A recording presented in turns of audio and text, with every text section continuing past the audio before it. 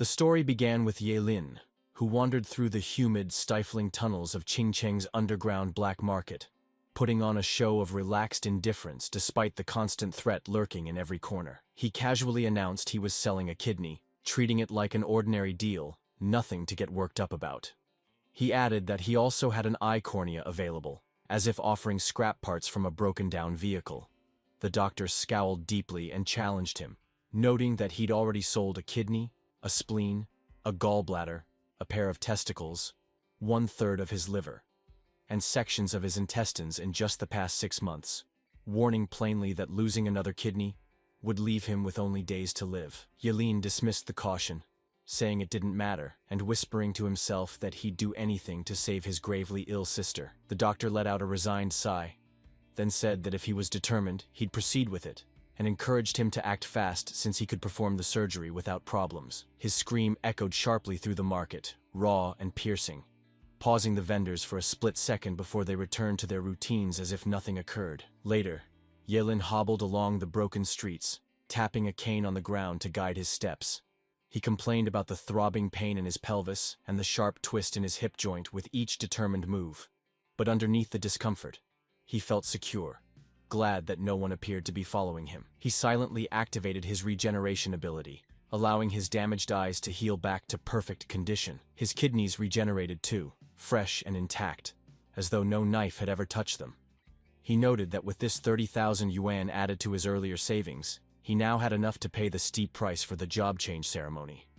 Then he laughed scornfully, ridiculing the fabricated story of a sick sister and dying mother, mocking anyone naive enough to believe those invented hardships.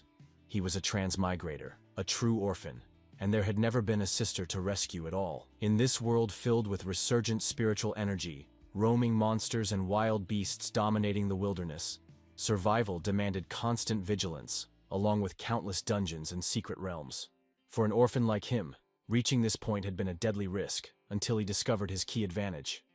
No matter how badly his body was injured, he could recover to full health in minutes, even regenerating organs and limbs as if the damage never existed.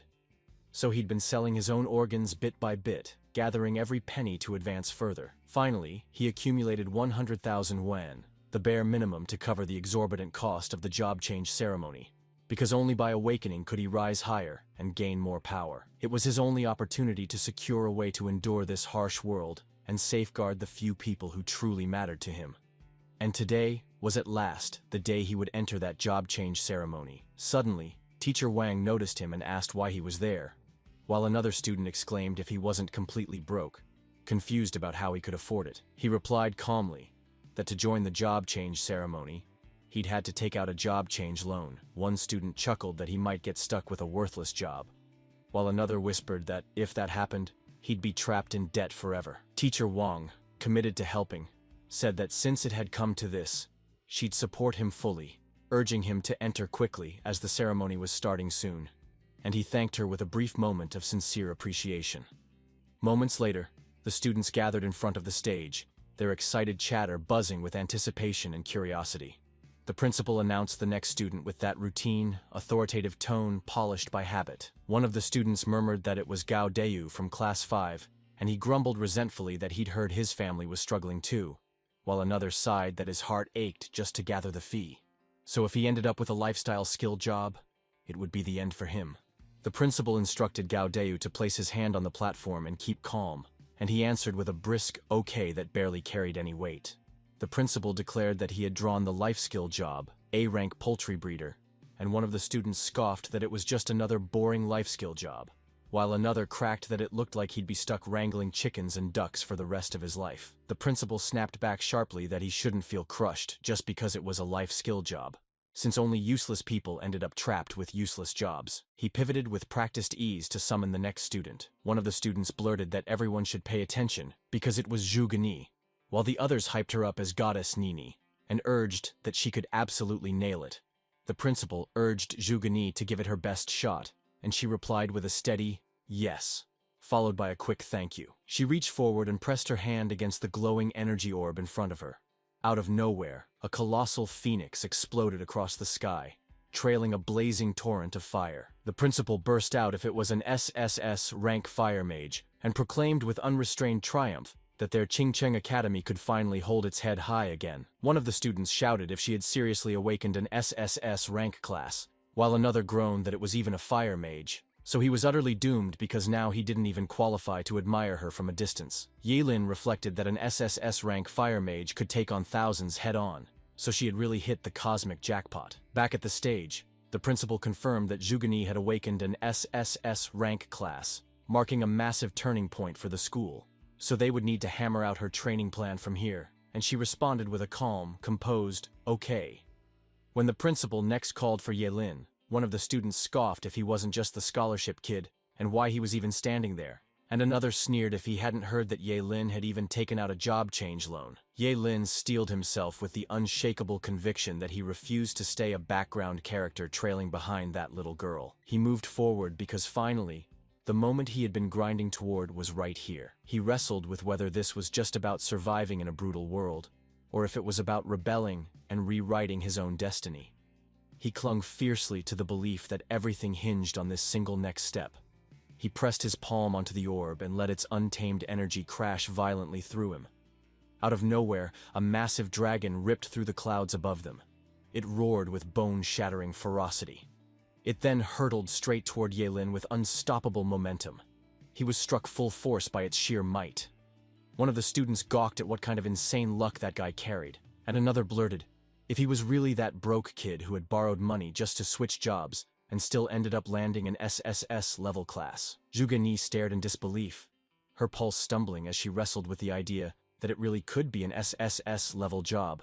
The principal figured it had to be yet another bizarre anomaly screwing up his day again. Both Yelin and the principal locked up in a thick, awkward silence while the last wisps of smoke curled and vanished into the air. The principal announced that Yelin had drawn a combat job, an SSS-level forbidden mage, and that day, Qingcheng Academy practically roared with pride for him, certain their pride would only deepen by tomorrow. But then he told Yelin to slow down, hold up a second, and pressed hard to confirm if he really pulled an SSS-level forbidden mage. One student burst out laughing and remarked that no forbidden mage had ever survived past 25. Another jumped in, pointing out it was the job where you burned up your own life force just to hurl out spells.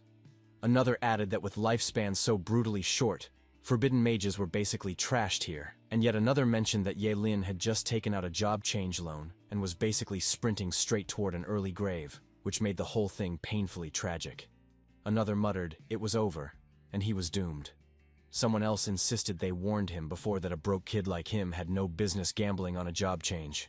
And Zhu Genyi quietly admitted to himself that it was such a damn shame. A different student snickered that with the job change loan and trading his years for power, he had to admit the class weirdly suited him. Another wheezed that he was literally dying from laughter. Another sneered that a poor kid was always destined for a worthless fate. One more jeered that Yelin was basically a short-lived ghost plummeting from heaven to hell in an instant. Another taunted him, asking if he planned to turn it all around, before telling him to keep dreaming. And yet another scoffed, this had to be the most useless SSS-level job ever. The principal muttered that Yelin was a good kid, but fate had shackled him with the curse of being a forbidden mage. Yelin pressed him, demanding if it was really true that forbidden mages never made it past 25. And the principal urged him not to sink into despair, reminding him that, as the saying went, it all came down to the person. Better to blaze brilliantly for a short while than drag through a dull, wasted life. Yelin thanked him and declared that even if 25 marked his limit, he would burn bright and bring glory to the academy. And the principal told him he was a good boy, instructing him to come along because he intended to craft a special training plan for him and Zhuge Ni. Yelin thanked him again, while quietly figuring that no one here would ever really know. And he wondered just how this so-called short-lived fate of a forbidden mage stacked up against the reality of his immortal body. The bell rang with a sharp, almost biting clang, and class finally wrapped up at last. Yelin remarked that the whole day had drained him to the bone, so he needed to rush home fast and crash into a deep, dreamless sleep. Out of nowhere, Zhuge Ni suddenly called out to him. She declared that he should join her team, laying it out bluntly that the harder a forbidden mage fought, the quicker they burned out, and she wasn't throwing shade. She simply didn't want him to go down too soon since they were classmates. He responded that if it was about teaming up, he appreciated the concern, but he'd pass all the same. She shot back that it was a waste to drop solid advice on a stubborn ghost, so he could just go ahead and pull whatever reckless stunt he wanted. He muttered under his breath that the whole thing felt downright strange. Then, without warning, Jugani pressed him with a sudden question, demanding who exactly he was, and labeled him their SS-level job holder, Ye Lin. One of his companions jumped in, prodding whether it was true that everyone at school knew Jugani belonged to the Ji family. And another jabbed Ye Lin, questioning if he really thought climbing to the top was as simple as pulling a forbidden mage job. Ye Lin grumbled inwardly that women really were a walking headache, since he hadn't expected Jugani to stir up this much chaos for him with just 2 sentences, and he excused himself while declaring flatly that he was heading home. One of the students sneered if he was scurrying back to his cramped 10-square-meter shack. Ji Xiao tossed out that since Ye Lin was already an SS-level job holder, he could set him up with a cushy security gig at the G group, and mockingly suggested he should start calling him Dad. And another jeered if Ye Lin still wouldn't bow to Ji Xiao, even with a shiny job offer dangling in front of him at the G group. Ji Xiao pressed further that he could start at the G group the very next day, and once he earned cash, he could burn it on incense for his dead family. From the A student cackled and poked fun by asking if he was an orphan who somehow still had a family. Another urged him to hurry up and bow down already, and another mocked if he wasn't even qualified, reminding everyone his family was already gone. Ye Lin's mind burned hot as the old tragedy clawed back to life in his memory. He recalled the faces of the people who had once been closest to him. His eyes snapped into a glare aimed straight at Ji Xiao and his laughing crew. He growled that this was exactly what they had pushed him into. Ji Xiao barked if he was about to unleash a forbidden spell. Another pressed him hard about what he was planning, and another shouted if he was really about to throw his life away. Ye Lin shot back with sharp defiance that they themselves told him he could, and they had no damn right to run their mouths about his dead family. A violent surge of raw spell energy ripped close enough to scorch the air, and they recoiled in startled panic. Ji Xiao cursed at him, roaring if he had completely lost his mind and if pulling a forbidden spell was seriously worth it. Ye Lin barked right back that Ji Xiao should come over and prove it face to face.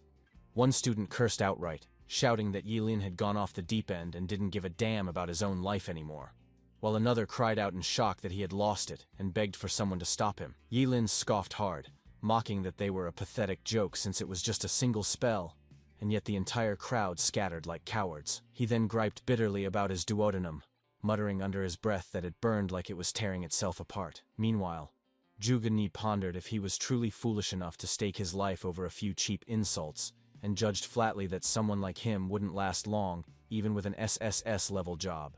So, in her eyes, he wasn't even worth standing next to her. A few moments later, Ye Lin dragged his exhausted body back to his home. He let out a weary announcement that he was finally home at last. Sacrificing a piece of the duodenum could trigger a basic thunderstrike. Losing a bladder could summon the Kuai water yin thunder. Giving up a heart could unleash the deadly purple thunder. And he muttered darkly, if that meant trying to summon the ultimate chaos divine, thunder was basically carving his own death sentence. His skull throbbed viciously, which marked a bad omen. The ugly backlash of body regeneration already sparking alive. He felt completely hollowed out, every drop of energy gone. On the other hand, Ji Xiao pressed hard that his father had to avenge him, insisting he needed to kill that guy and send someone after him. But his father shot back bluntly if he remembered nothing from the lessons drilled into him.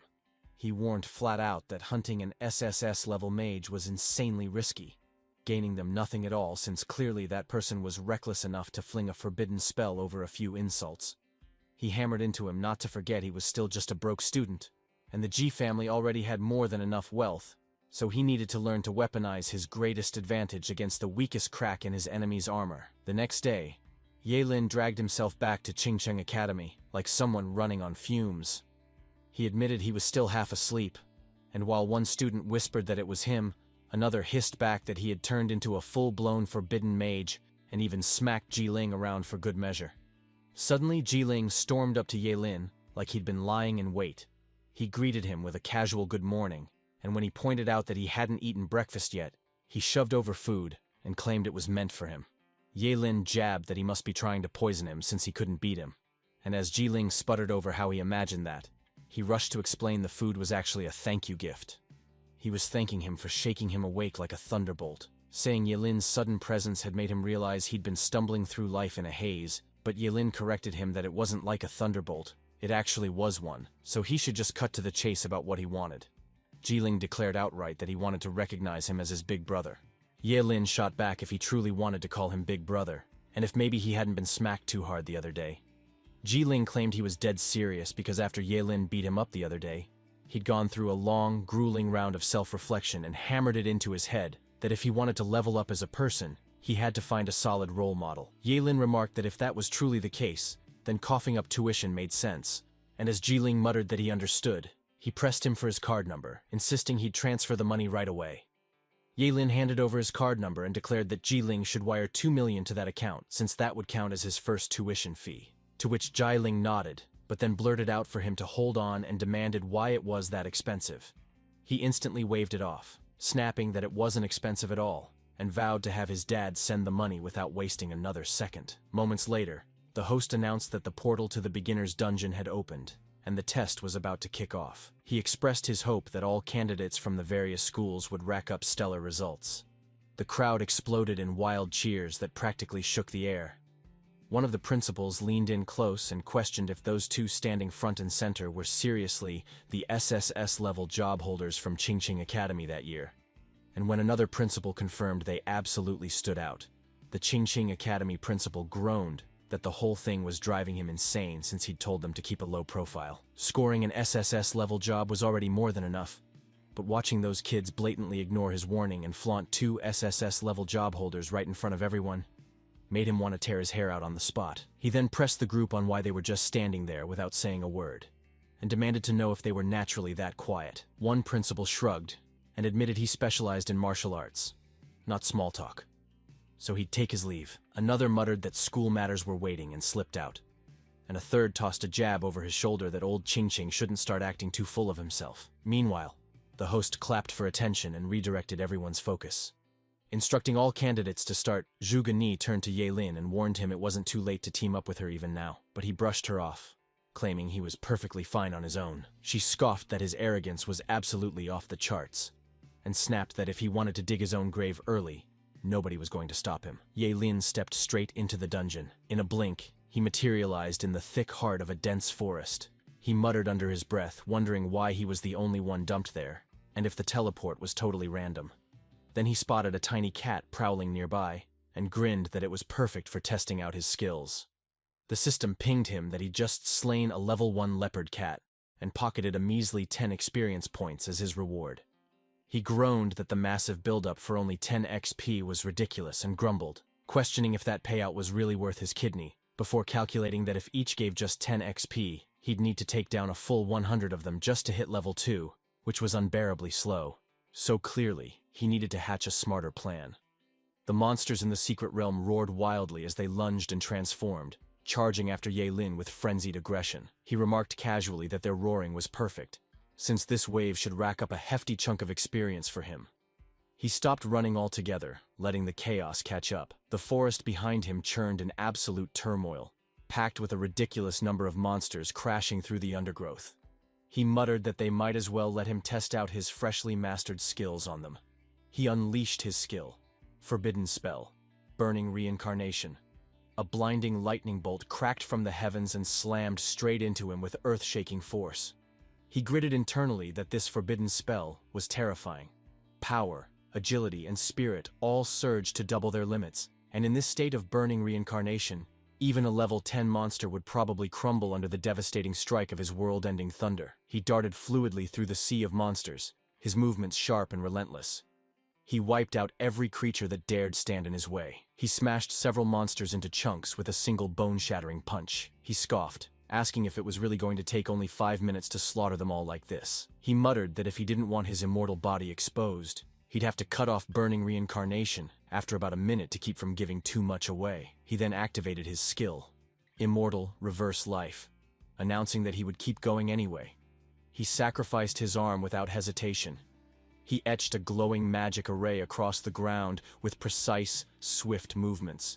He triggered his skill, gathering World Ender Extreme Thunder. The system chimed in, reporting his kills.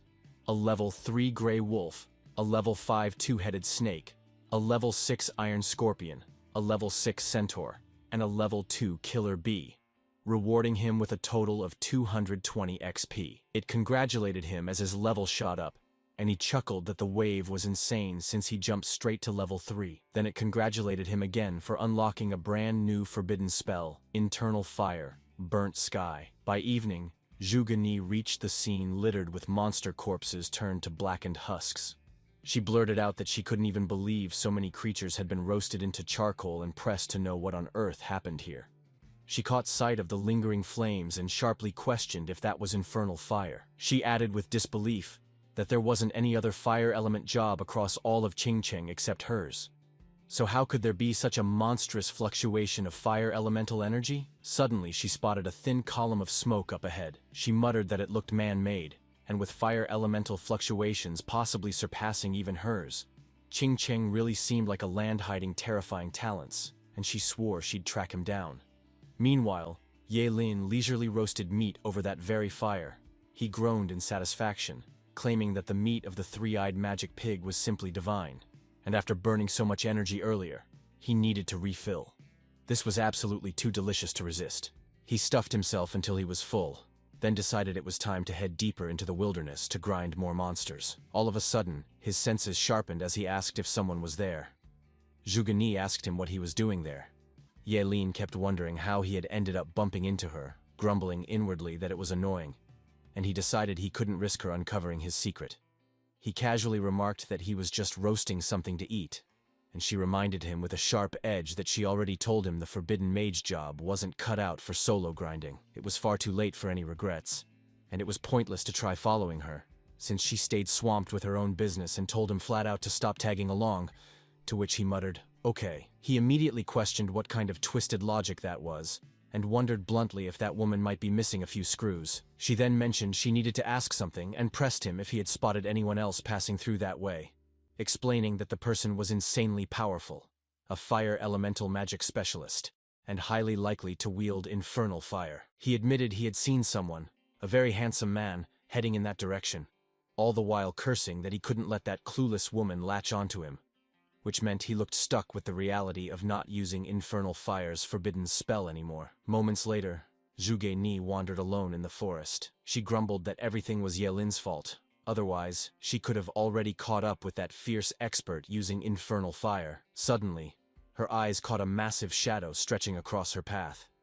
She blurted if it was actually a level 8 Dragonblood beast.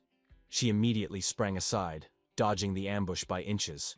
She frowned and questioned what in the world was happening, baffled that a level 8 monster appeared there. She snapped about where Yellen had gone, concluding that the coward must have bolted far away already. She hurled fireballs straight at the beast. They pounded into different parts of its body, but the flames fizzled uselessly, leaving only faint marks on its skin. The beast lunged forward, and she shot herself upward into the air, narrowly slipping out of its reach. She declared fiercely that she would fight it to the very end. She unleashed a barrage of fireballs, but the monster roared back, reflecting them all in a brutal counter. Zhuge reeled in shock as her own fireballs stormed back toward her. She shrieked in agony as one slammed directly into her. She crashed violently onto the ground.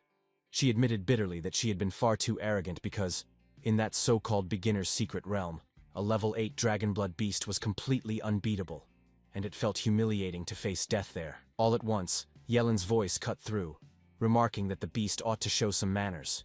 His infernal fire instantly engulfed it. The beast's body disintegrated into ash. Zhuge gaped, recognizing the internal fire, and she wondered in disbelief if a level 8 Dragonblood beast had really been slain in an instant. She acknowledged it was he who had saved her. She thanked him profusely for saving her life, and politely requested his name. He introduced himself lightly, saying she could call him Ling Ye, with Ling meaning early morning and Ye meaning night. She lifted her finger to her lips with a small, uncertain gesture. She pressed Yellen on which school he came from, and remarked that since he saved her, she had to repay him properly. He dismissed her as a dumb woman and brushed her off, saying there was no need for thanks because he merely passed by. She urged him to wait as she struggled to push herself upright, but he warned that she must not follow him since the demonic beasts ahead were far too dangerous. It was no place for someone like her, and he bluntly suggested she change her clothes first. She flushed with embarrassment when she realized her clothes had slipped, baring her chest. She quickly flattened herself against the ground to cover up. She insisted he wait, because she would catch up to him soon. swearing that one day she would stand beside him. Yelin pressed forward without hesitation. He muttered that the stupid woman must have already given up chasing after him. She wasted far too much of his time, so he needed to rush his leveling. He unlocked a new forbidden spell, one that shaved away 2 years of lifespan to grant him immunity from a single lethal strike. And with how every forbidden mage spell consumed life itself, the job was truly short-lived, but this ability was heaven sent to him. With that forbidden spell, he could shrug off a fatal attack, no matter if someone stabbed straight through his heart. And even if another spell demanded his heart or head in sacrifice, he could shield himself against it. It was ridiculously powerful. He could now grind levels without restraint, and no one could stop his climb. When the third day of the exam dawned, one parent remarked that it was the final day, and another agreed, saying the test would end soon, and they would be content if their son managed to reach level 8.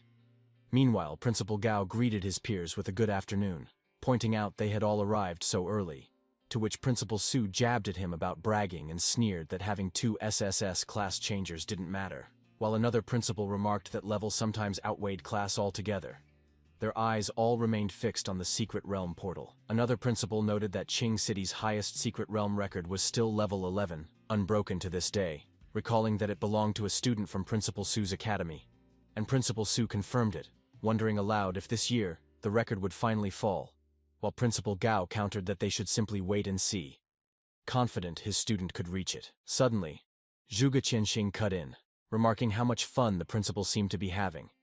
He asked if he could join their little gathering as well. Principal Su identified him as Zhuge Qianxing, admitting he had long heard of him, while Principal Gao called him Qing City's premier astrologer and welcomed him with honor. Zhuge Qianxing brushed off the courtesy, saying he was only there for his daughter, Zhugani. He inquired whether Zhugani had been troublesome for the principal, who assured him that he cherished his daughter, who stood as the pride of Qing City Academy. Then someone suddenly cried out that they should look because someone was emerging. Zhuge Qianxing commented that the allotted time was not yet finished, while the principal questioned whether someone had already come out, and if they might be injured. It was Zhugani. She casually pressed her father about why he was hanging around and tossed a quick address at the principal. Zhuge Qianxing shot back by asking what level she had reached, while the principal nudged her about whether the timer hadn't run out yet. She dropped that she was already level 12. Principal Su jolted with surprise, and as another principal blurted out whether the record had already been shattered, Principal Gao grinned and declared, "It fitting, a fire element mage, tearing through the record like it was nothing." Zhuge Qianxing muttered that she was too stubborn because if she had just waited until the end and walked out, she could have pushed for level 13.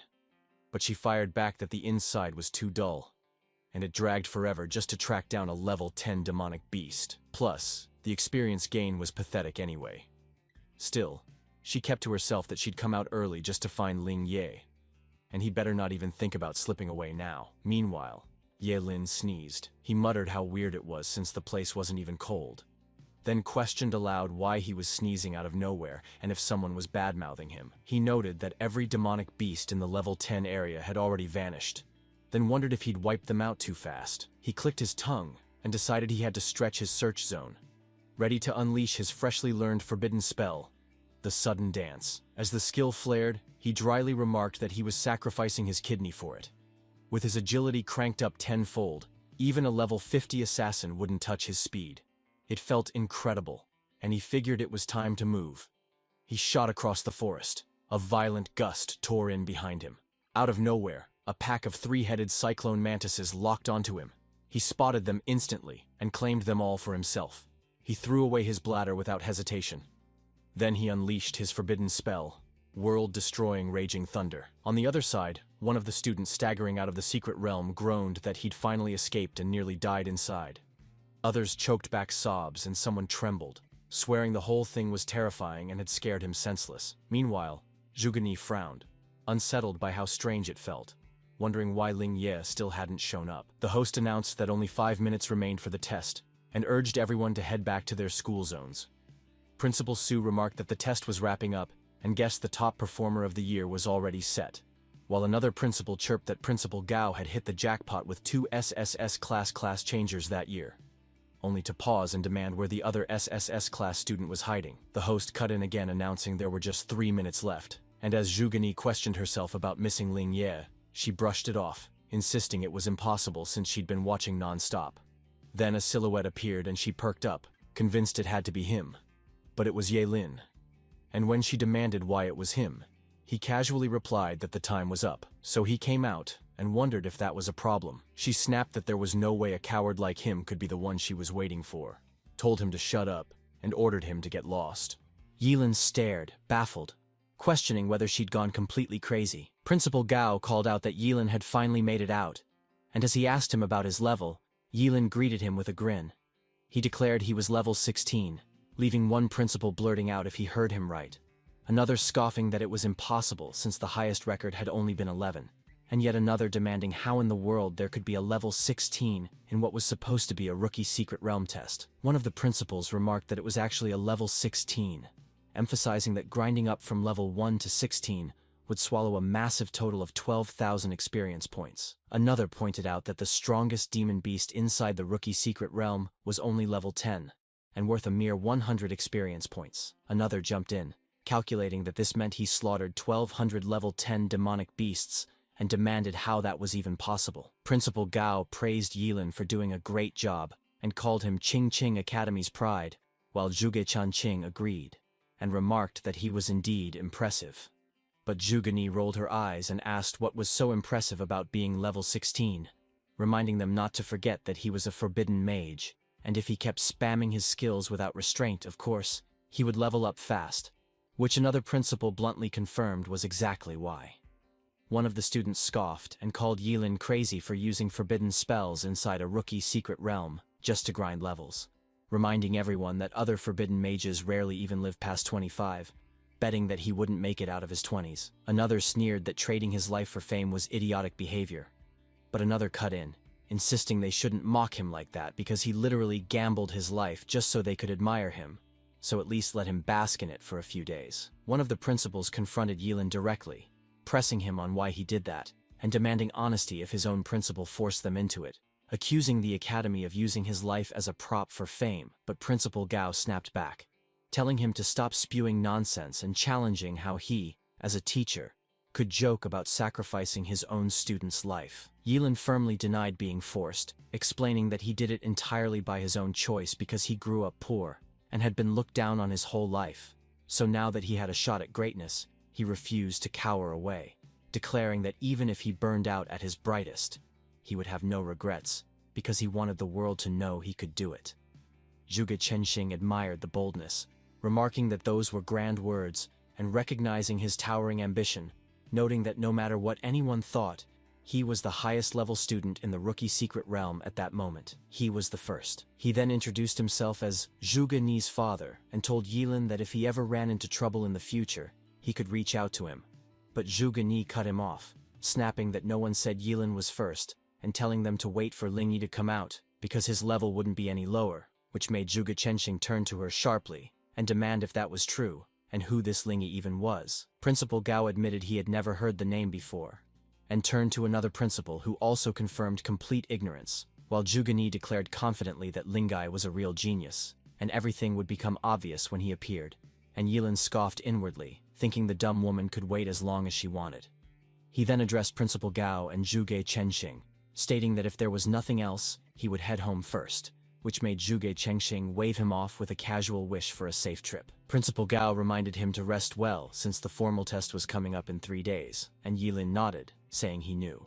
A few moments later, the host announced in a casual tone that time was up, and the test had ended, and Zhuge Ni immediately demanded to know where Ling Yi was, wondering if he had slipped away while she was busy chatting with Ye-Lin. She cursed under her breath, and threw all the blame squarely on Ye-Lin. She turned to Zhuge Chenxing and pressed him on whether he didn't trust her, insisting that Ling Yi was the real genius because he had saved her, and while he admitted that he trusted her, he probed if she came out early just to wait for Ling Yi. If that really was the case, it felt oddly suspicious, and he bluntly asked if Ye-Lin was actually the Ling Yi she had been waiting for all along. She shot him an incredulous look and demanded to know what nonsense he was spouting, scoffing at the idea that Ye-Lin could ever be compared to Ling Yi when that guy had practically tripped over himself running away the moment he saw the dragon-blood beast. Then firmly pointed out that Ling Yi mastered the fire element, while Ye-Lin couldn't possibly pull that off. To which he shrugged and remarked that if that was how it was, then fine. Meanwhile, somewhere else, Yilin sneezed. He rubbed his nose, grumbling about who was bad-mouthing him, and muttered that it had to be that dumb woman. A sharp knock at the door made him pause, and he wondered aloud who would bother visiting him now. He opened the door and politely asked Wang who he was looking for, and when Wang confirmed that he was right in assuming he was Yilin, he declared with relief that he had finally found him. Introducing himself, he explained that he was the manager of Qingcheng Naobawang Oral Liquid Loaded Company, and his surname was Wang. Yilin eyed him suspiciously and demanded to know what he wanted, and Wang grinned as he explained that he brought good news. He had heard about Yilin successfully changing his profession and even smashing the highest record level of Qingcheng's rookie secret realm test, so he was here to invite him to endorse the company's products, promising that the remuneration wouldn't be low. Yilin leaned forward and pressed him on how not low it actually was, and Wang casually revealed that the figure started from there. Yilin narrowed his eyes and confirmed if it was 3, and Wang nodded, declaring that it was indeed 3 million. The product turned out to be the company's Nobawang Oral Liquid, which supposedly not only nourished the brain, but also boosted cell regeneration, with claims that a single bottle could make someone look several years younger. Yilin figured the money was enough for him to sell a few livers if needed. So clearly having fame paid off, and Wang encouraged him to test the product since the company had a century-long legacy, and even offered a refund guarantee if it didn't work. Without a shred of hesitation, Yilin uncapped the bottle and drank its contents in one go. He smacked his lips and commented that it actually tasted pretty good. Almost instantly, though, a wave of dizziness washed over him. Wang turned to Jiyu Liang and reported that everything was done, calling Yilin a complete dumbass, and admitting he'd even bothered to prepare a backup plan when it wasn't needed. And when the boss reminded him to bring Yilin over, he casually replied that it was handled. A few moments later, Wang confirmed he had brought Yilin as instructed, but confessed that he didn't get why Jiyu Liang was going through so much trouble just for one student. Jiyu Liang gave him a thin smile, praised him for doing a good job, but curtly warned him not to ask about things beyond his clearance and ordered him to leave, firmly stating that without his explicit orders no one was allowed in. Anyone who disobeyed would be killed on the spot. And Wang immediately nodded in understanding. Jiyu Liang then remarked with disbelief that Yilin's pupils, coronary artery, liver, gallbladder, kidney, spleen, and stomach were all restored, almost like magic. That kid literally sold off every organ he had, and somehow, every single one regrew, which sounded too insane to be real. With him right there, he figured he could seize the ultimate secret to regenerating organs. Yilin declared that once the time came, he'd wield unmatched power and wealth, and even the strongest men alive would kneel before him, and Jiyu Liang admitted flatly that he wasn't wrong. He was shocked to realize that Yilin had just talked. He pressed him, demanding to know how he was even awake, snapping that it should be impossible, since even an elephant would stay knocked out for 6 hours after taking his drug. Yilin casually remarked that he was more interested in how Jiyu Liang managed to track him down. Jiyu Liang, a level 20 phantom swordsman, announced coldly that since Yilin was awake, there was no need to stay polite anymore, warning him to surrender now so he could at least guarantee he wouldn't lose a limb or a leg. But Yilin countered just as sharply that he was a job changer too, and also level 20. It was clear Jiyu Liang would have to tap into his powers, and he weighed the risk, thinking that if he unleashed fire, the entire place would burn. So, he chose to keep things subtle. He unleashed his skill, Forbidden Spell, Eye of Eternal Frost, instantly freezing everything within sight. Yilin stood there, locking his gaze on Jiyu Liang with icy calm. Jiyu Liang demanded to know what was happening, and what kind of spell that even was. He growled that there was no way he couldn't break it. It couldn't be real. Yilin was only level 16 while he sat comfortably at level 20, and even if Yilin was a forbidden mage, taking him down in one move was absurd, so he barked out, demanding what kind of monster he was. Yilin reminded him they could talk now, so he should spill who else knew about his ability to regenerate organs.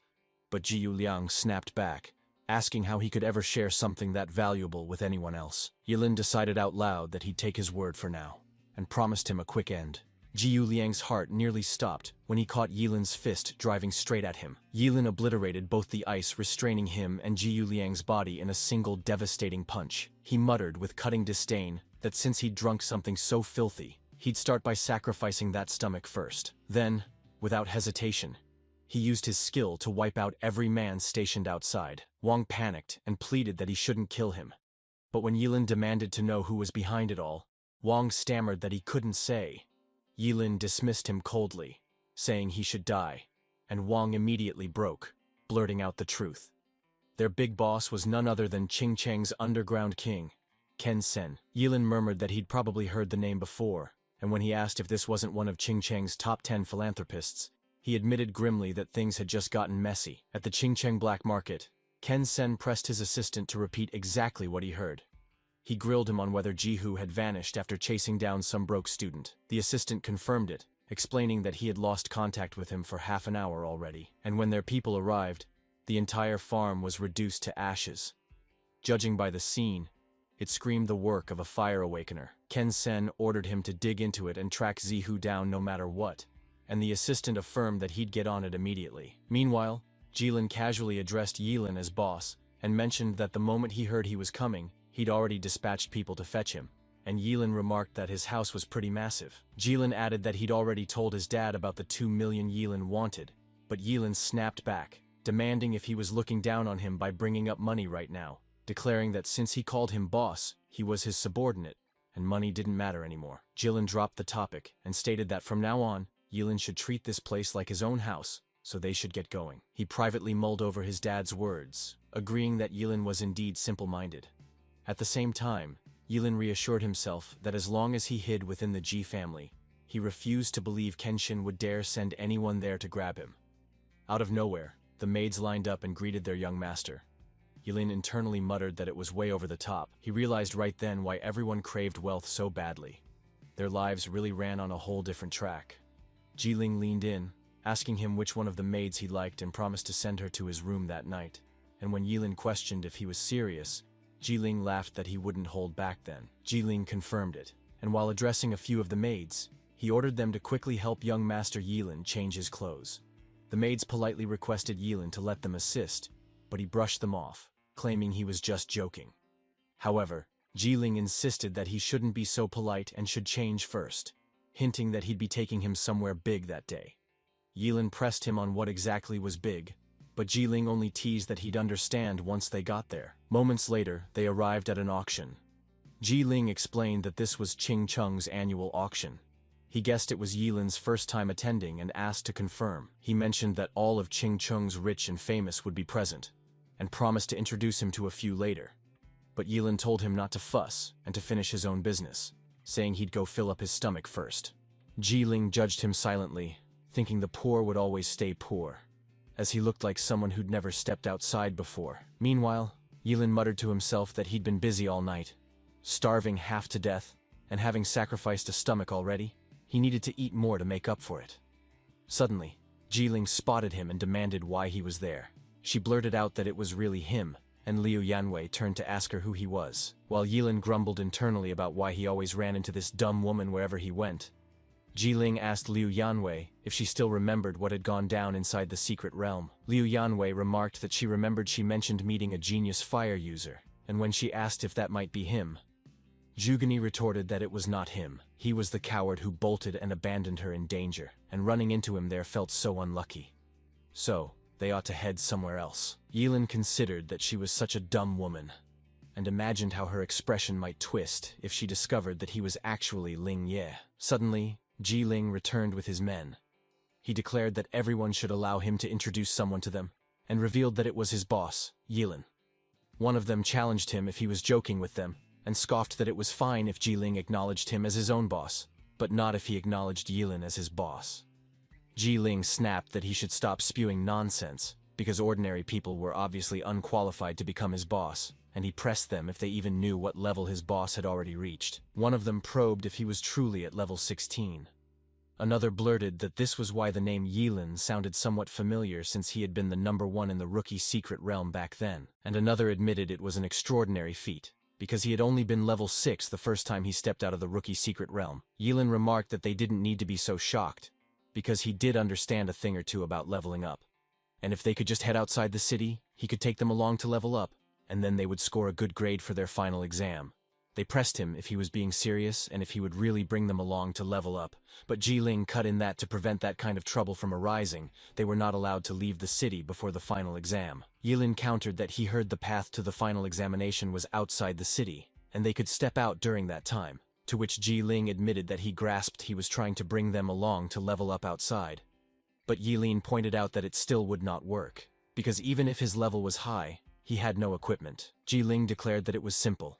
He should be assured that as long as he could let him tag along to level up, he would buy whatever he wanted at the auction. Yi-Lin pressed him, if that was real. Ji-ling confirmed, of course, and as long as he could grab a better grade for his final examination, his dad would back him with money no matter how much he spent. Moments later, Ching addressed the ladies and gentlemen with a polite good evening. She introduced herself as the auctioneer for that day, and extended a welcome in the name of Junbao Auction House. She expressed her hope that everyone present would secure what they desired. Without dragging it out, the first item of the day was an epic tier skill scroll, a fire elemental skill suited for mages, with a starting price of 50,000. Each bid increment should be no less than 100,000. She requested that they begin bidding. Someone bid 511,000, another bid 550,000, and another called out 600,000. Suddenly, Zhuge Qianxing raised the stakes to 3 million. Yilin considered that Zhugani had awakened the fire element, and her father was pouring in so much to buy her a skill book. So, indeed, having money made all the difference. But luckily, he was a forbidden mage, and he never needed any skill scroll, since every spell he unleashed was already a forbidden one. Yilin turned to Ji-Ling, and mentioned in a casual tone that his profession ranked as a level Cheng-Ying swordsman. So, if he spotted any abilities at the auction that suited him, he should throw in a bid because those abilities could literally save his neck when things got critical. And Ji-Ling responded that he got it. Ching then announced with a hint of flair that the next item up was something exceptionally rare. The Huanglong Ru Yi ring boosted the spiritual attribute by a hefty 30 points, and it carried a passive skill called Dragon Possession. The starting bid sat at 2 million, with minimum increments of 100,000. They were encouraged to start placing their bids, and right away, someone went in with 2.5 million, another tossed out 3 million, and a third pushed it further to 3.1 million. Yilin remarked that a ring that pumped up spiritual attributes by 30 alone made it a priceless asset. So, Ji-Ling absolutely needed to throw his hat into the bidding. Ji-Ling leaned toward his dad and told him to place a bid on that ring, to which his dad casually agreed. He dropped an 8 million bid without hesitation, figuring that dropping that much cash to secure Ji-Ling's admission into a prestigious school was worth every coin. And besides, considering that the lifespan of a forbidden mage was painfully short, when Yilin eventually kicked it in a few years, the equipment would naturally end up back in the Ji family's hands anyway. Ching announced loudly that 8 million was going once and going twice. Out of nowhere, Ken Sen broke in with a cool 10 million bid. He casually greeted President Ji asking how he'd been, while Ji-Ling, stunned, whispered why Ken Sen, the king of the underground, was even there. Yilin stiffened, staring hard, wondering if that really was Ken Sen. He panicked internally, deciding that he couldn't afford to let Ken Sen spot him. Meanwhile, President Ji addressed Ken Sen directly, demanding to know how exactly the Ji group had managed to offend him and urging him to explain. But Ken Sen snapped back that Yilin killed his men, yet he expected him to explain. President Ji fired back that he had no idea what Ken Sen was talking about, and warned him that if he was looking for trouble, the Ji group wasn't something to mess with. Then he boldly countered with a 12 million bid. Ken Sen grinned darkly and declared that he accepted the challenge, so they'd see who managed to outlast the other. He then turned to his men and asked if they'd confirmed whether the car seen near the warehouse actually belonged to the Ji group. And one of them replied there was zero doubt, saying the car drove straight back to the Ji family villa that evening. Ken Sen coldly warned that the Ji group had better not cry about it when he wiped out their entire family, while Ching declared 12 million going thrice and slammed the deal shut. A few moments later, President Ji leaned over and asked Yilin if he liked the ring. Yilin confirmed he did and thanked him, while Ji-Ling nudged his dad, asking who that man was earlier, and his dad explained that it was Ken Sen, the king of the underworld, who had been wanting to clean up his act and turn into a proper businessman.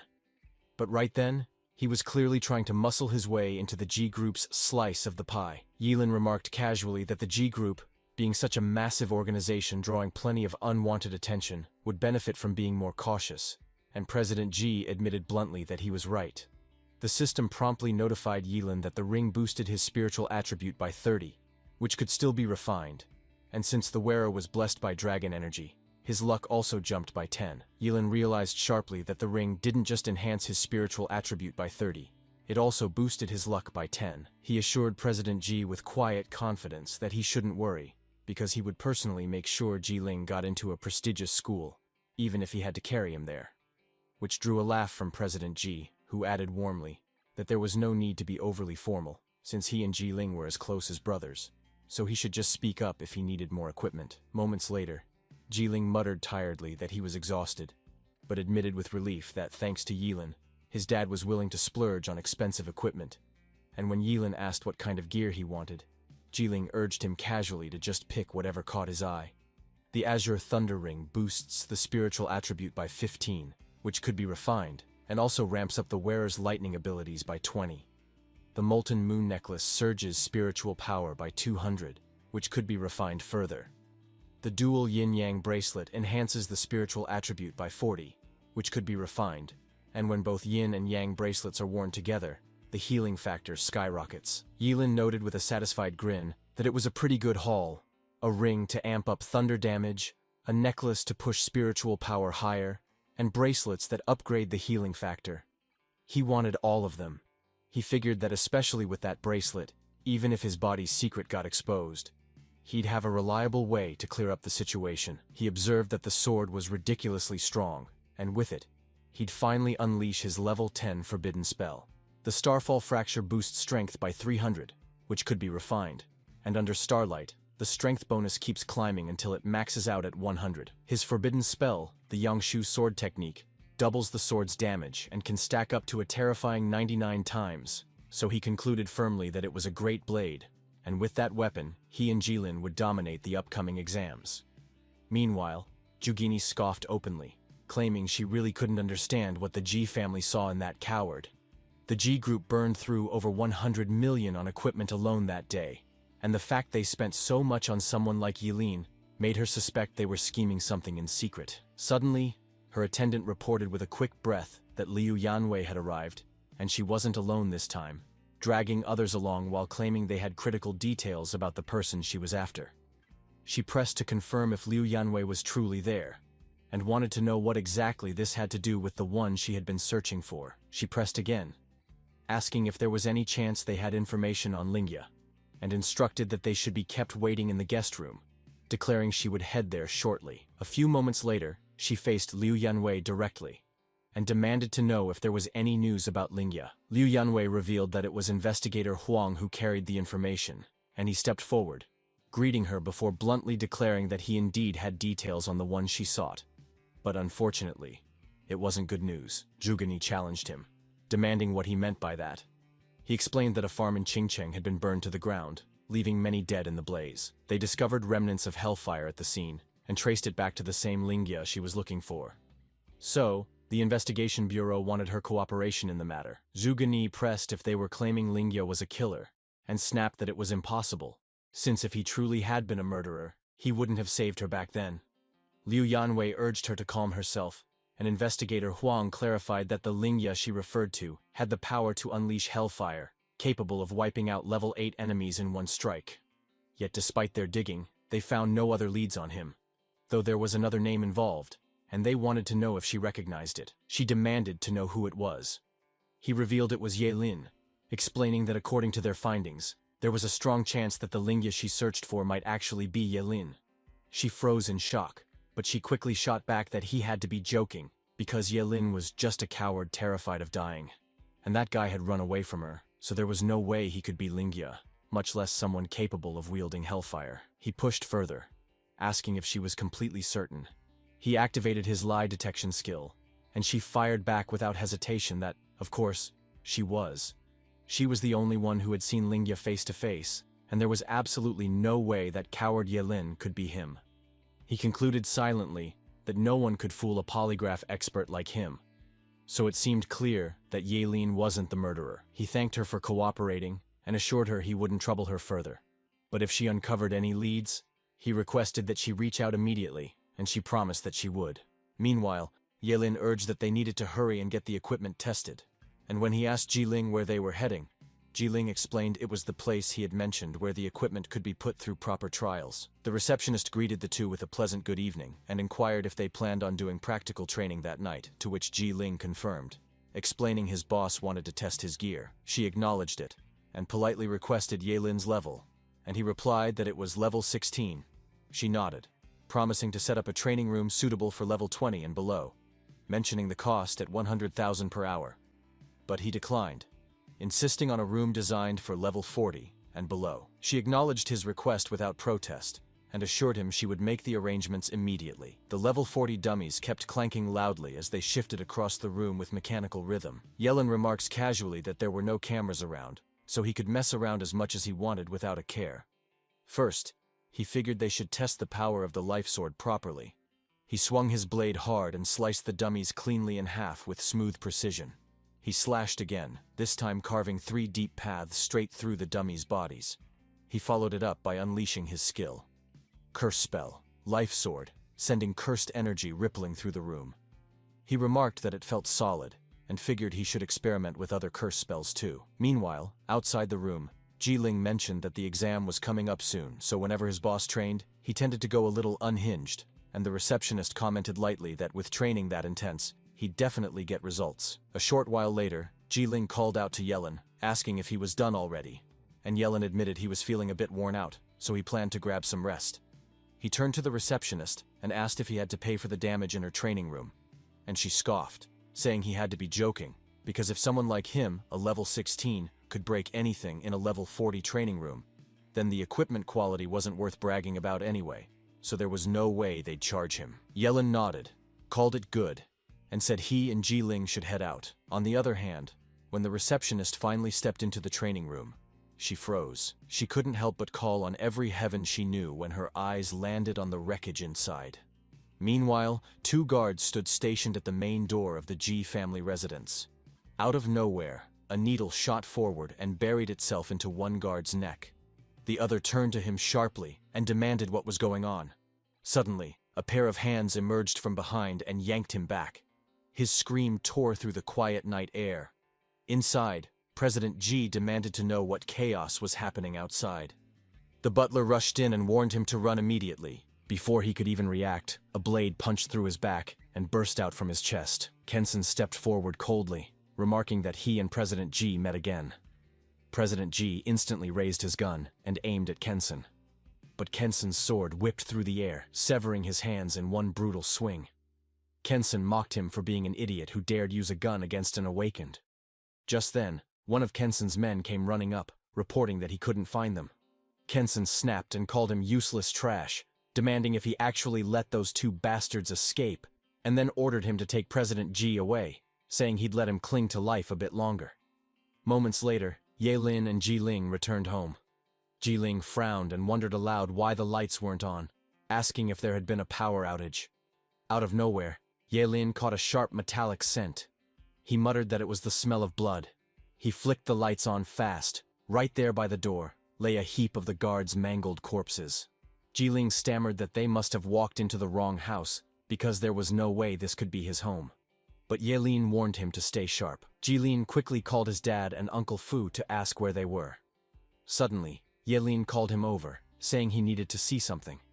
Jilin bolted toward him instantly. A letter on the table warned that if he wanted to save his father, he had to bring Yelin to the underground black market, and for every 6 hours he delayed, a piece of his father would be cut away. Jilin exploded, declaring that it had to be Ken Sen, and swearing he'd kill him. Yelin blamed himself, and told Jilin to find a safe place to hide while he went to rescue President G. But Jilin refused, insisting he wanted to kill Ken Sen himself, and save his father with his own hands. Before Jilin could protest further, Yelin struck him hard in the neck, knocking him unconscious. Yelin muttered that Jilin should trust him, because he'd bring President G back alive. He laid Jilin carefully on the couch. He vowed darkly that he'd show Ken Sen just how terrifying a cursed master willing to gamble his life could be. A few moments later, he arrived at the Qing City underground black market. 2 men stood guard outside Ken Sen's door. Yelin silently vaulted across nearby buildings to close the distance. He tucked himself into the shadows behind a wall. He figured it was lucky that his speed gave him the upper hand. But then, one of Ken Sen's men casually glanced back and smirked at him. Jilin wondered if they had spotted him already, and told himself that couldn't be possible. The man called out, asking what era they were even in, if Jilin was still hiding in the shadows. Jilin's mind raced, wondering if they were using infrared night vision, and whether the black market had tech that advanced. But the man just told him to come along because their boss had been waiting for him for a long time. Kensen's men marched straight toward Yelin with zero hesitation. Yelin figured it would be way simpler to just charge in head-on instead of overthinking it. He unleashed his skill, cursed spell, burning reincarnation, without wasting a breath. He decided the right one had just grown back anyway, so they might as well sacrifice the left this time, all while griping about his kidney like it owed him money. One of Kensen's men barked that their boss called him a troublesome guy, so they should just put a bullet in him already. But Yelin slipped past every single shot like dodging rain.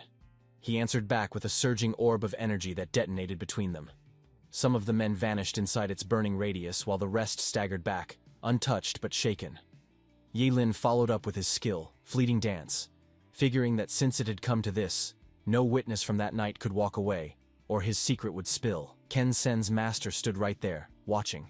Suddenly, one of Kensen's men cast wing magic, while another ripped out a wind blade without hesitation. Yelin clocked how damn fast they moved. It had to be a wind type awakened. Easily above level 30. One man cursed him for being a little bastard bold enough to show up alone, throwing in if he wasn't scared of dying. While the other reminded him their boss wanted Yelin alive and promised he wouldn't kill him, Yelin muttered he was unlucky to have brought his sword along this time. They should just come at him and see how many times he could stab them. Then triggered his skill, cursed spell, Life Sword. One of the men scoffed that he was just a brat getting cocky, then summoned Wind Magic Dragon Pistol without blinking. Yelin parried with his first sword. Another man snarled he was quick but dared him to take this strike, unleashing his own wind blade. Yelin countered with his second sword. One man admitted he was fast but mocked him, asking if he planned to just scrape him. Yelin told him not to worry and to hold on tight since he clearly didn't know a thing about his sword skills yet. He followed through with his third sword. Then came his fourth sword. He kept chaining blades until the eighth sword shattered one man's weapon and hurled him flying through the air. The other man's face twisted with panic for his brother. On the other hand, Yelin grimaced and muttered about the stabbing pain, insisting the eighth one hit with brutal intensity. The man pressed, demanding how it was even possible and what kind of sword technique that could be. Yelin retorted sharply that he didn't need to know. The man choked out a groan as Yelin's blade tore across his throat, and his brother screamed his name in shock. The dying man rasped that Yelin wasn't human, calling him the devil outright. He burned instantly under the surge of infernal fire. Yelin directed the blaze at him without hesitation. He declared that he had warned them already. None of them would leave this place alive tonight. Suddenly, the building's door burst apart with a violent explosion. One of the men begged desperately to be saved, while another shouted that Yelin couldn't be killed, no matter how hard they tried. Yelin drove his first sword clean through one man's neck, severing his head in a single motion. His second sword sliced brutally into another man's shoulder, splitting flesh and bone. Without pause, he lunged forward, chasing after the third man. He barked at him not to run since he still needed to count again. Then his stride faltered when Jai Shuki suddenly blocked his way. Jai Shuki, the black market's #1 fighter at level 42, remarked coolly that it had been a long time since anyone dared storm this place alone to stir chaos. He challenged Yelin, demanding to know his secret, and marveling that he hadn't fallen even after taking such vicious injuries. Yelin noted grimly that the massive axe looked like it weighed several hundred kilograms, and he told Jai Shuki to set it down first, promising he'd talk. Jai Shuki sneered that he'd rather kill him first and study his corpse slowly. He swung the colossal axe with brutal force, shattering part of the stairs. Yelin reacted instantly, unleashing his skill, curse spell, burning reincarnation, fleeting dance. Jai Shuki laughed darkly, recognizing him as a curse master, and mocked him by asking how long he could endure burning away his own life for power. He lunged forward and hammered Yelin with relentless strikes. One blow forced Yelin to release his sword, which spun high into the air before plunging into the floorboards at a distance. Yelin figured just as expected. A level 42 awakened turned out to be a beast of an opponent. Jai Shuchi pressed him with a mocking edge, wondering if he was seriously a curse master swinging a sword, then jabbed that his sword skills were painfully off the mark. Yelin braced himself, convinced he had to dodge that strike, but to his shock he couldn't pull it off and the blow slammed hard into his shoulder. He roared in pain as his body crashed violently against the wall. Jai Shuchi strolled toward him with calculated calm. He remarked that he was only warming up, yet Yelin was already on the ground. Yelin admitted bitterly that against a close combat expert, his sword skills just didn't cut it. He forced his trembling hand into motion. He sacrificed his liver, kidney, left lung, stomach, gallbladder, bladder, duodenum, pancreas, large intestine, and spleen in a single brutal exchange. He unleashed his curse spell, world-destroying thunder. A devastating bolt of raw energy tore down from the heavens, smashing straight into the city. Jai Shuqi froze in horror as the impossible unfolded before his eyes. He stammered that it couldn't be real. Then agony ripped through him, and he screamed as the power consumed him. In a blink, his entire body disintegrated into ashes. Yelin muttered that his sword skills might not measure up, and when asked about the thunder, he dismissed it coldly, saying there was no point in knowing. He could go ask the King of Hell instead. Having sacrificed too many organs at once, dizziness washed over him like a crashing tide. Meanwhile, a lady mentioned she'd heard whispers about a small intruder below, and she checked with Kensen if everything was fine, but he scoffed and asked what could possibly go wrong with Jai Shuqi stationed there. Kensen teased her about having something delicious prepared just for her, and invited her to take a bite, to which she playfully accused him of being bad. Out of nowhere, Yelin burst through the door. He called Kensen by name, declaring his presence, and demanded to know where President Ji was. Kensen mocked him as a little brat who somehow managed to get in and snapped back, asking where Jai Shuqi had gone. Yelin declared flatly that Jai Shuqi was dead, and warned Kensen that he'd be next. Kensen only laughed darkly, claiming there were plenty who wanted him dead, and Yelin simply wasn't qualified. He lunged and clamped a crushing grip around Yelin's throat. He then unleashed his heavy power-breaking grasp and spat out that Yelin should remember this agony in his next life and never dare mess with him again. He cursed bitterly and growled that he'd wanted far more time to deal with him. But he was honestly stunned when Yelin pushed himself back up like nothing happened. He watched him pull through the wreckage of injuries across his body with impossible speed. He pressed if he wasn't dead already. Yelin remarked that he hadn't had his fun yet, and then offered up his left eye without hesitation. He unleashed his curse spell, Eyes of Eternal Freeze. Frost sprawled over the floor, locking Kensen's feet under jagged sheets of ice. He demanded what kind of curse spell that was, and snapped that he couldn't move an inch. Yelin warned him to start talking, and pressed him on where President Ji was. Kensen shot back that he wouldn't spill a thing. Yelin hinted darkly that he might just lose those arms instead. Out of nowhere, the lady shoved President Ji down to his knees right behind them. She shouted for him to stop and let Kensen go, or she'd blow President Ji's head off. Yelin prodded her on whether she wanted to play righteous and trade hostages. She warned him not to get any closer or she'd shoot, and when Yelin asked again if she didn't want to trade, Kensen barked that he didn't need some woman saving him, and ordered her to get lost. But the lady snapped back that he deserved to die anyway. Yelin groaned through the searing pain as bullets tore into him. She screamed for Kensen, but he cursed her as a fool and yelled that she should run because she couldn't kill Yelin. She froze, startled, and by then Yelin was already at the doorway where President Ji was. He fired off his skill again, Eyes of Eternal Freeze. She stammered out if that was another curse spell. Kensen barked that if Yelin wanted him dead, he should just come kill him, because he was the one behind everything, and the woman knew nothing. Yelin muttered sharply that he was unbearably noisy.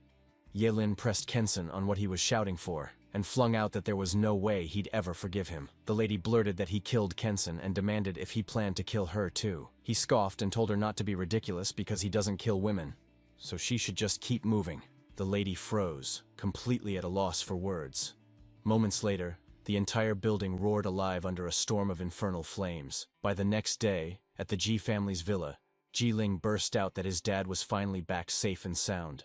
He confessed he thought he almost lost him, and when President Ji pressed him on why he was crying, he reassured him not to worry, since the family would be fine as long as he stayed alive. Right after, he called Yelin, admitting he'd been unconscious when everything happened and grilling him on how in the world he managed to rescue him. Yelin replied he wasn't sure himself because his good friend Ling Ye had dragged him out from Kensen and burned down the black market. President Ji questioned where that mysterious powerhouse came from and muttered he'd never heard of him before. But Yelin admitted he didn't know much either, since they'd only known each other for a short while. President Ji eased off, saying if Yelin didn't want to talk, he wouldn't push, because the priority now was that he and Jiling couldn't afford to slack on their exam. Yelin agreed they'd get ready. Out of nowhere, Investigator Huang jumped in, cutting sharp that Yelin wasn't going anywhere, introducing himself as an officer from the Investigation Bureau. He announced they suspected Yelin of being tangled in a major murder case in the city, and ordered him to come with them for questioning, flashing the arrest warrant. Yelin cursed silently, floored that they'd shown up this fast, and decided it was too reckless to resist in the open, so he'd go along for now. Jiling demanded to know why they were arresting his boss, while Yelin told President Ji to make sure to come pick him up, and President Ji assured him he'd hire the best lawyer to get him out. Meanwhile, Zhuge Qianxing stepped into Zhuge Ni's room. He shared that there was news about Ling Ye, the one she'd been searching for. She asked if they'd found him, and he suggested she'd change clothes first because investigator Huang from the Investigation Bureau was waiting for her downstairs. Zhuge Qianxing exited, coughing under his breath. He muttered that he never expected Ye Lin to handle Ken Sen single-handedly, and wondered when he'd ever ask him for a favor. Over at the Qing City Investigation Bureau, Ye Lin sat restrained in the interrogation room. Suddenly, a man barged in. Ye Lin fired off that he wouldn't say a word until the lawyer showed up, but the man warned him not to get cocky and pushed him to start talking, demanding to know where it was. Ye Lin frowned and asked what he was even talking about. The man barked at him to quit playing dumb and hand over the key he took from Ken Sen, promising to spare him if he complied. Ye Lin mulled bitterly over what the hell the guy meant and what key he was rambling about, grumbling inwardly that he was clueless. He shot back that the key wasn't with him, and warned the man he'd gain nothing by laying a hand on him. The man snapped that the key was with him, but Ye Lin countered he should take him outside first, and then he'd hand it over. He cursed under his breath, thinking the guy was acting like a complete gangster. He complained he should have been allowed to make a call, and the man retorted sharply that if he'd spoken up sooner, he wouldn't have ended up suffering this much. Ye Lin swore to himself that sooner or later, he'd make him pay tenfold for this humiliation. 10 minutes later, Zhuge Qianxing arrived. The man instantly recognized him. Zhuge Qianxing cut in sharply, telling him to stop spewing nonsense and demanding if this was really what he wanted. The man snatched the key from him. Zhuge Qianxing stated he'd hand over the key and that this had nothing to do with him.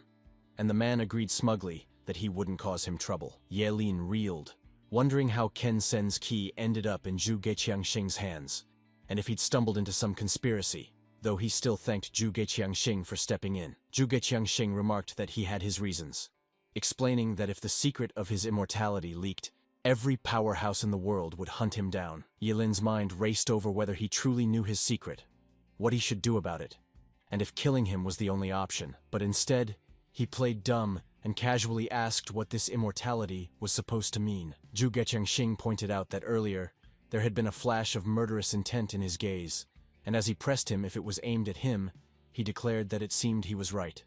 He really was immortal. It appeared true that he was immortal, yet he felt so pathetically weak. And when Ye Lin asked what he wanted from him, Zhuge Qianxing suddenly asked if he was willing to become his disciple. Ye Lin blinked in surprise, and Zhuge Qianxing cleared his throat before revealing he didn't have much time left, and wanted to take him in as a disciple while entrusting him with crucial tasks. Ye Lin pressed him about what kind of entrusting he meant. His gaze then fell on the key, and he questioned if he hadn't just handed it over. Zhuge Qianxing revealed that the man had received a fake, and this one was the true ancient heavenly key. Legend claimed that when the heavenly gate descended, it didn't just unleash monsters, but also scattered 7 ancient artifacts across the world. Those artifacts brimmed with unimaginable power, hidden in far-flung corners, and that ancient heavenly key was the very tool to unlock the gate. He asked Ye Lin if he'd become his disciple and help him complete this mission, and Ye Lin, knowing his secret was exposed, figured he had no choice but to agree, declaring Zhuge Qianxing as his master and senior, though admitting he wasn't sure he could pull it off. Zhuge Qianxing teased him for suddenly acting humble, and assured him that if he entered the Supreme Academy with his current strength, his future would be limitless, before adding there was one more thing he wanted to entrust to him, and Ye Lin asked what it was. Zhuge Qianxing requested Ye Lin to take good care of Zhuge Ni for him after he dies, his tone oddly casual for such a heavy matter. Ye Lin hesitated, stuck between confusion and discomfort. He replied firmly that he would definitely live a long life, almost as if into the words. Zhuge Qianxing remarked that Zhuge Ni actually had a lot to offer, but since both of them were still young, relationships could be cultivated slowly. There was no need to rush, and the more important thing right now was that they both score well on the final test. Ye Lin agreed that he was right, and added that they should leave that place for now. A few moments later, Ye Lin went to Zhuge Qianxing's house, carrying an awkward calmness. Zhuge Ni snapped that it was impossible. and demanded how her dad could possibly take in a coward like him as his disciple. Ye-lin suggested lightly that she should go ask him directly. She immediately called her dad and pressed him about what that guy was doing in their house. And Zhu Geqiangxing teased her, wondering why his little princess came home so mad. He confirmed that Ye-lin wasn't lying. He indeed took him in as his disciple. But she shot back, asking if he was out of his mind and what he planned to teach when Ye-lin was a forbidden spellcaster who couldn't even live past 25, though he told her not to speak so harshly, because Ye-lin was actually quite strong and was the Ling she had been looking for. She demanded if he was really Ling, and scoffed that it was a joke. Ye-lin was not only a coward, but also a liar, and even her dad got tricked by him. She declared that in that house there would be no her with him in it, so he should just wait, because she would definitely find the real Lingy and rip off that fake mask of his. Ye-lin quietly asked Zhu Geqiangxing if he wanted him to protect her, but Zhu Geqiangxing waved it off, saying he should forget it because in Qingcheng, no one would dare touch her, and he shouldn't take her words too seriously, since she wasn't bad at heart. Just a bit arrogant. It was almost time for the final test, and Zhu Geqiangxing mentioned that he had a gift for him, hinting that it might be useful. Ye-lin asked what it was, with clear curiosity. Zhu Geqiangxing revealed it was illusion skin, explaining that as long as he wore it, he could disguise himself completely as another person, from his voice to his presence. And Ye-lin responded enthusiastically that it was amazing, and thanked his master for the help. The next day, Jilin called Ye-lin, and remarked that he was finally there, admitting he thought he wouldn't show up. Ye-lin insisted there was no way he wouldn't come, since he intended to fulfill his promise. And Jilin mentioned he heard from his father that Ye-lin took Zhu Geqiangxing as his master. Even the Qianshan incident was already resolved, to which Zhu Geqiangxing cut in bitterly, saying her dad got tricked by that scoundrel. Jilin declared that although he used to like her, he wouldn't allow her to defame his boss without proof, and she shot back accusing Ye-lin of daring to impersonate Ling Ye, and promised that she would find Ling Ye in the final test and expose him in front of everyone. The bus suddenly arrived with a loud hiss of brakes. Principal Gao gathered all the students and announced that it takes 10 years to forge a single good sword, and that day marked the final test, so he hoped they would all score well and bring pride to Qingcheng Academy. Everyone cheered together, vowing that they would succeed. 30 minutes later, the buses rolled up to the towering Qingcheng city gate. One student blurted out that it was his first time seeing the gate, another agreed, and someone else asked if the gate wasn't ridiculously tall. Meanwhile, Ye-lin called Jilin and reminded him that once they were outside, he should stick close as they would follow the plan, and Jilin responded with a simple all right. The examiner announced that the gate was opening soon, and that all candidates had to cross 10 kilometers of wilderness to reach the test zone, marking their first challenge. He warned that the first ones to step out would face aggressive demonic beasts head-on, and their survival would depend entirely on their own strength, before asking if they were ready. And everyone shouted that they were ready. The massive gate creaked open slowly, its weight groaning. The examiner declared that the test had officially begun. Jilin urged that they should move, while Zhugenni muttered sharply that she wouldn't lose to Ye-lin. On the other side, one of the principals casually suggested making guesses about how many students would make it into Daxia Academy that year, and another remarked that there had only been 5 last year, so he doubted there would be more this time. Principal Gao countered confidently that no matter the numbers, Qingcheng would at least have 2 students making it. But the other principal warned him not to get too cocky. Meanwhile, in the wilderness, one of the students gagged and asked what the smell was, complaining that it was disgusting. And another explained it was the stench of demonic beasts' corpses. Someone spotted something ahead and asked what it was, and another student identified it as a level 11 bloodthirsty demon lizard. The group erupted in panic, screaming and yelling to run. One of the principals scoffed that the students that year were useless if a mere level 11 bloodthirsty demon lizard could terrify them. But Principal Gao retorted that those were definitely not Qingcheng Academy students. Suddenly Ye-lin's voice cut through the chaos, telling the students to clear the way. He lunged forward and sliced off the lizard's limbs in a single blur of motion. His strike was fast and deadly precise.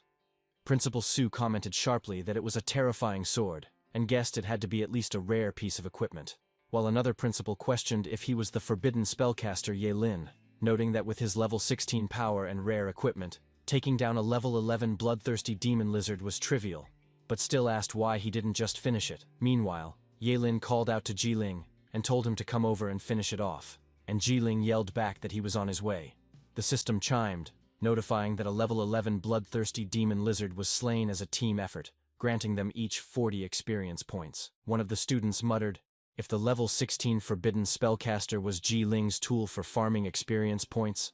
Another gushed that it was too good to be true and wished he had a teammate like Yelin, while yet another asked if Yelin still needed a subordinate. Meanwhile, Jugeni simmered with determination, thinking that since being in a team split experience points, Yelin should just wait, because she would definitely surpass him this time. The system blared the notification that the team wiped out a level 11 werewolf, a level 13 skeleton archer, and a level 12 chimera, racking up a total of 150 exp. Ji Ling shot up to level 8, and as he questioned if this wasn't too ridiculously good, he blurted out that Ye Lin would be his only boss no matter what happened in the future. Ye Lin warned him not to celebrate too early since there weren't many demonic beasts left around, meaning they'd have to push deeper. Ji Ling pressed if he was right that heading any further would put them up against level 20 to 30 monsters, and Ye Lin brushed it off, claiming he could handle level 20 beasts easily, and that if a level 30 showed up, they'd just bolt. Meanwhile, the principals kept observing the students from the city walls. Principal Gao complained that Ye Lin was acting too rash, and as he demanded how Ye Lin could drag Ji Ling into such deep territory, he snapped that Ye Lin's level already secured him a spot in Daxia Academy. So what was he even trying to pull? Principal Su countered calmly that there was no need to worry, since examiners had already secured the area so nothing could possibly go wrong. Back in the wilderness, birds scattered into the air as their territory got rattled. Ye Lin charged deeper without hesitation, and Ji Ling tailed him closely. The demonic beasts roared the moment they spotted them. Ye Lin warned those were level 20 beasts, so Ji Ling better be careful if he didn't want to die. And Ji Ling scoffed that he treasured his life plenty. Ye Lin then sprang into the air. He grimaced internally, knowing the lifespan sword skill drained him too hard, so there was no way he could keep it up for long. Instead, he unleashed his forbidden spell, world-ending thunder. Ji Ling winced and muttered that it was way too brutal since the level 20 beasts got shredded instantly, and he asked Ye Lin if he always killed them like that. Ye Lin shrugged it off, claiming this wasn't even the brutal part yet, and out of nowhere, an examiner blocked their path. He declared they couldn't leave the test area without permission, since things got dangerous beyond that. Ye Lin pushed if that meant they couldn't go deeper, and Ji Ling guessed they were probably about to leave the test zone, so Ye Lin just accepted it. Suddenly, Ye Lin stiffened. He warned the examiner to watch his back, but the examiner only clicked his tongue. The man accused him of trying to trick him into looking away so he could dash out of the zone, bragging that he'd been an examiner for 20 years and wouldn't fall for such a cheap move. But Ye Lin snapped that no, he really should turn around. Behind him, a level 33 goblin hero was already swinging its weapon. The examiner blurted that it was a goblin hero, and Ji Ling shouted that they should run since it was level 33. The examiner barely dodged the goblin's crushing strike. Ye Lin cursed him as a dumb donkey, then called Ji Ling over and barked that he should run while he distracted the thing. But Ji Ling refused outright, insisting they were escaping together. Ye Lin snapped that when he told him to run, he'd better run and shut up already. He grimly figured killing the goblin hero would be tough without exposing his full strength. He activated his forbidden spell, Sudden Dance. Ji Ling urged Ye Lin to be careful and promised to wait for him up front, while the examiner yelled at him to run too and leave it to him since he'd signal for help. But before he finished, the goblin's weapon slammed right into his face.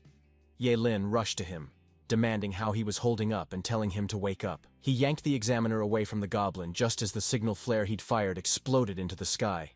It burst and lit up the air. Ye Lin figured it'd be easier if the guy stayed unconscious so he wouldn't risk exposing himself, but he couldn't figure out why he even fired the flare. He noticed two examiners rushing over. One called out that there was a situation unfolding. The other ordered Ye Lin to get out of there since they didn't want him getting caught in their crossfire.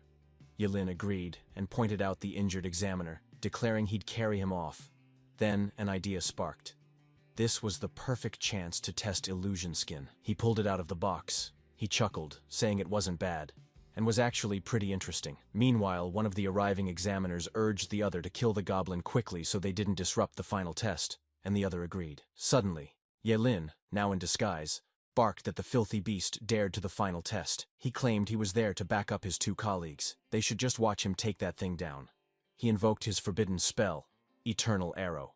The goblin's head blasted clean off. The system pinged again, announcing the team's kill of the level 33 goblin hero, awarding 220 experience points and the Talisman of Symbiosis. Ye Lin muttered if it really dropped an item and remarked that the drop rate for demonic beast loot was insanely low. One of the examiners cursed at him, demanding to know which department he was from, and snapping that he wasn't even helping, just stealing their kills every chance he got. Ye-Lin shrugged and remarked that he shouldn't bring it up since he never leaves his name when doing good deeds, so the examiner could just call him a kind man instead. The examiner barked that it was nonsense, and another examiner cut in, urging him to forget about it for now since they needed to finish the exam first, and promising they'd track him down after it was over. But Ye-Lin casually threw back that they wouldn't find him after that anyway. Ye-Lin was still deep in the forest, but he had gotten closer to the final test's teleportation gate. He quietly returned the clothes to the unconscious examiner. He commented with satisfaction that he had to admit the illusion skin was absolutely fantastic. Not long after, he obtained the item Symbiotic Talisman, which could bind to only one person, letting both completely share the experience gained from killing monsters for 6 hours, as long as their levels weren't more than 10 apart. He called it incredible stuff, and muttered that if used right, it was basically the same as earning double exp. Suddenly, Ye-Lin screamed, shouting for someone to save him. His voice cracked as he screamed for help again. The beast chasing him swung its deadly scythe straight at him. He screamed again. Before he could even register the impact, he realized Ye-Lin had yanked him out of harm's way. Relieved, he blurted out how glad he was to be okay, and immediately demanded to know where the goblin hero was. But Ye-Lin told him to relax, because other examiners had already killed the goblin hero. He warned him sharply not to move his hand. Ji-Ling awkwardly muttered that he didn't think he was gay. Ye-Lin cursed at him in irritation, and as he snapped to know what the hell he was talking about, he ordered him to scram. But Ji-Ling panicked and yelled that monster was attacking. Ye-Lin unsheathed his sword in one smooth motion. He unleashed his forbidden spell, Lifespan Sword Skill. The system instantly notified them that the level 13 Anubis soldier had been killed, granting 130 experience points and triggering the symbiosis effect. Ji-Ling's eyes widened as he asked if it was the symbiotic talisman, and where Ye-Lin even got it. Ye-Lin snarled that he should just go kill the mobs himself, calling him a disgusting thing. And Ji-Ling rushed to explain it was a misunderstanding, and that he was actually really straight. But Ye-Lin waved him off, ordering him to scram and stop following him, since they had the symbiotic talisman, and needed to level separately to maximize the shared exp effect. Ji-Ling reluctantly agreed, but muttered that there weren't many monsters around that he could handle. Elsewhere, one of the students shouted for the others to hurry because a level 10 werewolf was about to die. Then someone suddenly noticed Ye-Lin's speed and exclaimed how ridiculously fast he was. Another gawked that it was absurdly broken, while someone else demanded to know what skill he used to wipe out 3 werewolves in an instant. One of the students confidently explained that he knew Ye-Lin. He was the forbidden spellcaster who had ranked first in the previous test, only for another to scoff and ask if he was the short-life forbidden spellcaster, wondering if he planned to die killing monsters like that. Someone interrupted and pointed out Ye-Lin looked like he was actually recovering, and another observed that it seemed to be because of the equipment on his wrist. Ye-Lin frowned inwardly, determined to hide the secret of his immortal body from them. Suddenly, a frantic student yelled that they should run and begged for help. Another cursed loudly and shouted that they had to get out because a level 20 Minotaur was coming. And yet another screamed that level 20s were no joke since they could kill them instantly. Ye-Lin stepped forward, blocking the path of the incoming beasts, and laughed. He told them all to run because every last one of those monsters belonged to him. In a blur, he darted forward and sliced down every monster in his way. Once he finished, he calmly sheathed his sword like nothing happened. Meanwhile, the system bombarded Ji-Lin with notifications as the symbiosis effect triggered multiple times, and he couldn't stop grinning as he muttered that his boss was way too awesome since leveling up like this was insane, and nobody else could pull it off. On the other side, Principal Gao watched the test unfold along with the other principals. He sighed, lamenting that if only Ye-Lin wasn't a forbidden spellcaster, Qing Cheng would have gained another dragon, while Principal Su noted that Ye-Lin had slaughtered almost every monster inside the test area, which meant the number of test takers failing to reach the final test due to monster attacks had dropped sharply thanks to him. Somewhere else, a group of students shouted for everyone to look. One of them declared that leaving late was actually a blessing because now that those monsters were gone, their route would be clear. And another agreed, noting how it really did look like there weren't any monsters left ahead.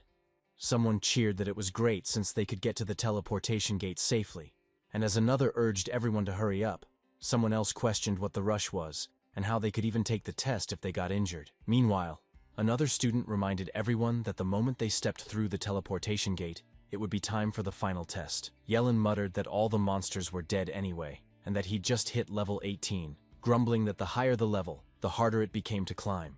It was finally time to enter the final examination zone. He stepped into the portal without hesitation. Behind him, the entire scenery shattered like glass. He then glanced around and muttered, if this was really the final examination zone. Yelin grumbled that there were way too many people around, and Jilin called him anyway. He bragged that he was really his true boss and totally amazing, but Yelin cut him off, snapping that it was enough and he should just let him go since there were too many people crowding the place. Jilin pressed if he could even believe that he'd already hit level 15. But Yelin shoved him off verbally and told him to stay away. Meanwhile, Zhugani cursed under her breath, frustrated that after all that brutal grinding, she'd only managed to gain 2 levels. But she brushed it off, figuring it didn't matter much, since the final test could be crushed with her skills and attributes anyway. Then, the examiners suddenly descended onto their designated platforms. They ordered everyone to stay silent. Lin Yuan greeted the test takers with calm authority, welcoming them to the final test and introducing himself as the chief examiner. He explained that the forest outside the city was nothing more than the entrance to the final test.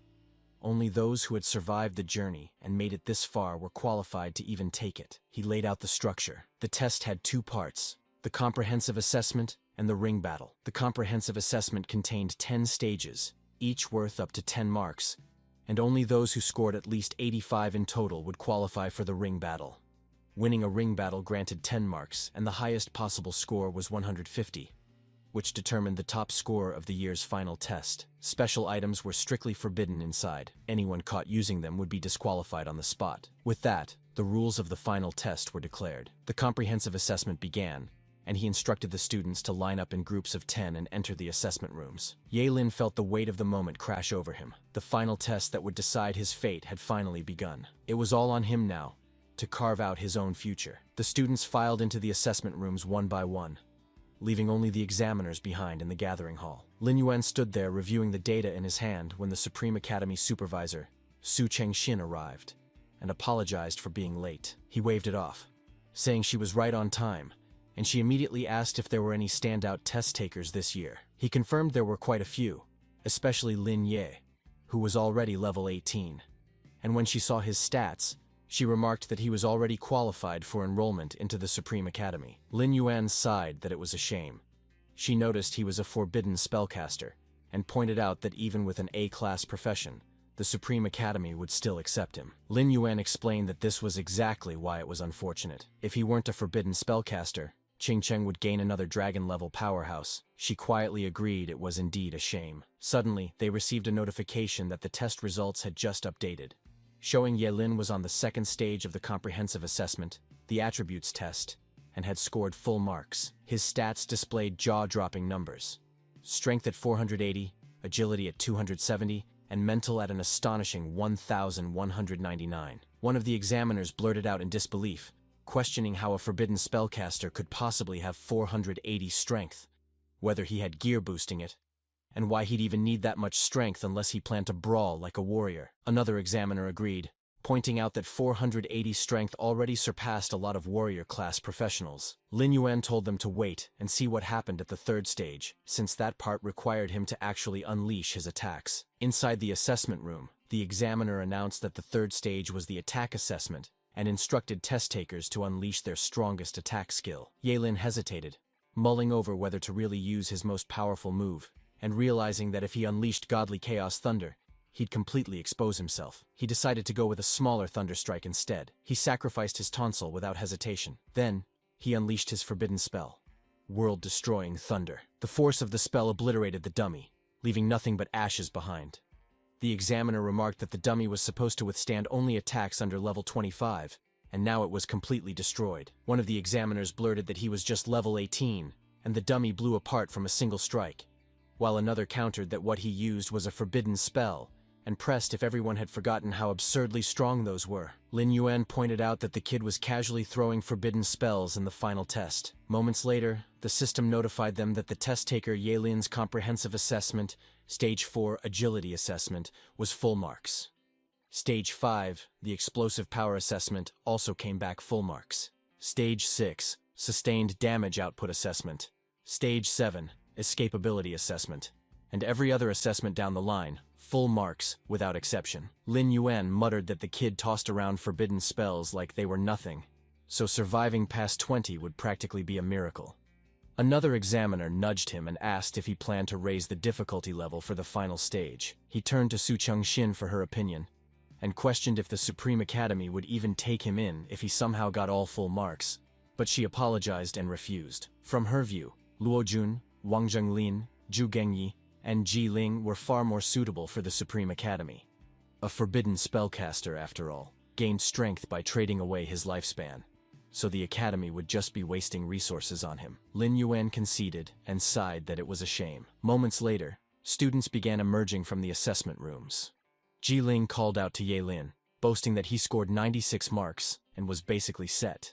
But Ye Lin pressed him on why he didn't get full marks, and Ji Ling muttered that he'd rather not talk about it since his deductions came from the actual combat assessment. One of the students moaned about only getting 55 marks and wondered what he should do, while another said he scored 85 marks, enough to secure a good university. Lin Yuan then announced the rankings. Ye Lin first with 100 marks, Zhu Gengyi second also with 100 marks, Luo Jun third with 98 marks, Ji Ling fourth with 96 marks, and Wang Zhenglin fifth with 95 marks.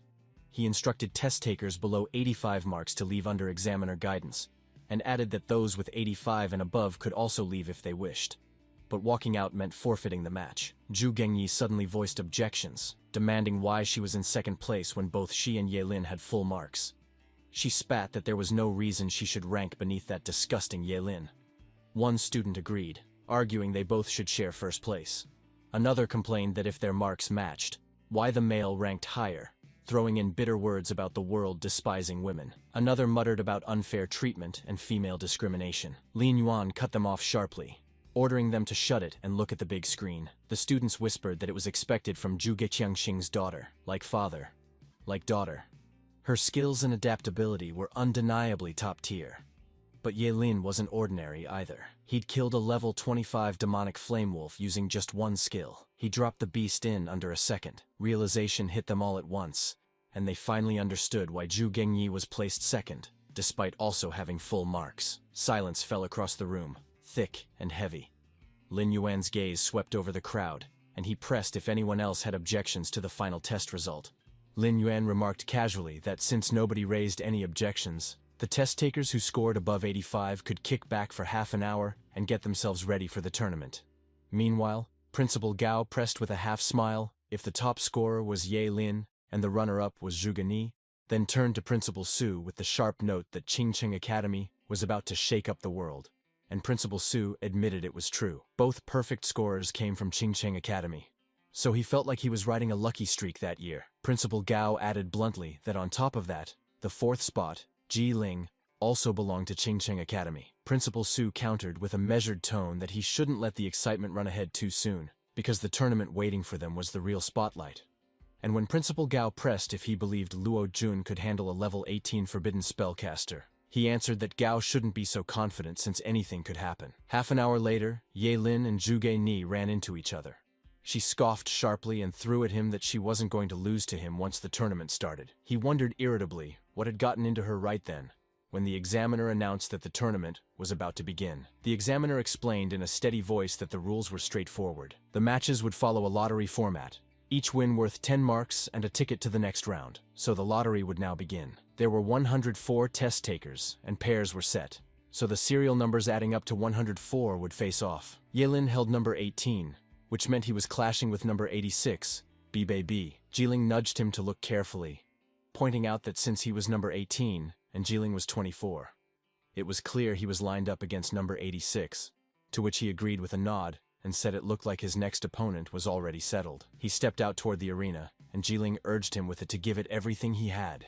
The examiner requested both competitors to announce their profession and level, and the moment she declared the battle begun, Ye Lin remarked coolly that it would be wiser if his fellow classmates surrendered right away. But B snapped back that she wouldn't give in, and even if he was strong, he had no right to underestimate her. He acknowledged her courage with a faint grin, pointing out that anyone who managed at least 85 marks wasn't someone ordinary. He then unleashed his skill with decisive force. A dark cloud rolled in heavy and grim, and it unleashed a raging thunderstorm with reckless fury. A shimmering blue dragon burst forth from the storm and lunged toward him with majestic force. The students who had been watching stiffened in panic. their nerves locking their bodies in place. Bolts of lightning crackled wildly from Yelin's hand, fierce and unrestrained. His entire frame glowed as electricity surged through him, the dragon merging into his body with raw intensity. The examiner reminded him in a clipped tone that killing inside the tournament was forbidden, or he'd be tossed out of the final test altogether. He admitted bluntly that he had no desire to kill her, but needed her to yield. Bai Bei whimpered that it was far too terrifying, and broke into sobs. One student grumbled that he was nothing short of an animal to make such a beautiful girl cry, while another chimed in that he always assumed fear-stricken crying was just some overblown adjective, only to discover it worked more like a preposition. Ye Lin urged his classmate flatly that she should just surrender. The examiner declared test-taker number 18 Ye Lin the victor of the first round, granting him 10 marks. He remarked that it was a pity, so he would move on to observe the other arenas. In one match, Zhu Gengyi boasted that her opponent didn't stand a chance against her.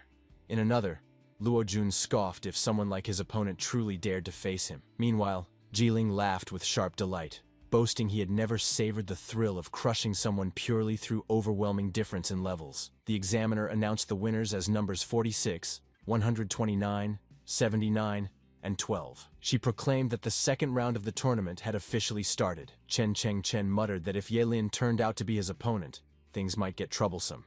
But he declared he would still prevail, flaunting his rank as a level 11 cloud-stepping swordsman. Ye Lin wondered sharply if he carried that much confidence just being level 11, and suspected he might have some ultimate trump card, deciding he couldn't afford to lower his guard.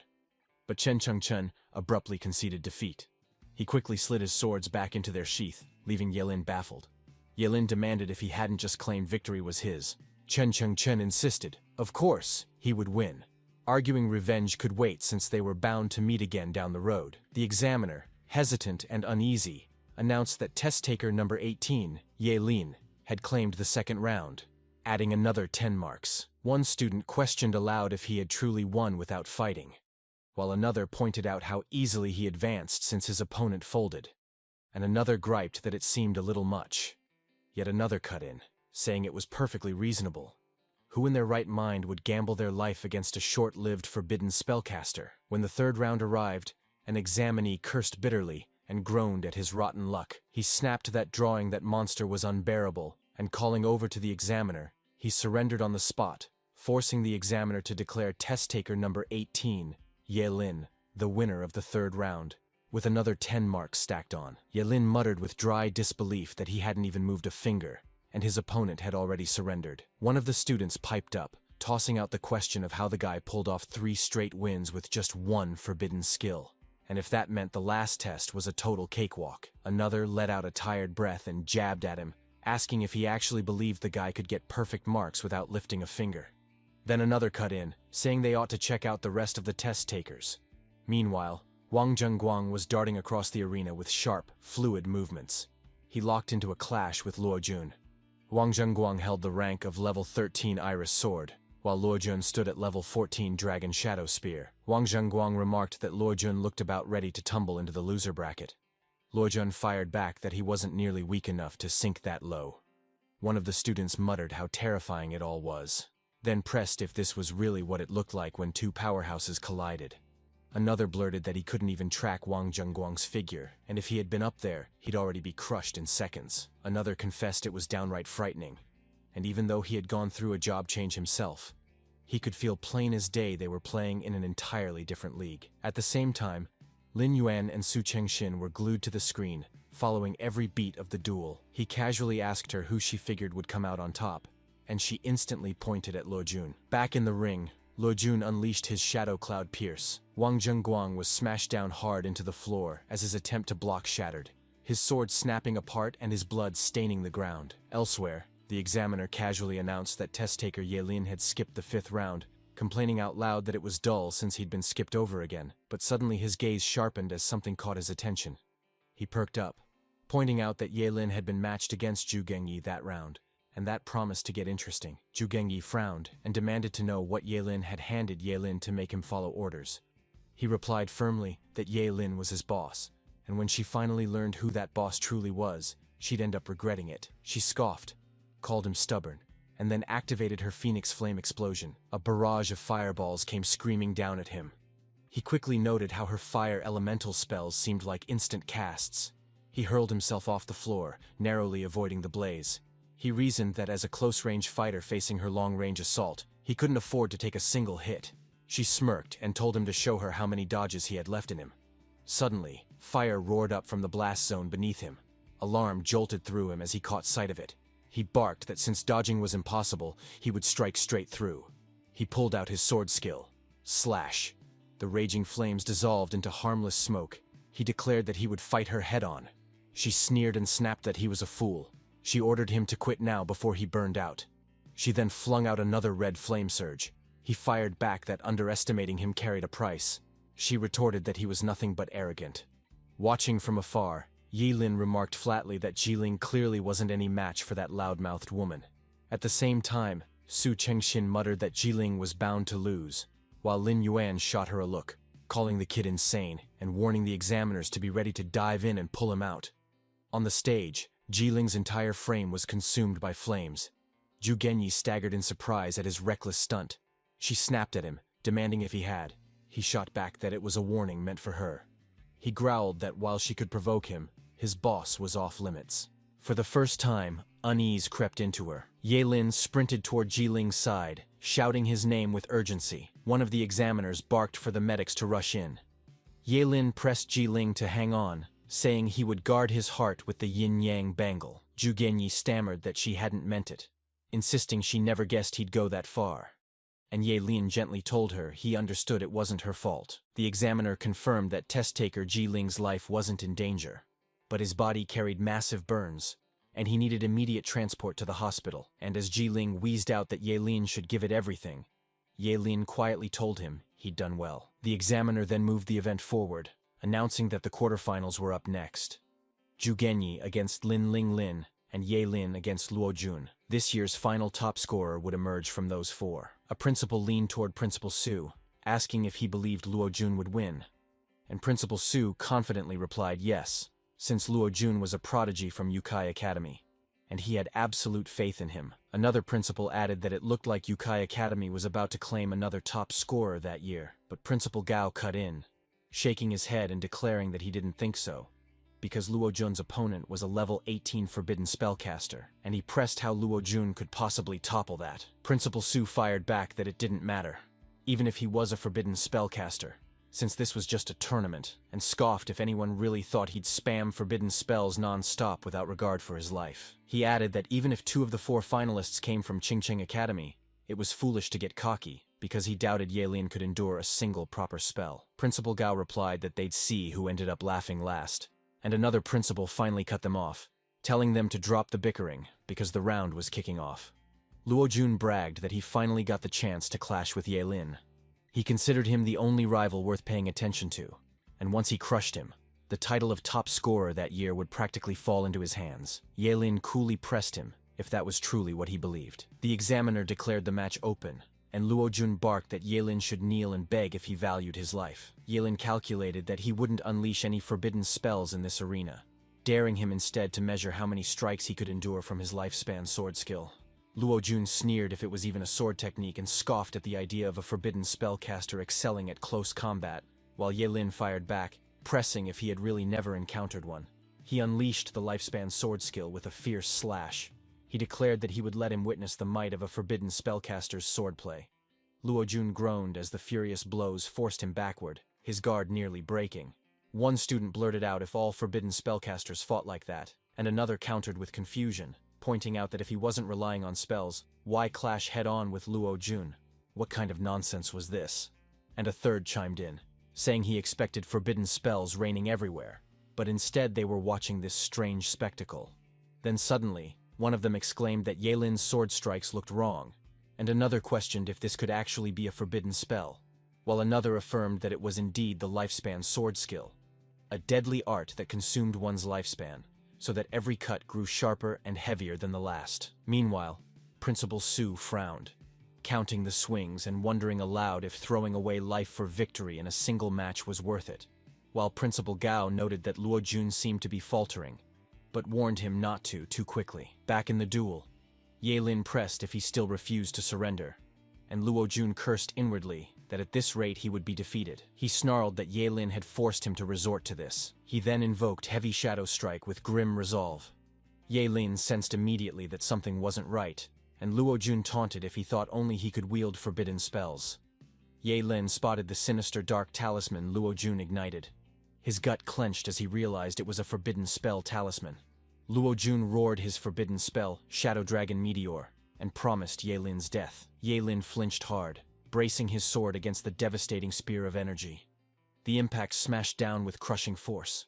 His sword slipped from his grasp, jamming against the strike. Blood splattered as he dropped to his knees, clutching the weapon skewering his chest. He groaned through the agony while staring at the spear lodged in his heart. Luo Jun sneered that he wouldn't last much longer, and might as well just die already. One of the students casually piped up, wondering if Luo Jun actually managed to win. Another jumped in, poking at the rumor that he had used a forbidden spell talisman, and as a third cut in with the blunt remark that such a talisman wrecks the user's body, he pressed if Luo Jun was basically asking to die as well. One of the examiners remarked that Yukai Academy's principal really let Luo Jun burn a forbidden spell talisman just to grab the top scorer spot, and the other examiner countered that only winning meant securing a future, though he admitted it was a pity that examiner Ye Lin's life had been dragged into danger. He quickly barked at the medics. On the other side, Principal Gao snapped that Principal Su was a bastard for actually allowing his student to burn forbidden spell talismans just to scrape a victory. And when he pressed if he even had a conscience left, Principal Su retorted that Luo Jun himself had agreed, then demanded if Gao really couldn't accept a loss as a loss. Principal Gao flung back that he was shameless, so Su dismissed him with a shrug, tossing out that no matter what he spat out, that year's top scorer still belonged to Yukai Academy. Meanwhile, Zhu Gengyi admitted with unease that she hadn't expected Luo Jun to actually use a forbidden spell talisman to win, and she trembled with the thought that even she might not have dodged such a strike. She wondered bitterly if Ye Lin had just died like that. Why? She felt a dull sadness, and muttered that if he had just listened to her warning, he wouldn't have wound up like this. But Zhu Gengyi coolly told her not to be so anxious, since the match wasn't finished yet. Back on the stage, Luo Jun jeered that it didn't matter if Ye Lin was already level 18 since he was still losing. But Ye Lin suddenly pressed back with a quiet challenge, demanding who told him he had lost. Luo Jun froze mid-breath. He spat that Ye Lin couldn't possibly still be alive with his heart pierced, and Ye Lin coolly retorted that it had simply been too long since anyone had seen a forbidden spellcaster, so people had forgotten how terrifying that class was. He declared that no one could kill a forbidden spellcaster, as they could only die by their own spell, and then unleashed his forbidden spell, Undying. One of the students gasped if he was still alive. Another blurted if forbidden spellcasters were really that terrifying, and another stammered if he was straight up immortal, standing there with his heart punctured and still breathing. One of the examiners barked if Undying wasn't supposed to be a long-lost forbidden spell, and if Ye Lin had actually mastered it, while the other examiner muttered that even if he wasn't a forbidden spellcaster, he clearly had terrifying potential since he was trading lifespan for immunity to fatal strikes while stacking healing equipment, and he stayed too damn calm. Back at the class, Ye Lin grimly declared that it was already his turn. He then launched his forbidden spell, World-Destroying Thunder. A lightning bolt screamed down straight at Luo Jun. Luo Jun shouted in disbelief that it was impossible, then groaned in raw pain as the strike tore through him. One of the students cursed aloud, while another stammered that it was just too terrifying. One of the examiners snapped out, declaring that Ye Lin had won, and called again and again for the medics. Ye Lin then caught the principals watching him. One of them remarked that the board had already been set. Ye Lin crashed down on his knees, hacking blood in a sharp spray that stained the ground. One of the principals spat a curse at Principal Gao, raging that Ye Lin's forbidden spell had backfired, while Principal Gao retorted with grim weight that the spell he unleashed was so overpowering it might have wrecked all his organs inside. Ye Lin figured he ought to play it up more, and he worried what kind of mess it would cause if any of them started doubting him. Then, out of nowhere, Principal Su declared he would file a report because Qingcheng Academy's Ye Lin had dared to use a deadly forbidden spell on a level 14 job changer, calling it attempted murder, while Principal Gao snapped back, asking if he had no shame at all in reminding him who struck first. One principal backed the jab, another barked that Yukai Academy had crossed the line, but Principal Su bristled that this fight wasn't ending here, and warned Principal Gao to just wait, since he would take it straight to the Ministry of Education. Ye Lin groaned inside that the final exam was more irritating than it was worth. more exhausting than cutting down Kensen. Something nastier was already waiting around the corner. Zhugani remarked that if he wanted to rest, she wouldn't mind holding off until he recovered, since she refused to take advantage of him. He brushed it off with a flat tone that it wasn't necessary. Half an hour ticked by before the clash finally loomed. The examiner lifted his voice, announcing that the long-awaited final round was here, the duel that would crown the top scorer of the year's exam, and he declared the match officially open. Zhuge Ni recalled the chaos with Luo Jun earlier and figured the proof was clear. Forbidden spells were brutal beyond measure, and one strike landing would end her, so she couldn't allow it. Meanwhile, Ye Lin mulled over how he needed to cook up a forbidden spell that wouldn't really wound her, because if she ended up badly hurt, Zhuge Qiangxing would crush him without hesitation, and the headache of that thought grated him. She flared with determination, vowing that no matter how strong Ye Lin stood, she had to win. And then she unleashed her explosive phoenix flame. He bolted back, sprinting to keep clear of the surging fire. He figured that if nothing else worked, he would simply drag it out until her mana dried up. So he pulled out his forbidden spell, Sudden Dance. From the crowd, one student pressed why Ye Lin only kept dodging, and why he didn't just finish it with the thunder spell he had nailed Luo Jun with. Another chimed in that maybe the spell drained too much, and he couldn't use it again so soon. Another speculated that he must be going soft on Zhuge Ni, and yet another swore he heard rumors that Ye Lin had already been accepted as Zhuge Qiangxing's disciple, so he was throwing the match. On the stage, Zhuge Ni demanded to know what he was pulling, if dodging endlessly was all he had, and if he was mocking her. He slid past her flames without breaking a sweat. He countered with a sharp quip, asking if there was any rule banning dodging. She snapped that this was it, and he would see if he could dodge the next strike. She hurled her red flame surge.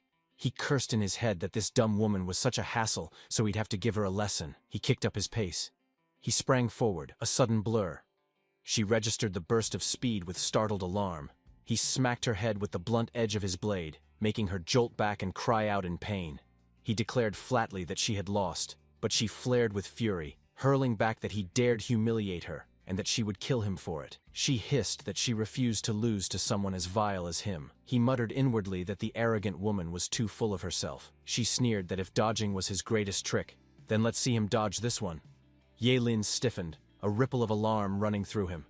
Principal Gao and Zhuge Qiangxing stiffened as well, their eyes narrowing. One student muttered in awe about what kind of skill this was, while another noted the crushing pressure rolling off it.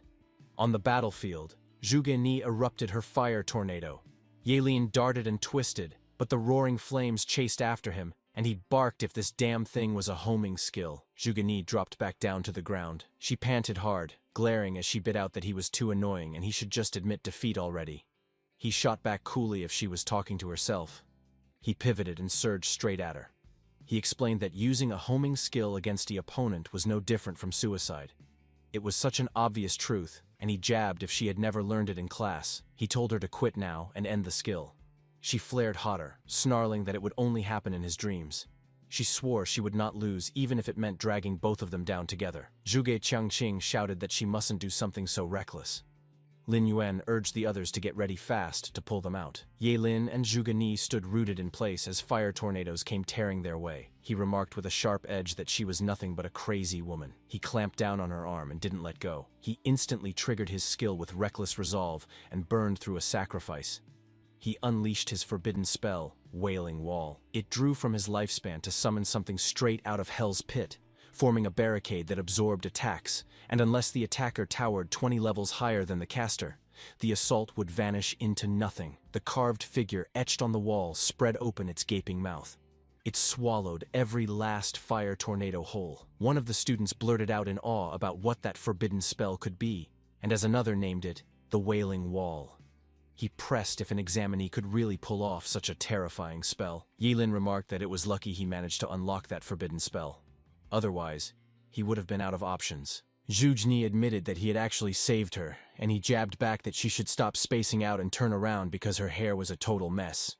She felt her chest pounding out of control, and caught herself thinking maybe he wasn't as revolting as she always believed. One of the students piped up, wondering aloud why it suddenly felt like something was brewing between them, tossing out that he was curious about their relationship. Another teased that it looked like an arrogant princess crossing paths with a strong yet gentle knight. And another muttered that Ye Lin had been sidestepping her because he feared wounding her. Out of nowhere, Ye Lin declared that Zhuge Ni should hurry and get down there because he was the top scorer. She toppled face first onto the ground in front of everyone. Every single person froze in shock. Even the principals were rattled by the sight. Zhuge Qianqing simply clicked his tongue. Zhuge Ni snapped at Ye Lin, saying she wasn't finished with him and he'd better wait. The examiner announced that examinee Ye Lin had seized the final round of the ring tournament and earned 10 marks, raising him to 150 marks, crowning him the top scorer of that year's Qing City Finals. One of the students shouted that he did great while the others roared for him as the top scorer, and he exhaled that it was finally over. Another student asked him which academy he wanted as the year's top scorer. He declared his choice, the Supreme Academy. Everyone burst out cheering at the mention of the Supreme Academy, but Su Chengxin cut through the noise with an apology to Ye Lin, saying he couldn't step into the Supreme Academy. He pressed her for the reason. She answered that it was because he was a forbidden spellcaster. And ever since Job Changers appeared, the longest-lived forbidden spellcaster never made it past 24, leaving him without any training value. He went quiet for a stretch, then admitted that he understood. One of the students asked if that meant a forbidden spellcaster couldn't attend the Supreme Academy. Another pointed out she wasn't wrong because their lifespan was so short no academy would waste resources. And another lamented that it was tragic since he was the top scorer. Then, Zhuge Changxing suddenly interrupted and urged them to wait. He claimed that regarding the issue Su Chengxin worried about, he might already have found a workaround. She demanded what he was hinting at. He explained that Ye Lin was his disciple, and he had discovered a new method that could sharply cut down the damage a forbidden spellcaster endured when casting. And if she doubted him, they could test Ye Lin's body. Lin Yuan and Principal Gao pressed him if it was true. Su Chengxin shot back that Zhuge Changxing might excel in astrology, but now he was pretending to be versed in Job Changers. She asked if he matched the professors of the Supreme Academy. What would happen if Ye Lin still didn't live past 25, and whether he would foot the bill for their wasted resources. He countered that she shouldn't destroy a genius's future because of their personal ties. But she fired back that her actions weren't based on feelings. She was dead serious, and the Supreme Academy would not admit a forbidden spellcaster. One of the students whispered about rumors linking Zhuge Changxing and Su Chengxin. Another muttered that she was being cruel, and questioned why she couldn't just run a check on Ye Lin's body. While another shrugged that nothing could be done since she was from the Supreme Academy, which had a reputation for being untamed. Ye Lin told his master to let it go, saying it didn't matter if he couldn't enter the Supreme Academy, no bitterness attached since it was just an academy. But Zhuge Changxing snapped that he had to listen to him. Then Yun Guanlu cut in, calling him arrogant and scoffing at his dismissal of the academy. Zhuge Changxing barked for Ye Lin to be careful. Ye Lin blocked the strike with his arm, but the force still knocked him backward. He demanded to know who launched it. Yun Guanlu mocked that he was just a forbidden spellcaster doomed to fade like dust, daring to talk big in such a place. He reminded him that the one who bested him was first-year Yun Guanlu from the Supreme Academy. Su Chengxin warned that if he laid hands on anyone again, she'd make him crawl back and write a letter of apology. But he claimed he hadn't meant any harm, only tried to greet him. And who would have guessed he was that fragile? Lin Yuan leaned in to check how Ye Lin was doing, while Principal Gao asked if he carried any injuries, and he brushed it off saying he was fine. Ye Lin declared with a steady fire that he would remember every detail of what went down that day. Yun Guanlu pressed with a mocking tilt if he was still not convinced, tossing out that he was welcome to come knocking with a challenge whenever he felt bold enough. Ye Lin countered with a sharp edge, claiming there were too many eyes watching back then, so he let him off that time. But his revenge was a promise etched in stone. Yun Guanlu burst out laughing, tossing scorn like scraps, calling him trash, taunting if he really believed he mattered just because he got a few words, swearing he would never touch him in that lifetime. Ye Lin announced that 1 year from then, he would come for him in a battle of life and death, hammering in the question of whether he dared to take it. One of the students blurted if it was really a death match and cursed in disbelief, while another exclaimed that he had actually laid down a life-and-death challenge. Zhuge Changxing on the side urged Ye Lin not to act recklessly, but Ye Lin still pressed Yun Guanlu if he dared to stand on it. Yun Guanlu shot back if it was truly a death match 1 year from then, and sneered in agreement, while Ye Lin locked it down with a cold deal. He mused that the Supreme Academy might be worth his attention after all, just so he could grind every one of them into shattered pieces. Principal Gao praised that Ye Lin did brilliantly, saying Qingcheng Academy finally had its top score, and the students erupted in cheers for their champion. Later, when they returned home, Ye Lin checked in with Zhuge Changxing about Zhuge Ni's condition, and Zhuge Ni admitted she was fine, only weighed down by the sting of losing to him, but she would bounce back soon. And he nodded. That was good to hear. He then pressed that Changxing should come clean about his connection with Su Chengxin. And Zhuge Changxing admitted with no hesitation that he knew the question was coming, and it was no secret anyway. Su Chengxin was his first love. Just then, Zhuge Ni came down the stairs. She directly pressed him if Su Chengxin was really his first love. Ye Lin blinked, caught off guard. He blurted that it couldn't be, since the two of them looked more like bitter enemies than lovers. Zhuge Changxing exhaled heavily and admitted it was a long story, explaining that back when he was just a green student entering the academy, he had fallen for Su Chengxin, enjoying a brief honeymoon phase, but the relationship crumbled under clashing personalities.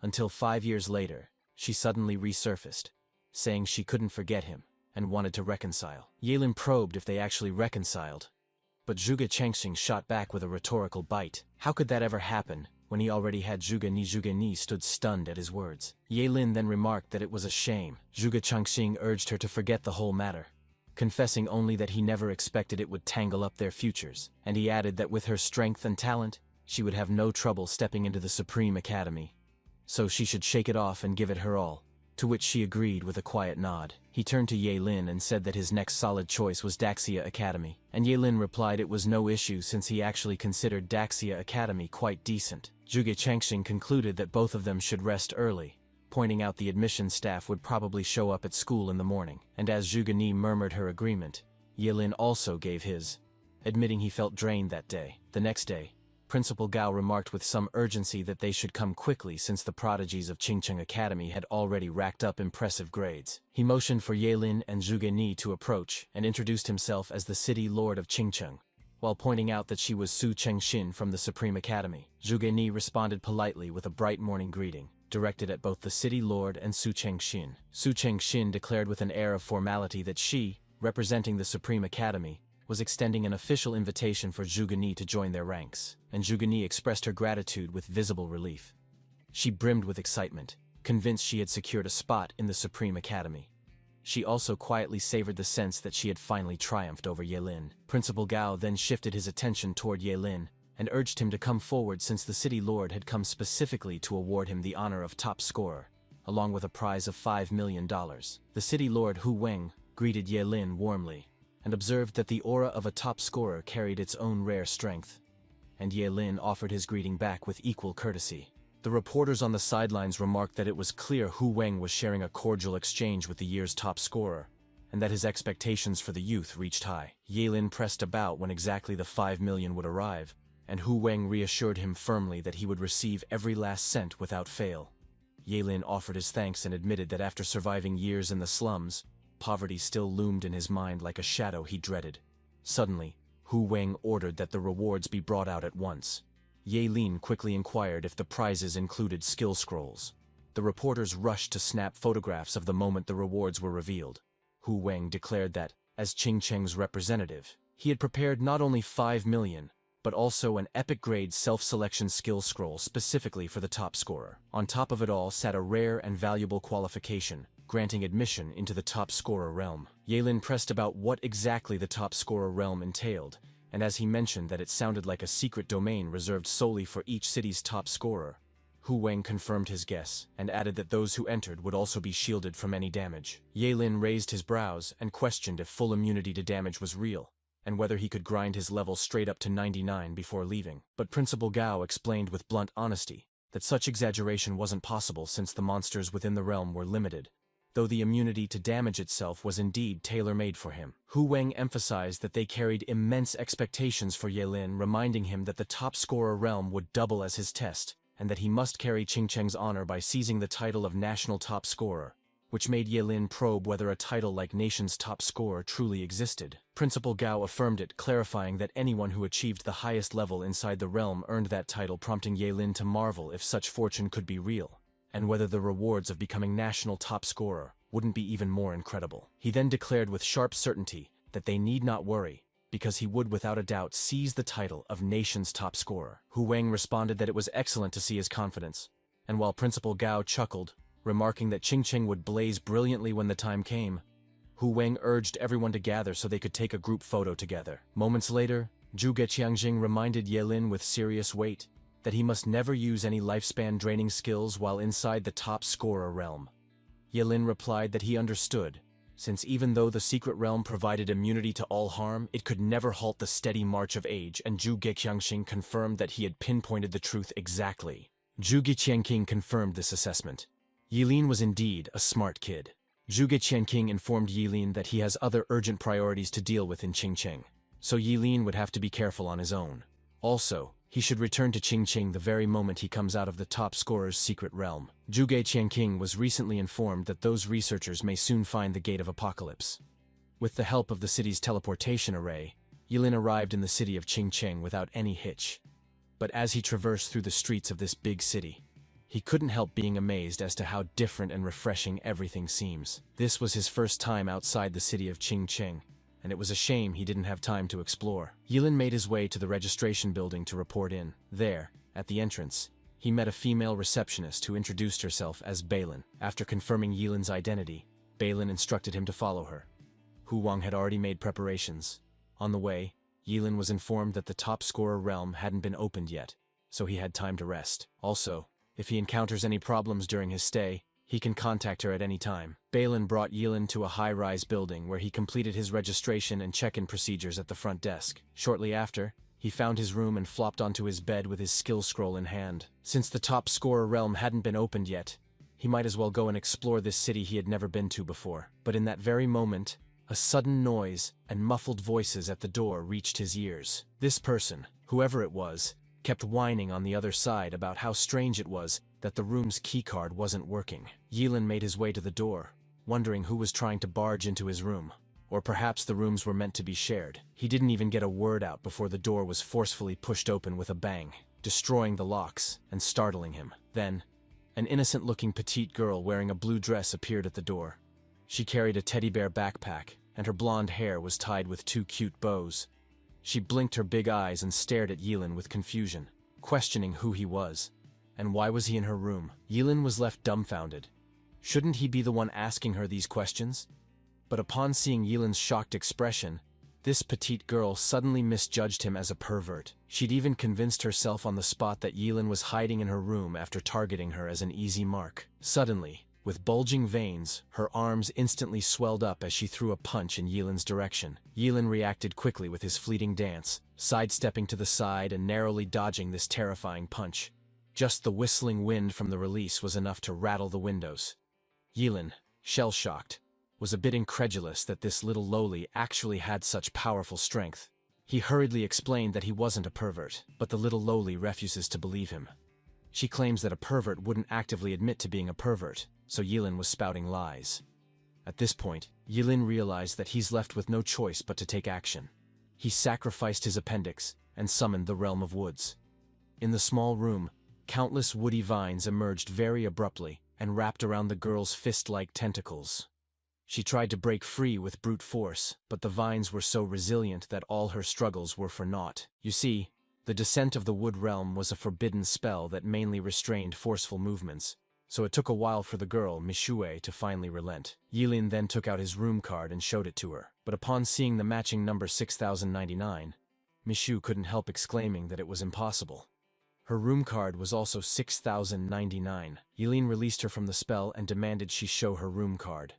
Mishu, although puzzled, confidently took out her room card from her bag and showed it to Yilin, but to her dismay, the card number turned out to be 6609. At this point, it was obvious that she turned the card upside down and got the number wrong. So with the misunderstanding out of the way, Mishu started apologizing profusely for acting the way she did. But Yilin was more concerned about reminding her not to forget about informing the staff to fix the door on her way out. Mishu nodded in understanding, but still insisted of treating Yilin to a meal as a form of compensation. Yilin replied that there was no need. However, since she's still insistent, how about she accompany him for a walk down the streets? So as the two explore the streets outside, Yilin learned Mishu's name and her profession. She was an SSS class berserker, which explains her sudden explosive strength. Mishu was the top scorer of hiking. Yilin then informed her of being from Qingqing, and of course, he was also a top scorer. Since Yilin was able to subdue her with a terrifying skill, Mishui believed Yilin must have been admitted into the Supreme Academy. Hearing of the Supreme Academy, Yilin calmly explained that that's where he initially planned on attending, but unfortunately, the academy rejected him. Mishu's excitement turned into confusion. She couldn't comprehend why. With the strength Yilin had just shown, getting in should be easy, but Yilin shrugged dismissively and stated that his fate was decided elsewhere. And to clear her confusion, he added that he was a forbidden spellcaster, so with his short lifespan side effect of a sort. It's understandable. Hearing this, the guilt in Mishu's eyes became evident. A forbidden spellmaster had a short life to begin with. Yet not only did she unknowingly made him use a forbidden spell, but she tore down his door, mistook him for a pervert, and tried to beat him up. She really needs to make things right, and the first thing they needed to do was to stop talking about such depressing stuff. Mishu grabbed Yilin's hand and dragged him along. She'd heard of a place nearby with amazing food.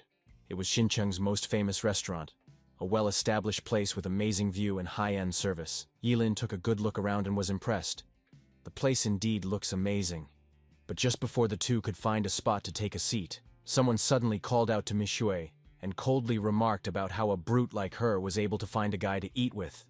Mishu's face suddenly darkened the moment she turned and saw Yining Ning, her half-sister. Yining Ning was in a black, revealing strap dress, her high heels creating a clattering sound as she walked towards them. Beside her was his boyfriend, Wu Xiaoqi. Yining Ning mocks her half-sister for finally being in a mating season, yet still having nothing to offer. So she wondered what exactly Yilin likes about her anyway. Mishu, visibly upset, warned her half-sister that she wasn't interested in fighting her. However, her concern was dismissed as Yining Ning informs Yilin that she could introduce him to some of her beautiful friends, but only if Yilin agrees to come with her right now. Yilin told the intrusive bitch to back off his personal space because she had a very bad breath. Mishu had to hold back her laugh upon hearing this, whereas her half-sister kept murmuring what she just heard on repeat. Seething with rage, Yining Ning couldn't fathom the sheer audacity of someone she deemed as a nobody humiliating her like that. Moving past Yining Ning, Yilin suggests they go eat somewhere else, a place that wasn't suddenly smelly like the one they were in now. Mishu agreed in sheer delight, but before the two could proceed further, someone blocked their path. Wu Xiaoqi, pissed off, declared that the two didn't get his permission to leave. The level 22 Angel Paladin demanded they apologize to his woman, not forgetting to add that he hated poor losers from small cities the most. Yilin might be treated as a treasure there, but in the city of Shenzhen, he was nothing but filth. Anyway, as Yining Ning urged her man to teach them a lesson, Mishui, visibly worried, admits that they were no match for Wu Xiaoqi. Yilin brushed this off, highlighting how much of a coincidence this entire farce was, because he also happens to hate rich punks such as Wu Xiaoqi who reek just as bad. Wu Xiaoqi's aura suddenly condensed, and a powerful pressure emanated from him, instantly filling the entire restaurant. Behind him, a brilliant angelic figure slowly condensed into shape, bathed in holy aura. Subsequently, Yilin raised his hand slightly, condensed lightning arcs gathering around him. He expressed his intention to fight Wu Xiaoqi. The atmosphere became tense as a crowd immediately gathered to watch the scene. The two were moments away from throwing hands when an investigator reminded them that job changers weren't allowed to fight in the city, and violators would be fined 30,000 yuan and detained for 30 days. With the top scorer realm just hours away from its grand opening, Mishu reasoned with Yilin that fighting with Wu Xiaoqi wasn't worth it. Yilin agreed, and so did Wu Xiaoqi, who warns Yilin as he walks off. Yilin better not cross path with him inside the top scorer realm. Although he may not be able to kill him in there, he sure as hell can make him suffer a fate worse than death. Quite pleased, Yilin gave a smug look as Wu Xiaoqi took her hand and led her out of the restaurant. The moment the two were far from earshot, Mishu lets out a heavy sigh and apologized for the trouble. Yilin eventually asked who Yilin was and why she was so against her. He learned that she's Mishu's half-sister, born to her stepmother, and always been trying to compare herself to her in everything. And she means everything. Career level, skills, equipment, looks, body, you name it. She was even afraid of being outclassed by Mishu in the final test, so she demanded to be transferred to a smaller city. There, she met Wu Xiaoqi for some reason, and has been acting arrogantly ever since. A bit down, Mishu reiterated her apology. She just wanted to repay Yilin by treating him to a meal, but she'd inadvertently gotten him into trouble instead. Yilin reassured her that it was fine. He even feels a bit hungry all of a sudden, so they should just find a spot to eat. Mishu was a bit surprised that they were still going to eat there after what just happened, but Yilin reminded the little lowly that she was the one who recommended the place, so why let those two idiots ruin their appetite? Early the next day, all the top scorers in the entire province gathered at a massive square near the outskirts of Shenzhen City. There, an enormous red gate about 40 feet loomed over everything, and the entire event was being monitored with dozens of drones. On the platform, a middle-aged man introduced himself as Zheng Qianqi, the supervisor for this year's top scorer realm, which would be opening soon. Zheng Qianqi welcomed and urged everyone to ready themselves. Somewhere amidst the crowd was Yilin and Mishui, who were busy doing a last-minute checkup. Yilin checked his backpack to find it full with so many food. When she asked Mishui about it, she replied that since they were staying inside the secret realm for a few days, she thought it was best to pack everything they could eat in case of any emergencies. Back to Zheng Qianqi, he calmly stated that before the secret realm officially opens, there were a few things he needed to inform them. The first thing was the rule of this secret realm. Although all test takers would be immune to damages, this effect was available only inside the secret realm. If any test takers take continuous or lethal damages, they should remember not to leave the secret realm. They had prepared priests above level 50 to heal anyone unfortunate at the entrance, so they should get healed before exiting the secret realm. Otherwise, the consequences will be severe. The second thing was in case any of them lose a limb or leg, they should bring it along if they can. Then find a priest to reattach it before exiting. This was far better and less difficult than finding the means to regrow a new limb or leg. The third thing was to remember not to get eaten by a demonic monster, because having their torso get digested was not a pleasant feeling to have. Just the imagination was unpleasant, and the very idea of it was very terrifyingly painful to think about. However, from this intel, Yilin deduced that their body would just be immune to all damage taken inside the secret realm, not blocking it. Zhang Qianqi then proceeded to wish all the top scorers to come back safely with good grades. He instructed for the teleportation portal to be opened. Also, everyone had 10 minutes to form a team, or find their teammates. But if anyone had the confidence to enter alone, there are no rules against it. Mi Jue proposed forming a team with Yilin. Yilin agreed to the team up, but she needed to carry his bag. The little lowly had no problem with this arrangement. After all, such lightweight was nothing to her as a berserker. A guy nearby saw this scene and accused Yilin of being ungentlemanly. How could Yilin make such a cute little girl carry a heavy load for him? He then offered to team up with Mi Shui. With him, she definitely won't be doing menial work. Mi Shui suddenly showed him her swelled fist and questioned the idiot what his worth was to even propose a team up. He should scram before she beat him into a pulp. Nearby, Wu Xiaoqi proudly showed off his profession and level as Yining Ning announced that they were accepting job changers above level 20. So anyone who wants to live should join them. They soon spot Yilin and Mi Shui and approached with their minions in tow. In earshot, Wu Xiaoqi informed Yilin that he had had him investigated. And he's got to say, it's quite rare for a job changer to reach level 18 from a small county town like Qingqing. But a redneck will always be a redneck because he won't be able to climb any higher. Wu Xiaoqi offered Yilin one last chance to kneel down and kowtow to him 3 times.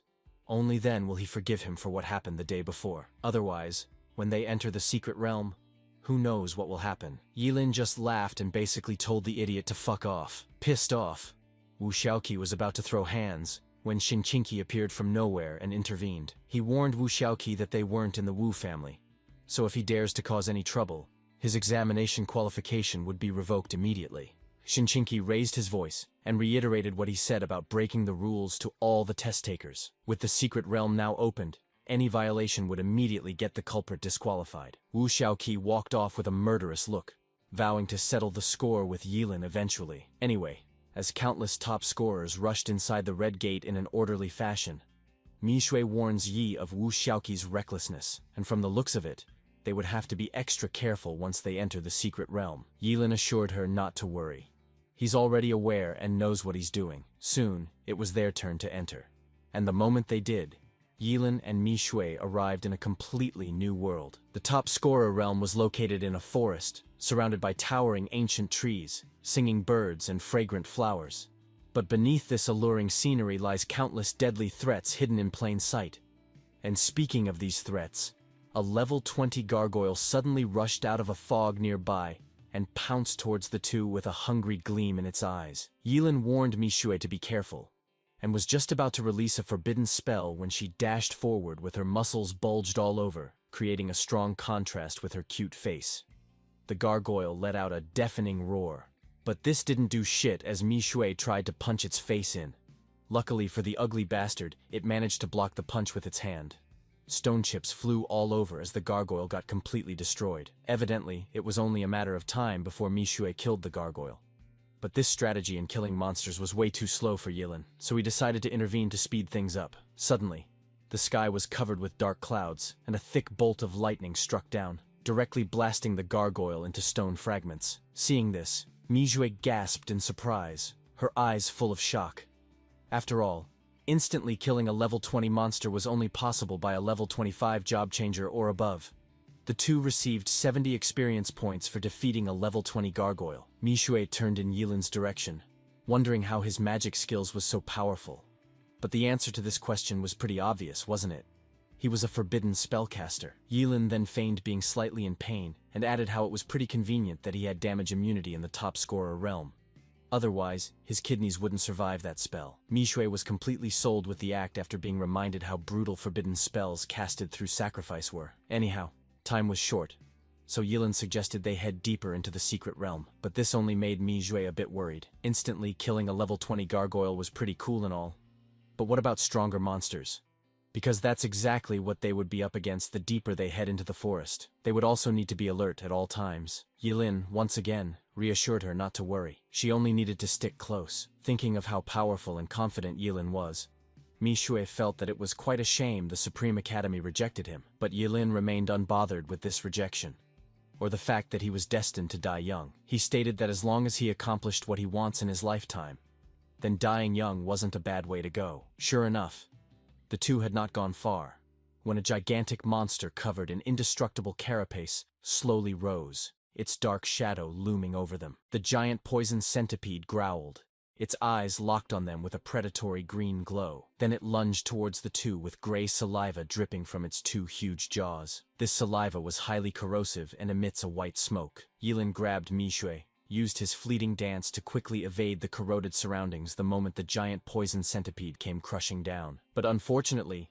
part of his lower abdomen and his left leg and arm was still corroded to the bone when he shielded Mishue. At a safe distance, Yilin, calm and composed, instructed the little loli to leave the battle to him, since she'll only be a hindrance. He then calmly raised his hand and summoned the world-destroying thunder. The familiar blue thunder dragon appeared and struck down, and the giant venomous centipede, which seemed to be extremely terrifying in Mishue's eyes, didn't even have time to put up any resistance before it was burnt into a charred corpse. Mishue was in a daze when Yilin pulled her along, facing wave after wave of monsters.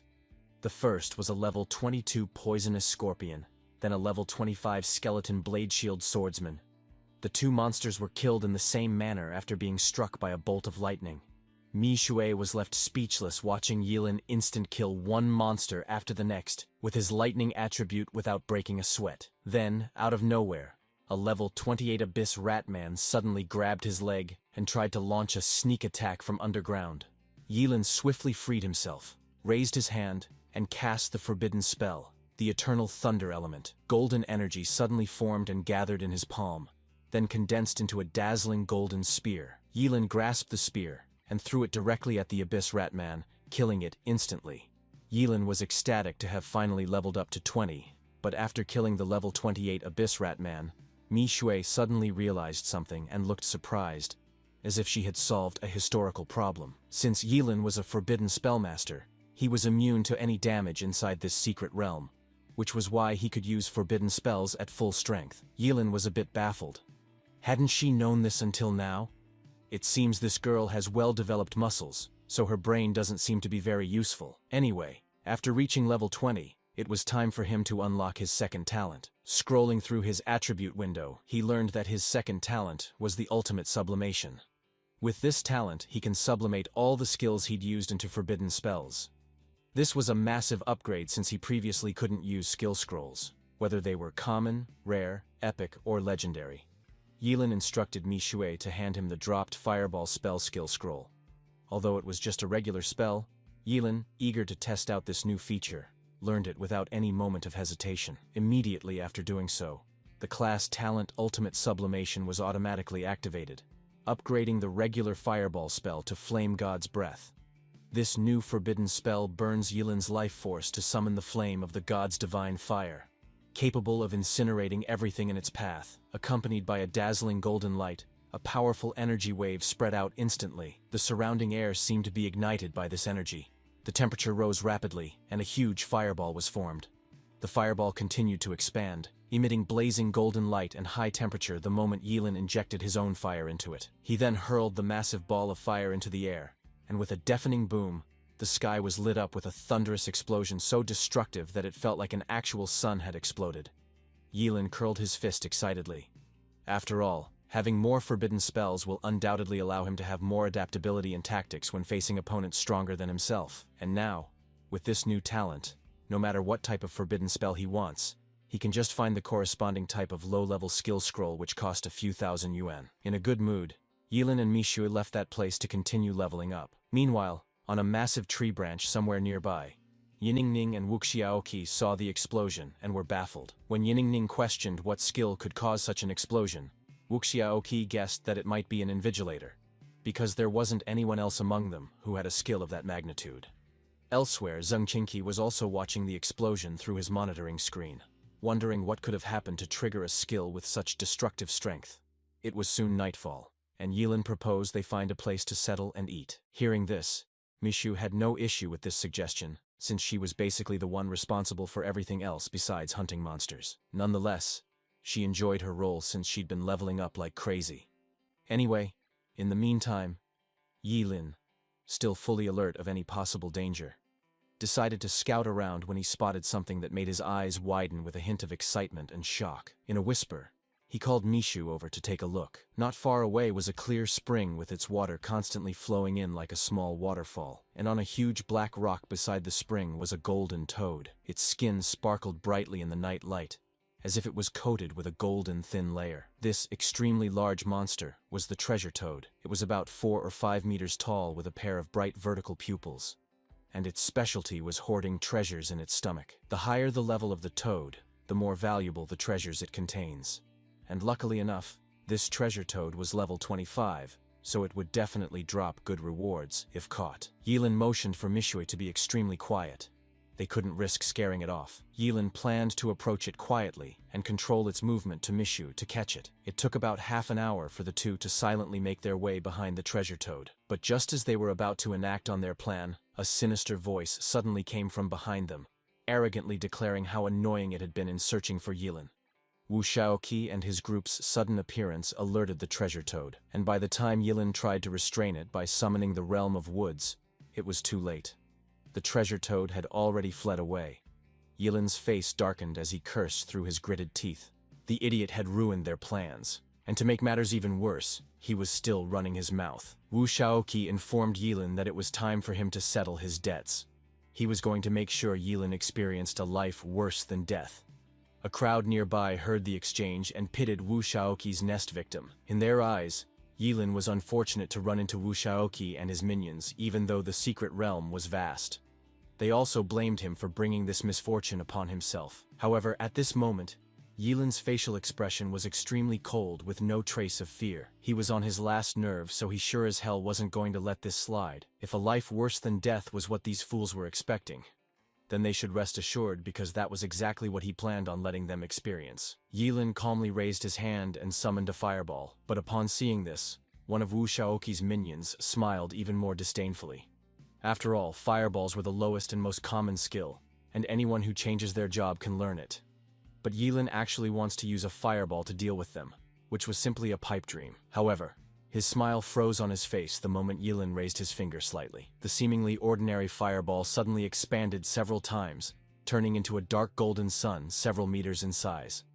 It carried a terrifying high temperature as Yilin hurled it towards the minion beside Wu Shaoqi. The guy didn't even have time to scream before he was turned into a charred corpse, barely clinging to life. This sudden scene left everyone stunned with their mouths wide open, not knowing what to say. With horror, Wu Shaoqi reluctantly pieced together the person responsible for the massive explosion a while ago. But how was it possible? Yiningning, realizing the shit they were in, pleaded with Yilin. They were all future of Daxia prospects after all. Plus, he wouldn't dare make an enemy of the Wu family, right? Yilin picked up another skill scroll in his hand, and at the same time, replied calmly that he was a fair guy and won't stand any impartiality.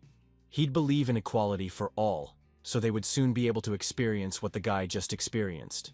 And like the fireball, the other skill scroll, the ice vortex spell, was also a very common skill. Specifically, it condenses a sharp spiral ice cone and spins it towards the enemy. But in Yilin's hands, the ice spin curse instantly underwent earth-shaking changes. Countless sharp ice spikes hundreds of feet thick formed in the air, like crystal-clear pillars, emitting a biting cold. They spun rapidly in the air, like a huge ice-colored gyroscope, carrying a destructive power, and shot towards Wu Xiaoqi and his group, who were still in shock. Wu Xiaoqi was reeling in shock, wondering how it was possible for a regular spell to have such destructive power, whereas a puzzled Yining Ning couldn't comprehend how Yilin was able to use both fire and ice spells. Wu Xiaoqi immediately used his professional angel paladin and raised the holy shield, emitting golden light to resist the attack of the ice spikes. But after blocking just the first attack, countless spiderweb-like cracks appeared on his golden shield. When the second ice spike hit, the golden shield shattered on the spot. Wu Xiaoqi's face changed drastically, and he immediately used his most powerful move. A golden sword condensed in his hand and slashed towards the ice spikes in the sky in a cross shape. Wu Xiaoqi instructed his group to attack together, believing Yilin couldn't deal with them at the same time. The crowd initially thought Yilin was elemental mage, but soon realized from their exchange that he was rather a forbidden spellcaster. However, the obvious conclusion was them figuring out the reason for his outburst, without any regard to his health and lifespan. And although Wu Xiaoqi was strong, he was completely powerless in the face of a forbidden spellmaster in the top scorer realm. After learning yet another low-level spell, the rockfall technique, Yilin raised his hand and summoned a rock to fall from the sky towards his target. However, what fell from the sky was no longer an ordinary rock, but a massive freaking boulder, like a meteor, and smashed straight towards Wu Xiaoqi and the others. Everyone seems to recognize the forbidden spell that Yilin had just casted, and their face turned pale instantly. They tried desperately to resist, but the weight of about 1,000 pounds pressing them down directly left no room for it. The fallen rock left Wu Xiaoqi and his group completely battered and broken without a single ounce of resistance left. At this point, Wu Xiaoqi could only bring up his family background once again, warning Yilin whether he plans on going against his Wu family. But Yilin simply assured him to relax. He wasn't going to kill him, and since his Wu family was so powerful, then he would just have to endure a bit of pain. Yilin raised his hand and summoned another boulder which came crushing down, shocking the crowd who could only watch. Yi Ningning tried reasoning with Yilin. Even if he wasn't afraid of the Wu family, what about the Supreme Academy? Wu Xiaoqi nodded slightly, adding that they were all students of the Supreme Academy. So was he really going to be this extreme to his own colleagues? But unexpectedly, hearing the Supreme Academy only managed to inflame Yilin's frustration even further. The Supreme Academy had rejected him, so there was no way in hell they were going to be colleagues in the future. The moment he was done talking, he waved his hand and dropped the boulder. A loud bang reverberated through the forest, as if the sky had fallen, splitting the earth apart. The entire scene was so terrifying that the crowd kept wondering if Yilin was even human. As the dust and debris subsides, the crowd was shocked to see Wu Xiaoqi and his entire group in a miserable state. They had been smashed deep into the ground, but under the influence of the rules of the top scorer realm, they were still alive. At this moment, the whole place was silent, and those who had been watching even begun to regret why they came. They held their breath and dared not even fart, for fear that Yilin would target them. Yilin called them over, instructing them to send Wu Xiaoqi and his group to get healed. They cautiously used their abilities to excavate the bruised bodies beneath the rumble. Yilin felt that the secret realm was finally quiet after he dealt with the flies. Now they can go hunt the treasure toad. Meanwhile, near the exit of the secret realm, the supervisor of this year's top scorer realm, together with 3 priests and more than a dozen professional medical staff, were patiently waiting on high alert. Zhang Qianqi believed the top scorers this year were strong, and although it hadn't been long, not a single person had approached them for medical treatment. One of the priests agreed with this assessment. After all, in previous years, they would have been very busy by now, but in that moment, a group of students urgently rushed in with some severely injured. Zhang Qianqi examined the wounds, and after ordering the priests to heal their injuries, he asked what happened. Did they encounter a high-level monster? One of the students replied sheepishly that it was actually an encounter against one of their own. He explained that Wu Xiaoqi and his entire group fought against a forbidden spellcaster. Zhang Qianqi couldn't believe what he just heard. How can a single student be responsible for such brutality? Back to Yilin and Mi Shui. They have been busy following the direction in which the golden treasure toad fled, but to no avail. If Wu Xiaoqi and the others hadn't caused trouble, the multi-treasure golden toad would never have been able to escape from their hands. In resignation, Yilin had to give up the idea of continuing to pursue the treasure toad, and besides, it was already nightfall. He didn't even touch his meal, and explained that he was already full. He just wanted to rest as much as he can because he plans to level up more the next day. Mishui had never met anyone who levels up as fast as Yilin does, so she also vows to work harder. However, when she lifted her head, she was shocked to see 3 pairs of red eyes staring at her from afar. Then a huge dog figure leaped out from the darkness. It was burly and covered with red flames. Its red eyes flashed with a ferocious glow in the dark, and had a foul-smelling and corrosive saliva dripping from its mouth as it exposes its fangs. This beast was none other than a legendary 3-headed hellhound Cerberus, a true high-level monster. The level 36 Cerberus spurted out a corrosive green liquid from its mouth. Luckily, Mishui was quick to act. She grabbed Yilin's arm and dragged his sleeping figure out of the way. Yilin was a bit stunned to have encountered such a high-level monster for the first time, and didn't expect it to be this terrifying. Yilin took the lead and directly used his flame god's breath skill. A huge, dark golden flame was hurled towards the 3-headed dog of hell. But the middle head of the hellhound opened its mouth wide and bit the dark golden sun released by Yilin. And with a gulp, it actually swallowed it. Both Yilin and Mishui couldn't help but gasp. The freaking beast swallowed the forbidden spell in one gulp. There was even a hint of mockery in the eyes of the 3-headed hellhound, as the first head opened its mouth and spewed a thick, green, foul-smelling liquid towards them. The two managed to dodge to the side, as the extremely corrosive fluid destroyed everything it touched. Yilin suddenly felt an attack from behind, and quickly leaped sideways with his fleeting dance activated. He barely avoided the fatal blow, and while in the air, he raised his hand as bits of golden light gathered in his palm, condensing into a bright and dazzling golden spear. The golden spear was like a meteor streaking across the night sky, stabbing fiercely at the 3-headed dog of hell with unstoppable power. The 3-headed hellhound growled, then opened its bloody mouth and spewed out green foul-smelling liquid, trying to resist the attack. However, the spear penetrated the corrosive fluid and pierced into the bloody mouth of the hellhound, taking one of its head off. A shrill scream was heard, and the hellhound's body trembled violently, as if it was suffering unimaginable pain. Completely enraged, the first head of the now 2-headed dog of hell opened its bloody mouth and spewed out yet another extremely thick, green, foul-smelling liquid. Only this time around, it covered a vast range. Yilin raised his hand and quickly summoned the Wailing Wall. Since the level difference between the beast and himself was below 20, the Wailing Wall blocked the corrosive flames effortlessly. He then countered with another dazzling spear, hurling it and piercing the first head of the Cerberus. With only a head left, the beast could only let out a painful roar before Yilin summoned the world-destroying thunder. With a loud boom, the 3-headed hellhound was struck by lightning and left in a charred and a sorry state. However, it wasn't dead, and the moment Mishui questioned Yilin about it, he realized that something was wrong. Alarmed, he instructed Mishu to make a run for it. Yilin had to grab her hand and bolt for cover because apparently, the Cerberus was about to self-destruct, and if they're caught within the explosion of its corrosive fluids, the damage might be unimaginable. It didn't take long for the explosion to cover a vast range of the forest, but fortunately, the two were fast enough to escape the blast range. Anyway, the reward for killing a level 36 high-grade Cerberus was 720 experience points.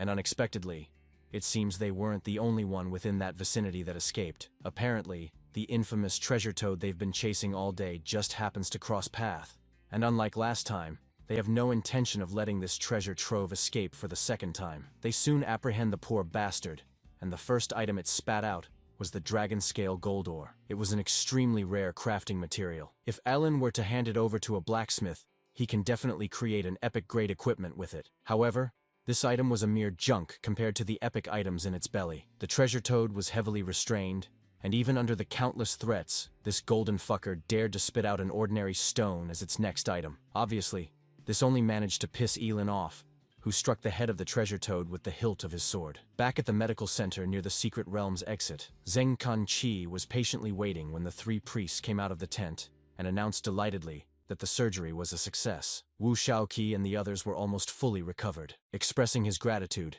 Zheng Kanqi assured them not to worry. He would report their deeds to the higher-ups for a hefty compensation. Wu Xiaoqi came out of the tent shortly after, but the moment he did, Zhengkan Qi instructed him to go rest until he was fully recovered. However, Wu Shaoqi wasn't having it. He gritted his teeth and cursed under his breath, then screamed in frustration, vowing to avenge the humiliation in a way that Elin wouldn't be able to recover. As the scene shifted back to Elin and Mi Shui, the treasure toad was now tied to a tree, still unwilling to hand over any epic item. Its belly was even bruised by Mi Shui's beating, but this golden toad was still very stubborn. Anyway, since it was unwilling to cooperate, Elin planned on giving it a quick death. The treasure toad immediately shrieked in fear upon hearing this, but Elin didn't relent, summoning a bolt of lightning in his palm. Seeing this, the treasure toad, overwhelmed with fear, let another shriek and spat out a staff with a golden glow. The staff was carved with exquisite patterns, and every detail revealed a mystery. Elin was stunned. He didn't expect the treasure toad to have such an item in its possession. He quickly checked the properties of the staff, which was an epic-grade magic staff that increases psychic strength by 50%, and make fire-type spells less costly and stronger. Elin's attitude did a complete 180, as he praised the treasure toad for its cooperation. If it had done this earlier, it wouldn't have suffered so much. With his ultimate sublimation activated, the staff was enhanced into the flame god's fury slash. Elin waved the red flame staff with a smile, and a destructive flame gathered at the tip, transforming into multiple giant blazing blade that slashed forth, cleaving through everything in its path. The aftermath was so terrifying that the two were left speechless. The treasure toad, on the other hand, showed a trace of fear in its eyes.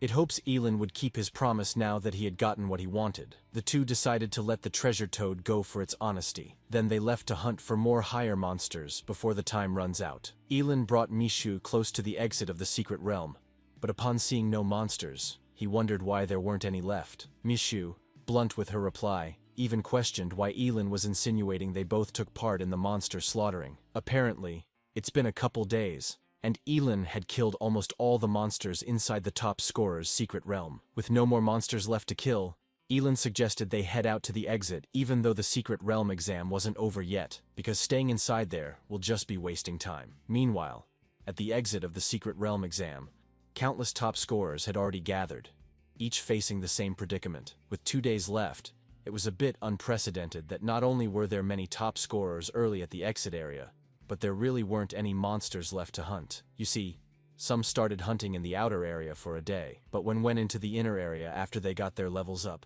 there was nothing left except fire scorches on the ground. Anyway, in that moment, someone remembered Wu Xiaoqi and his group, wondering if they were able to level up unlike the rest after recovering. But a sudden commotion caught his attention, and apparently, it was just Elin who was evidently being avoided by everyone after learning what he did to Wu Xiaoqi and his group of minions. They were absolutely terrified of the guy. Zhengqin Qi approached him, wanting to know if Elin was really sure about leaving the secret realm. After all, the top scorer's secret realm would only close in 48 hours, and exiting means that he had officially finished his trial. Elin, without any hesitation, replied that he was sure. However, before exiting, every top scorer had to record their level. The assistant supervisor nearby asked him to show his level so she can record it. Elin proudly displayed his level and profession, but downplayed this achievement as nothing. However, to the crowd and the officials, this was completely mind-boggling. Seriously, leveling up 7 times in just a few days, even Zhengqin Qi, the supervisor, had never seen such leveling speed. The crowd was also thinking the same, since most of them clearly recall him being level 18 before entering the top scorer realm. At this point, it didn't take a genius to figure out that the person responsible for killing all the monsters in the inner area of the secret realm. Elin paid them no mind and asked the supervisor if he could leave now, but Zhengqin Qi unexpectedly replied that he couldn't, and the reason was simply his level. Elin was most likely be the Nationals' top scorer this year, so he must wait until the secret realm officially closes to claim his reward. Obviously, hearing of a reward, Elin's eyes suddenly lit up as he made a prompt decision to stay. He had originally planned to return to Qingqing ASAP in order to keep out of trouble. After all, he had offended Wu Xiaoqi, who was the local tyrant in Shenzhen City. And speaking of that fucker, he suddenly appeared, complaining like the rest of the crowd. Wu Xiaoqi was also unlucky, and apparently, he had spent so much effort to catch a golden treasure toad, but there was nothing inside its stomach. And on top of that, he saw no monsters, despite searching for an entire day. Anyway, like everyone else, his attention was immediately drawn to the commotion nearby. Wu Xiaoqi wondered curiously what was going on, only to be informed that all the monsters inside the secret realm were wiped out by Elin. And to make matters even worse, Elin was now level 25. Wu Xiaoqi's face instantly morphed with an expression of eating a huge chunk of shit as he cursed loudly, and upon seeing this reaction, Mi Shui spared no time rubbing his face in. After all, it was a bit embarrassing that the infamous young master of the Wu family entered the top scorer realm with level 22 and was now exiting with the same level. Wu Xiaoqi scoffed and replied sharply, commenting on how disgusting it was that a short-life forbidden spellcaster snatched all the monsters. Yiningning agreed. After all, no one with Elin's class had lived past the age of 25. So what was the point of cultivating? Elin was simply affecting them. The real future of Daxia. Mi Shui was furious on Elin's behalf. She believes it was Wu Xiaoqi and his group's own incompetence that their skill wasn't enough to kill high-level monsters in time. And yet they have the audacity to mock Elin. Suddenly, the sky over the top scorer realm instantly became gloomy, as if all the light was swallowed up. Everyone's heart tightened, and an inexplicable fear spread. At this moment, a deafening roar came from the center of the secret realm, as if something was awakening underground. Immediately afterwards, the entire secret realm began to shake violently, making them dizzy. Their face changed drastically the moment they saw that the exit of the top scorer's secret realm had been closed at some point, and no matter how Zhang Sanqi tried, he couldn't reopen it. Then, a scarlet light shot up from the depths of the secret realm, breaking through the shackles of darkness and illuminating everyone's face. In the light, huge monsters could be vaguely seen. They had different shapes. Some had horns, others had wings, and the rest were covered with scales, emitting a strong, evil aura. Zhang Kangqi's pupils shrank sharply, unable to maintain his composure. His voice even trembled slightly. It was a demon invasion. You see, monsters are divided into low and high levels. High-level monsters can even command low-level monsters. And above these monsters, there was an even more terrifying existence. The demon clan. No one knows where the demons came from. The only thing known was that every demon was extremely terrifying. Not only did they possess intelligence that was no less than that of humans, but they could even speak human language. Every time demons appeared on planet Blue Star, it was an unparalleled catastrophe. Yet, at this moment, Zhang Kangqi could clearly see them in their vast numbers. He suddenly calmed his nerves and faced the demons. He even got pissed off that they dare trespass in human territory. "How bold!" he shouted. However, the demons ignored him.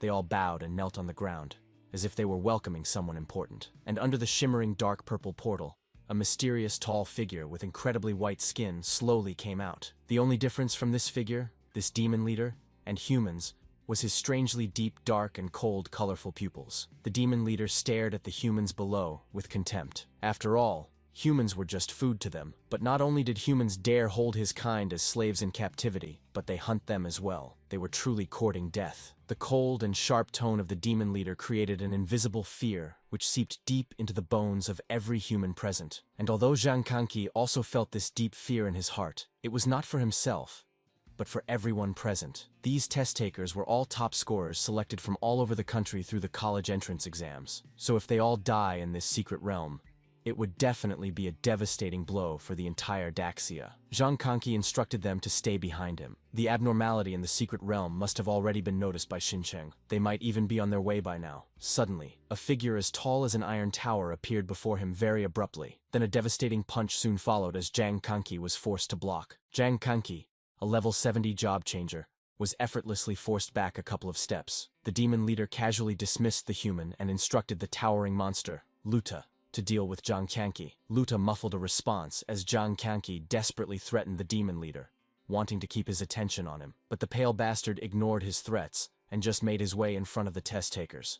Then reassured them not to worry, he just wants to play with them. The demon leader showed his level to be 20. And explained he had heard they were the strongest humans selected this year. And according to humans' leveling system, since he was just level 20 at most, he was someone they can deal with, right? The demon leader wants them to fight him, and if they win, he would let them leave the secret realm. In confusion, the test takers stared intently and found that the aura emanating from the demon leader was indeed not far from that of a level 20 monster. They initially thought the demon leader was an invincible and terrifying enemy, but upon realizing his level, they started wondering what was there to be scared of. Suddenly, the top scorer of Chao City, Lin Ziyan, boldly walked out of the crowd. He was a level 21 divine knight with short hair and clear muscle lines. The very moment Lin Ziyan closed the distance between himself and the demon leader, the crowd began to cheer him on, believing they had the advantage.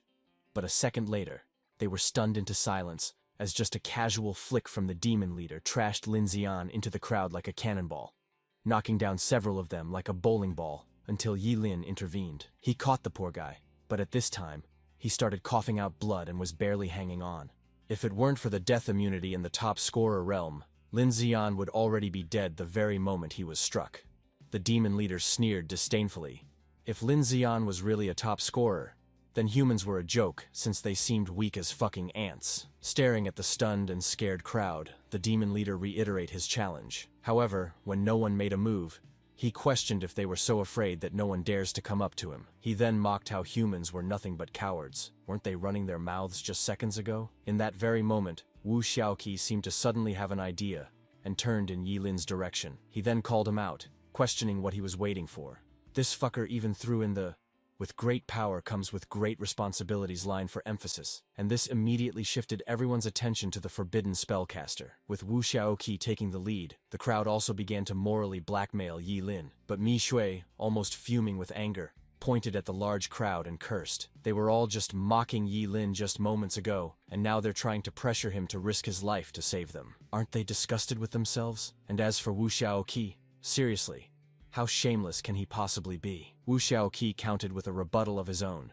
He stated that if Yi Lin hadn't injured them and killed all the monsters, preventing them from leveling up, they wouldn't be in this situation where he's the only one capable of facing the demon leader. Yi Lin, cool and composed, walked up to Wu Xiaoqi and replied that he was fine facing the demon leader. But his equipment, on the other hand, wasn't on par, so how about Wu Xiaoqi and his group hand theirs over? They can give him their high-grade equipment to increase his chances of winning. Wu Xiaoqi didn't like this suggestion, and replied that Yi Lin was asking for too much. Yi Lin simply asked if risking his life to fight a demon leader wasn't already considered asking too much of him. Yet Wu Xiaoqi wasn't even willing to give him a high-grade equipment. Cornered, Wu Xiaoqi agreed to the request and even advised Yi Lin not to be too cocky. They were handing their high-grade equipment over, but whether Yi Lin would live to use it was a different matter. After gathering all the high-grade equipment, Yi Lin entrusted them to Mi Shui and made his way to the demon leader, who was patiently waiting for the entire farce to end. He scoffed, a bit baffled at the humans who he sees as nothing but food.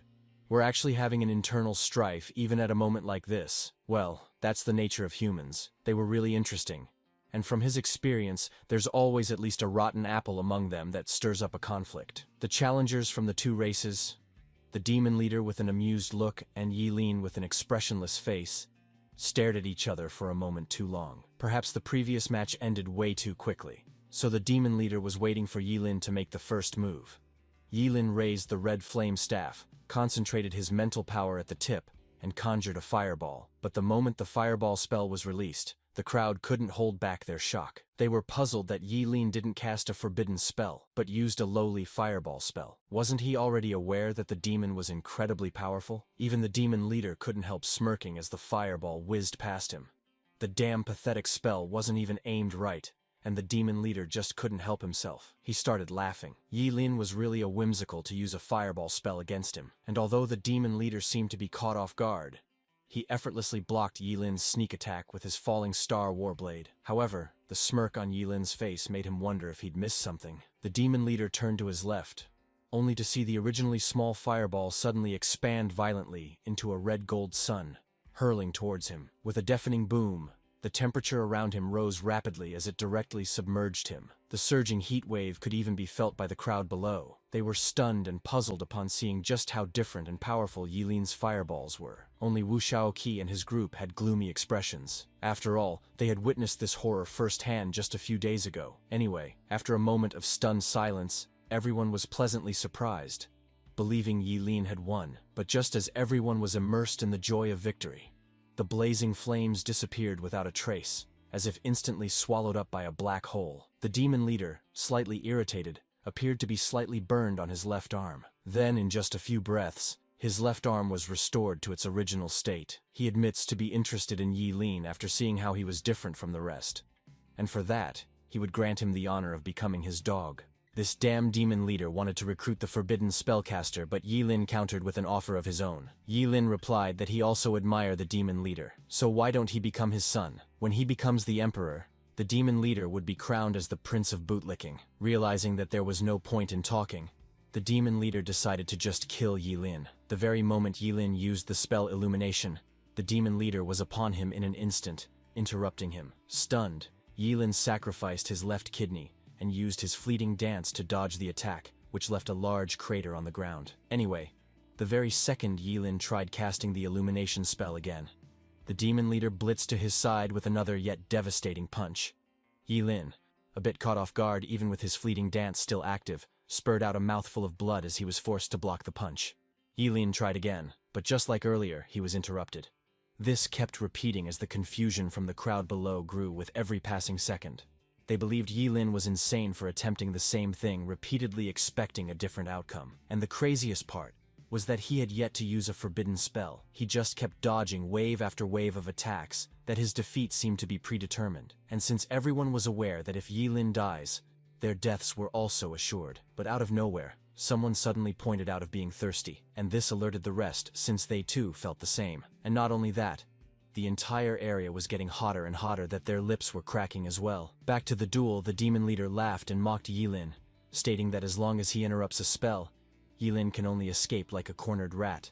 So in the end, Yilin was just as weak as the rest below. Yilin, huffing profusely, simply told the idiot to look around since he hadn't caught on what he had been doing. The demon leader was stunned to see countless illuminating spells hovering everywhere around him. The entire airspace became a landmine, waiting to be detonated. The demon leader, baffled and confused, turned from side to side, wanting to know what and when this happened. Yilin spared no time triggering the ordinary illumination spell to explode. You see, the spell, Illumination, was practically a little skill of the fire element which releases a minuscule ball of bright flame. However, under the shocked and horrified gazes of everyone, flames even more violent than before burst forth as the air around the demon leader seemed to be ignited, forming a vortex of hot flames as it closed in on its target. And although the demon leader was caught off guard yet again, he was quick to cast a huge dark magic shield condensed from the surging magical power around him. The collision of flames and magic stirred up a massive gust of wind,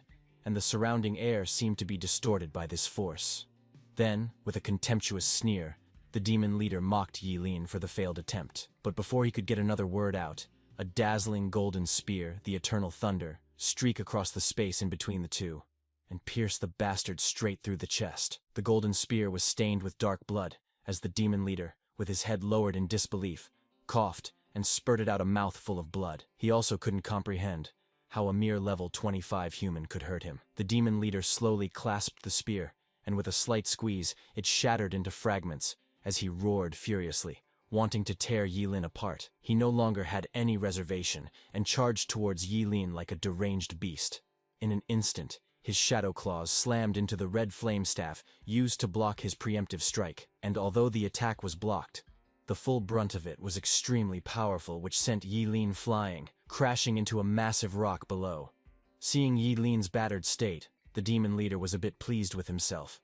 He intended on cutting Yilin's head off as a trophy, but amidst the debris, Yilin sacrificed his duodenum and activated the burning reincarnation forbidden spell. With the 50% fire elemental amplification of the red flame staff and the active burning karma status enhancement, Yilin held nothing back and went all out, daring the fucking bastard to withstand his next attack like he did previously. He again used an elemental fire spell, the Illumination spell, only this time around, countless number of them were summoned at once. Then the very next second, they exploded with an extremely terrifying power. A trace of fear flashed in the eyes of the demon leader as he hurriedly condensed his magic power into an indestructible magic shield for the second time. However, the flames seemed to be beyond his expectation. With the dual bonus of the burning reincarnation and the red flame staff, the power of this forbidden spell was now enough to threaten a level 50 job changer. Cracks appeared on the magic shield one after another as it began to tremble violently under the scorching flames. With another impact, the giant magic shield shattered, and the flames directly hit the demon leader like a sledgehammer, slamming him into the earth like a crashing meteor. For a moment there, the crowd was stunned into silence, their shock and fear clearly evident, simply because the attack they just witnessed was extremely horrifying and brutal. But more importantly, it seemed that Yilin had truly won this time around, because the arrogant bastard couldn't even muster the strength to get up. It didn't take long for the smoke and debris to subside, leaving a massive crater similar to a meteor crash. And at the center of this crater was a charred figure, trembling in defeat. It seemed that although the demon's recovery ability was strong, it also had its limits. Barely conscious, the demon leader knew he'd lost even though he didn't want to accept it. Evidently, he still couldn't fathom how a mere human possessed such formidable combat power at level 25. Meanwhile, Luda, upon seeing the current state his lord was in, cursed furiously and charged towards Yi Lin, dismissing his fight with Zhang Qianxi, who was huffing profusely in exhaustion. He warned Yi Lin to watch out, but at this point, it was unwarranted because everyone, including Yi Lin, could clearly see the freaking brute charging in like a freaking with no brakes. Yi Lin suspects Luda to be above level 100 and was certain he couldn't defeat such a monster with his current level. Fortunately, something unexpected intervened, cleaving through Luda midair and instantly splitting his sorry ass into two halves. The crowd, especially Zhang Qianxi, was relieved and delighted upon seeing the attacker, He Yunfeng, the city lord of Shunqing. This meant that they were saved. After all, as the lord of a top city, He Yunfeng's strength was among the best in the entire Daxia, and since the demons dared to sneak into human territory and cause trouble, it seems they've already purchased a one-way ticket to hell. He Yunfeng calmly raised his hand as a bright golden beam shot out from his fingertips like laser cannons, raining down on the group of monsters below like a meteor shower. Obviously, this overwhelming showcasing of power further dazzled the crowd, whom were astonished just witnessing how strong the city lord of Shunqing really was. Anyway, as the scene cuts back to the demon leader, the contemptuous no longer had the arrogant demeanor he flaunted earlier, and as a subordinate of his helped him to his feet, he was urgently informed about the need to leave because they were clearly outmatched against He Yunfeng. The demon leader, already aware of Yilin's name, finally introduced himself as Gallagher. He promised to remember Yilin, declaring that one day he would avenge his humiliation by cutting off Yilin's head as a reward. And with that, he fled towards the shimmering rift connecting to the demon realm. Yilin just watched his departing figure without engaging, but luckily, He Yunfeng spotted this, and was even more annoyed that Gallagher was now fleeing like a sewerage rat. He shot out a massive golden beam which streaked across the night sky like a bullet. Gallagher was warned to watch out as the golden beam closes in. His eyes widen in horror as he realized that there was no time to dodge. So he summoned a gigantic demonic hand from the depths of the earth to intercept. With the collision imminent, he tells the city lord not to get too cocky. And just like that, a loud bang reverberated upon impact, creating a massive cloud of smoke. It took a moment for the smoke to subside, and this created the perfect opportunity for Gallagher to slip into the rift. But before entering, he challenged He Yunfeng to come to the demon realm if he dare. He Yunfeng calmly retorts that there will come a day when Daxia's warriors would enter the demon realm and slaughter the entire demon clan. Anyway, with the demon invasion finally suppressed, He Yunfeng made his way to the ground and offered his apologies to everyone, especially the top scorers.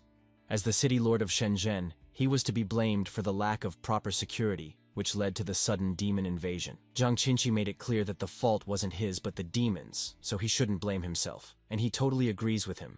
There would eventually be a day when they would not only wipe all demons and monsters from Daxia's land, but conquer the demon realm as well. Turning in the direction of the top scorers, He Yunfeng informs them that the teleportation portal had been restored. Also, they can rest assured knowing the test results would be published later. The candidates who were seriously injured by Gallagher and his demon minions stayed to receive treatment, whereas the rest left the secret realm and made their way back to the hotel where they originally stayed. Outside, Yilin silently let out a sigh of relief, glad the entire incident was finally over. Back at the hotel, Yilin was still reeling about the demon encounter in the top scorer realm when a sudden knock on his door jolted him out of his thoughts.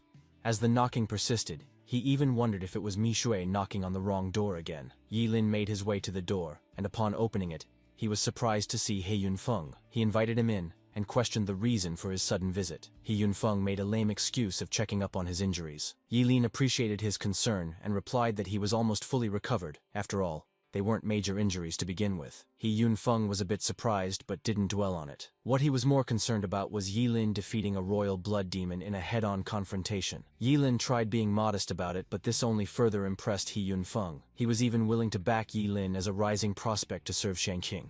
Stunned, Yilin reiterated what he just heard, questioning if He Yunfeng was really serious. He Yunfeng confirmed that he was. He was very much aware that Yilin was a forbidden spellcaster, and although cultivating a student of his profession was indeed not worth it, The demon clan seemed to be scheming something major, so the city of Shanqing needs an existence capable of deterring them if the need arises. Yilin was still reeling about the fact that a prosperous city like Shensheng was willing to cultivate him. This was an extremely beneficial deal, no matter how he looks at it, and although he really wants to accept the offer right away, he needed to first ask Zhuge Qianqing, his teacher. He Yunfeng agreed, and even offered to personally go to Qincheng and ask Zhuge Qianqing himself. This was unexpected, but before he could reply, another knock on his door interrupted the two. Yilin informed the person at the other end that the door wasn't locked. A waitress wearing a maid outfit with cat ears and black stockings presented a tray of fruits. She informed him that the fruits were prepared by the hotel for the top scorers. Yilin thanked her as she walked in with the clattering of her high heels. The moment she placed the fruit tray on the table, Yilin cleverly antagonized her, pointing out the sudden pungent smell. Her expression suddenly changed, and He Yunfeng was quick to notice her murderous intent. He warned Yilin to watch out as she launched towards him with a dagger. He Yunfeng intercepted the attack and questioned who sent her. The level 50 assassins was ashen to see the city lord as he reiterated his earlier question, and even though he threatened to kill her, she was unwilling to reveal the person responsible. She knew very well that being caught in the act by He Yunfeng, she would either die or live a life worse than death. But her family will be fine, however. If she offends the Wu family, her whole family might be ruined. Therefore, in the current situation, the best option was her death to settle her debts. And as for whether the city lord would investigate the person responsible, that's his business. So, the moment she was trashed across the room by a simple kick from He Yunfeng, she quickly grabbed the dagger she dropped, and without any hesitation, she plunged it straight into her stomach. It took less than a second for the bitch to drop dead from the poison coated on the dagger. He Yunfeng narrowed his eyes, his face gloomy as he stared at her lifeless corpse. Obviously, the people behind this assassination weren't ordinary, since a level 50 job changer chose suicide rather than reveal their identity. And what's more, the poison used seemed to be extremely powerful to be able to instantly kill her. Yilin suspects the Wu family as He Yunfeng reassured him not to worry. He would personally investigate this incident thoroughly and make Wu Xiaoqi apologize to him, but Yilin knew a simple half-ass apology wouldn't stop the Wu family for trying again, so he decided to give up the offer on joining Shenqing. His reason was simple. He was afraid he wouldn't live past a month if he stayed. He Yunfeng walked off, furious at the Wu family for crossing the line, but he still intended on investigating, and the moment he left the room, there was another knock on the door. Yilin was close to losing it when he noticed that it was Mi Shui. She rushed inside, all excited, informing Yilin that the results were finally out. And as expected, he was the nation's top scorer. Mi Shui even added that he had brought honor to his family. But upon realizing Yilin was an orphan, she visibly tensed up, a bit embarrassed. Anyway, since her teammate was awesome, she wanted to take a photo to commemorate his achievement, and also boast about clearing a dungeon with the nation's top scorer. But in doing so, she found the dead woman behind them. Mi Shui freaked out, questioning why a dead person was inside Yilin's room. But before answering, Yilin delegated the task of cleaning up to her. He also had to stop her imagination from running wild.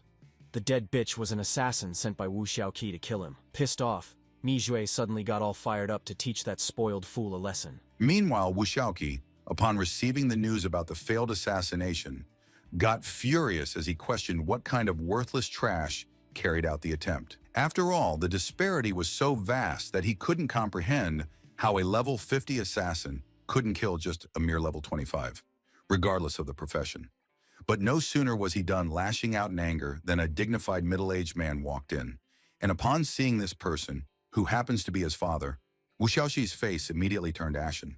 The middle-aged man sneered, his face full of disappointment and rebuke, as he questioned Wu Xiaoqi if he even respected him as his father. He didn't care if his son sent someone to deal with Yilin, but why did he have to be so stupid to do it in front of the city lord? A sudden unease washed over Wu Xiaoqi, and he could only reply that he didn't know. He had no idea He Yunfeng would be there, but his father wasn't having it. Anyway, since he was the direct heir of the Wu family, He Yunfeng will most likely give him a minor punishment as a warning and won't do anything devastating to him. Wu Xiaoqi was then instructed by his father to pack his things. They were going to apologize to the city lord. The young master of the Wu family immediately deflated like a wilted eggplant, not daring to utter a single word in rebuttal, but his resentment towards Yilin only grew stronger. Later during the next day, Yilin soon received the National Champions Award, which was personally presented to him by the city lord He Yunfeng. As the top scorer in the national exam, he was to receive only 2 rewards, both of legendary grade. But to be honest, Yilin initially thought he was going to receive money, but receiving a legendary skill scroll and equipment would also do, especially since the ranks above legendary were forbidden spells and god tier equipment.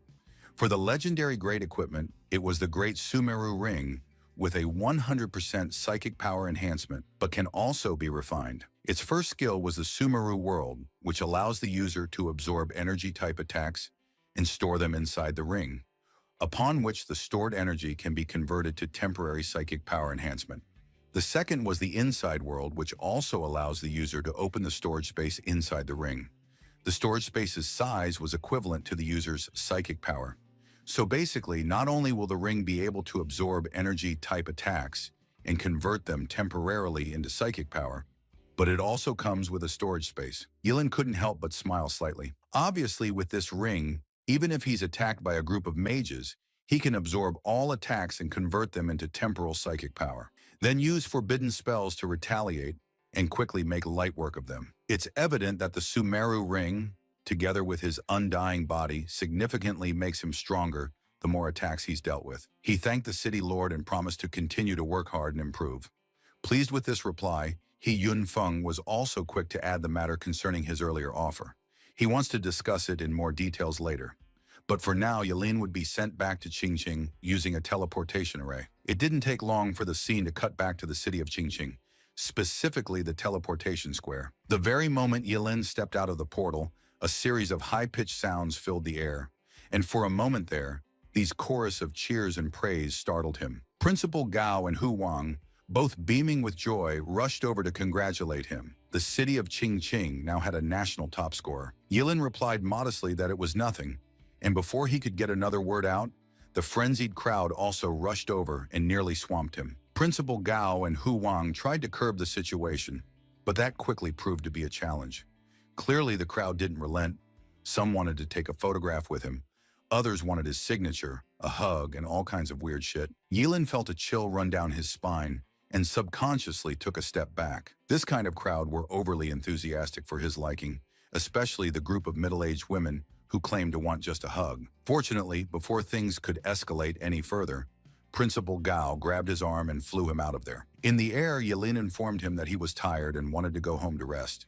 But seeing Principal Gao heading in the wrong direction, the old guy explained that Zhuge Qianxing wants to meet him first. He led Yilin through a couple winding alleys and soon entered Zhuge Qianxing's courtyard. Zhuge Qianxing, who was making tea, couldn't help but smile when she saw Yilin's disheveled state. Pouring himself a cup, he remarked that it seems being the top scorer in the nation wasn't easy. Yilin sighed and agreed, replying that it wasn't. However, the rewards were still quite generous. It was clearly evident that Yilin looked exhausted, so Zhuge Qianxing suggested he go rest.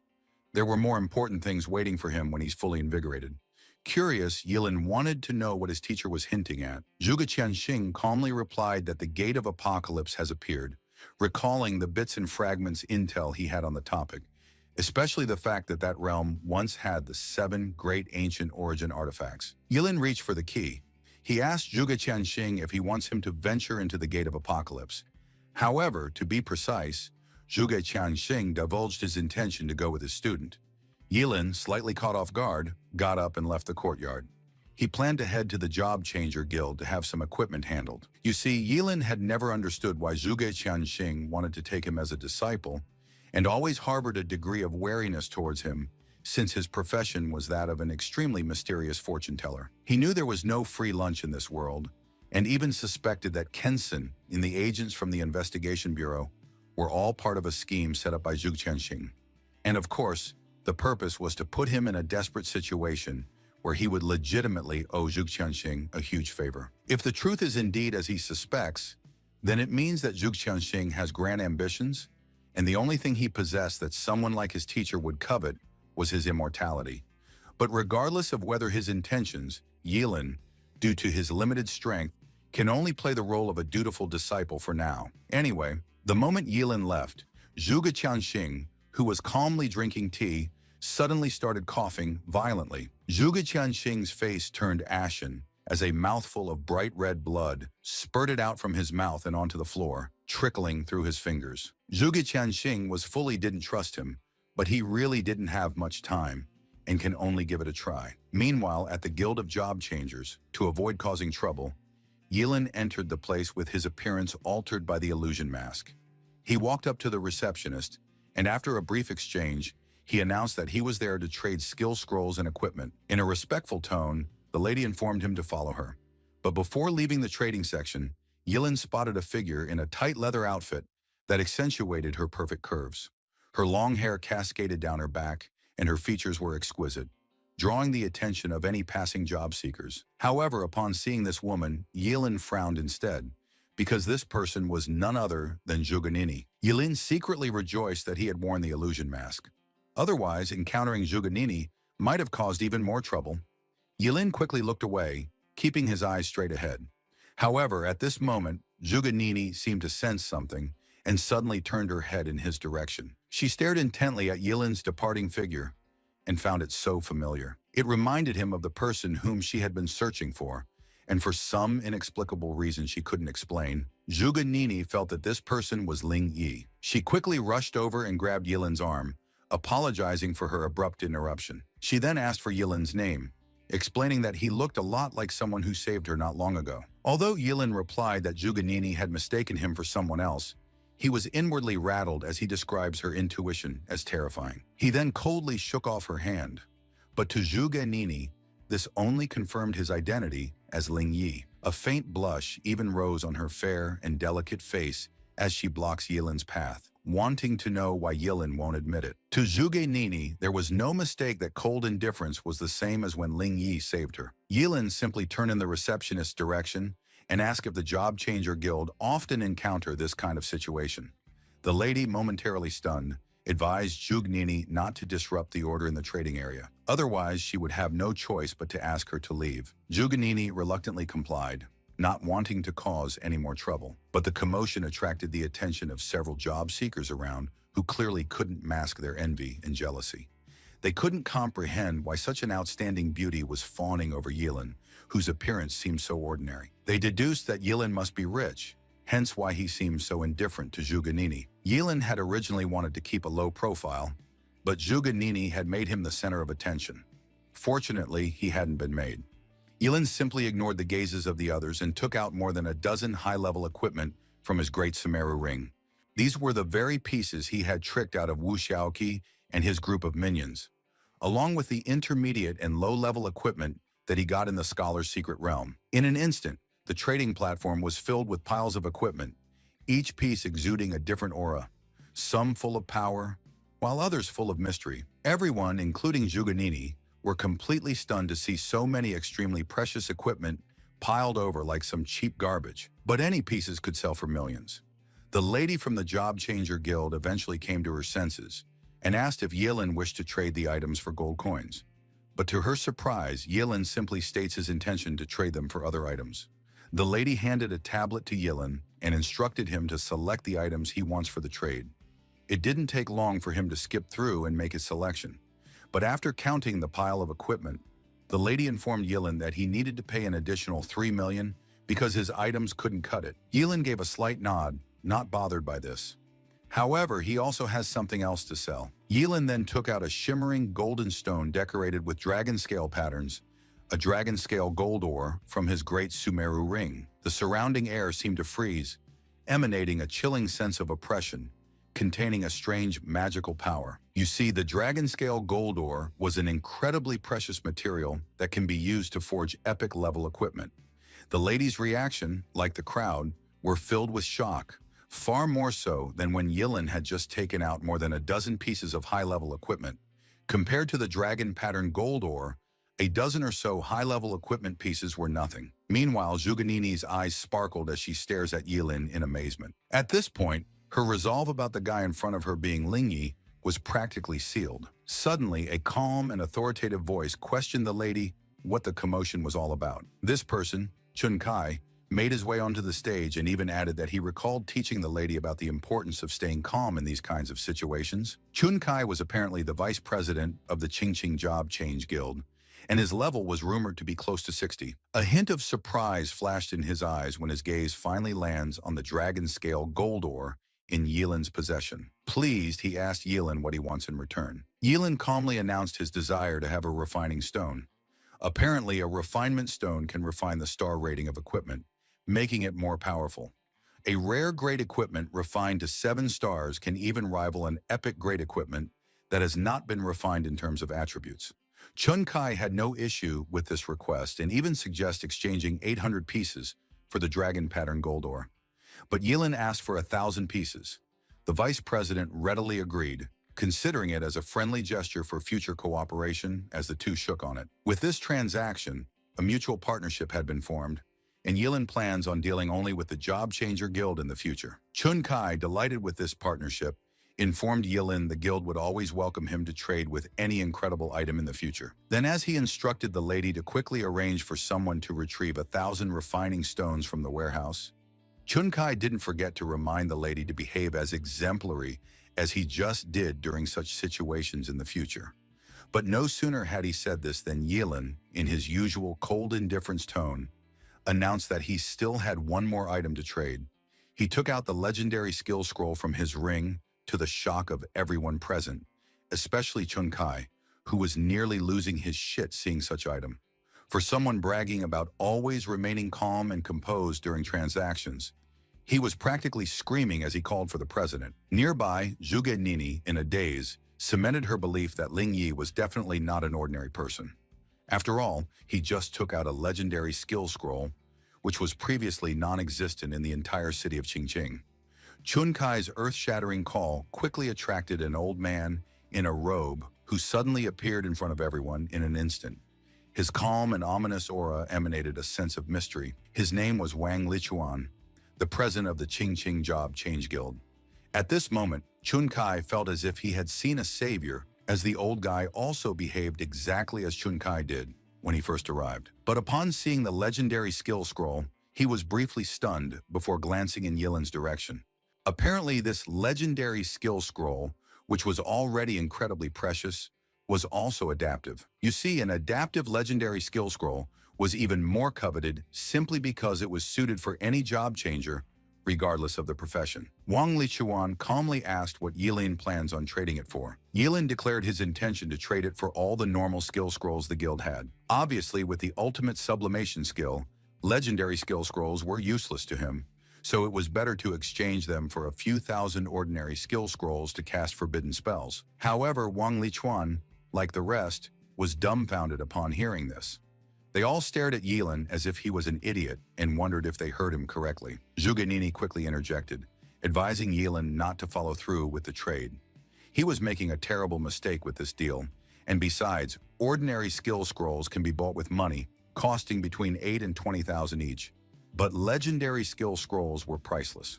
Zhuge Nini even offered Yilin the needed fund if he was short on money. And although Zhuge Nini was sincere and resolved with her offer, Yilin directly refused without hesitation. Wang Lichuan asked if Yilin was sure about the trade, and the moment he replied that he was, the old man quickly ordered the staff to retrieve all the ordinary skill scrolls they had, and not a single one should be left behind. Soon the transaction was complete, and Yilin was offered the highest level membership card from the guild.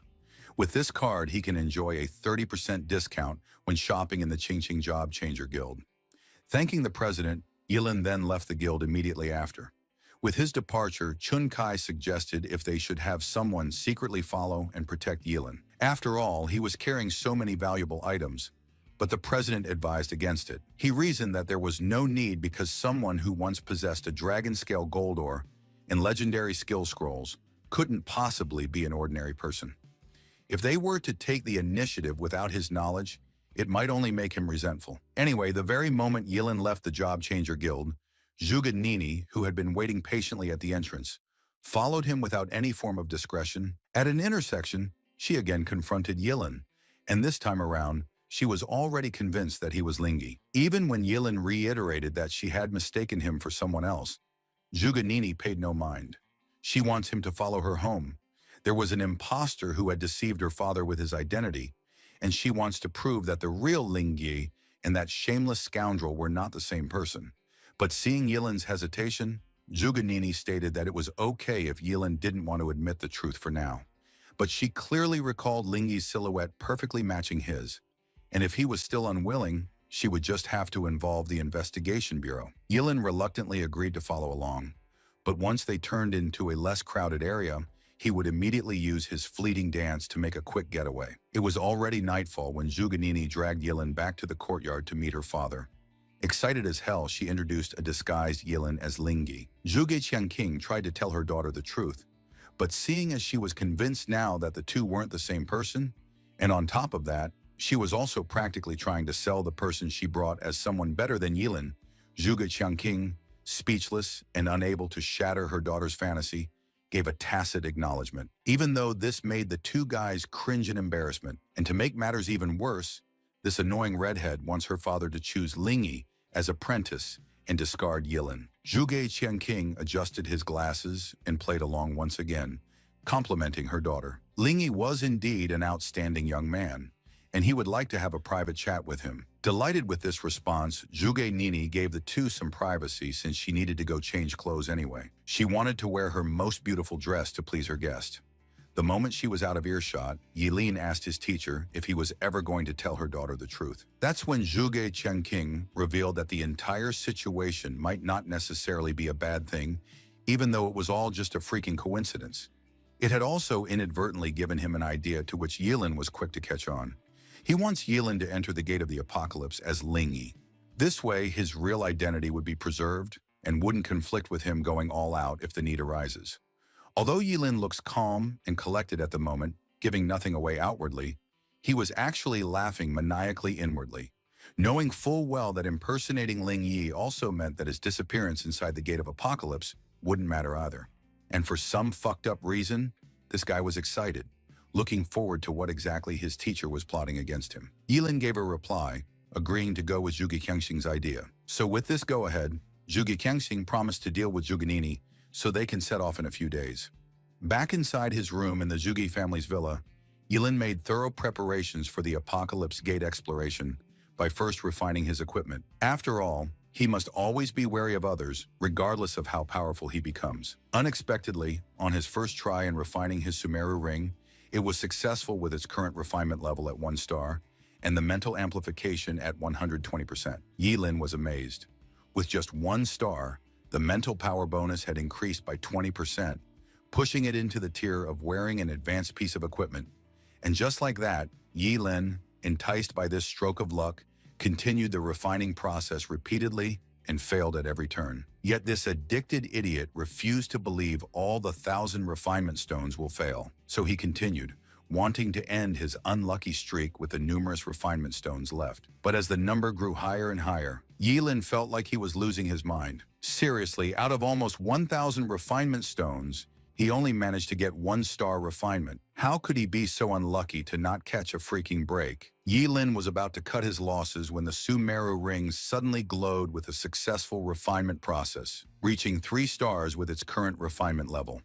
The mental power amplification rose to an astonishing 160%, further dazzling the broke national top scorer. Early the next day, Yilin decided to pay Jilingyu a visit to see how he was faring. It's been quite some time, but the moment he descended downstairs, a delighted Zhuge, believing he was Lingyi, stated what a coincidence their encounter was because her crush was also going out for some fresh air too.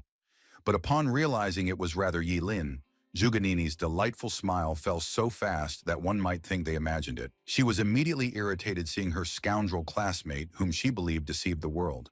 And hadn't her father already made it clear to him that she had found the real Lingyi? So what was he still doing in her house? Yilin was not in the mood for her bitchy attitude and simply replied that he was just leaving after packing up his stuff. But of course, this bitch wouldn't be called Zhuge if she didn't have the last word. She rudely brushed off Yilin's departure as something he should have done long ago, so she wouldn't be seeing him off. Yilin also shouldn't leave anything behind just to have an excuse to return. Yilin left without another word, knowing full well engaging in a verbal spat with this bitch was absolutely pointless. He made his way to the G family's villa an hour later, and the new butler led him into the villa's courtyard. It didn't take long for Jilingyu to spot him and quickly rushed over. Excited, he expressed how much he'd missed him, and also wondered why he wasn't informed about his visit in advance. If he had known, he would have sent a car to pick him up. After the two exchanged a quick pleasantries, Yilin asked about his friend's injuries. Jiling Yu replied he was doing great. His dad found him the best priest in Qingqing to treat his injuries. Yilin then asked for a favor. He came to see Jiling Yu about something important. Jiling Yu just wants his boss to tell him what the matter was, and even though it was undisclosed, Yilin basically wants Jiling Yu to spread some information for him. Jiling Yu, a bit puzzled, wanted to know if that was all, and Yilin just simply gave a nod. He then assured Yilin not to worry, this issue was no problem at all. Shortly after, at the center of the most crowded streets in Qingqing, the news of the student who just won the nation's top scorer title, Yi Lin, was frequently seen visiting high-end entertainment venues. Most of the crowd, wanting to know exactly what was going on and why the national top scorer had become so depraved, speculated that Yi Lin was probably really going to die soon from overexerting his body and snatching the title. This was why he had fallen so low. Then gradually they lost interest in him. After all, everything was about interest in the adult world. And a top scorer who indulges in wine and women and willingly degenerates can't provide them with much value. Some laments that it was a shame. If Yi Lin wasn't a forbidden spellcaster, the city of Qingqing would have really produced a true dragon. Amidst the crowd, Zhuganini watched the news and comments on how hopeless her scoundrel classmate was. Anyway, after the days of build-up, Yilin was certain the attention on him as the national top scorer had died down significantly. Disguised as Ling Yi, it was already nightfall when he returned to the Zhuge family's villa. And upon seeing his return, Zhuge Qingqing asked if he was ready. After receiving an affirmative reply, the two were about to set off when someone suddenly called out to Ling Yi. Obviously, it was none other than the redhead bitch, Zhuganini, who was blushing profusely as she invites her crush to go watch a movie when he returns. Yi Lin curtly replied that they would talk once he's back, and Zhuganini could only dutifully agree, hoping he'd be careful. Her father bid her farewell, and soon the two took off in a black set of wheels. On the way, Yi Lin asked if they were heading to the teleportation portal. Zhuge Qingqing replied that there was no need, because the Gate of Apocalypse was right in the wilderness of Qingqing. Also, Yi Lin shouldn't call him teacher, otherwise it could expose his identity. He can simply call him Mr. Zhuge Qingqing instead. The ride was brief, so they arrived in less than no time. They got out of the car and made their way to the Apocalypse Gate, where it seems other people were already waiting. Yilin was stunned with the gate's enormous size, and Zhuge Qingqing comments on how he too was surprised when he saw it for the first time. As the two approached, they met a familiar face who seemed a bit gassed that Zhuge Qingqing made it. If he hadn't arrived anytime soon, someone would have been sent to find him. As the two exchanged a firm handshake and a forced pleasantries, Tan Qingjiang was officially introduced as the Deputy Director of Qingcheng Investigation Bureau. Tan Qingjiang handed the key in his possession back to Zhuge Qingqing, wanting him to do the honors by opening the Gate of Apocalypse.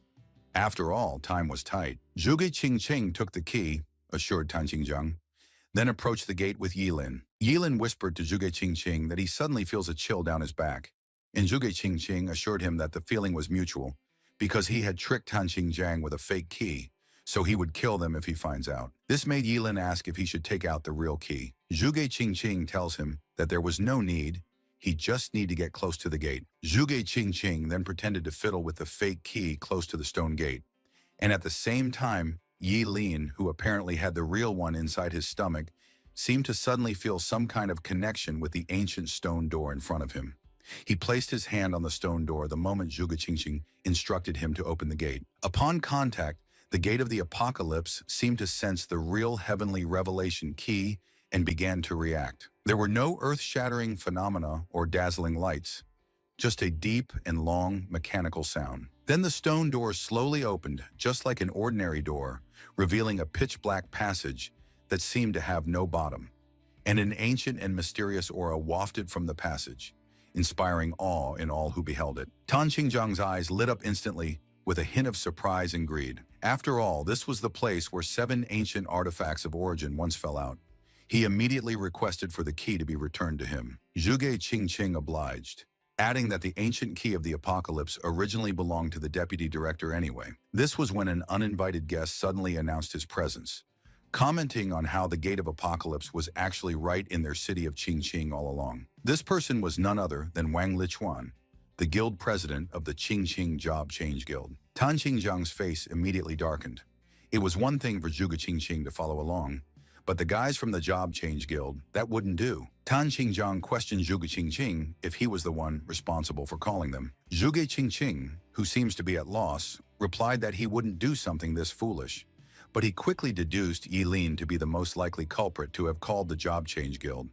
After all, if he wanted to take action against him, the more muddied the water was, the more advantageous it would be for him. Wang Lichuan feigned being surprised about their coincidental encounter and asked if they could tag along for the treasure hunt.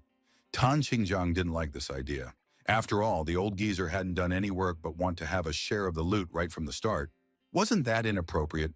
Wang Lichuan proposed the Job Change Guild takes the lead, scouts ahead, and even become cannon fodder if necessary. Tan Qingjiang took a moment to think of the proposal and find it appealing. Since the Job Change Guild was already there, they sure as hell won't leave empty-handed.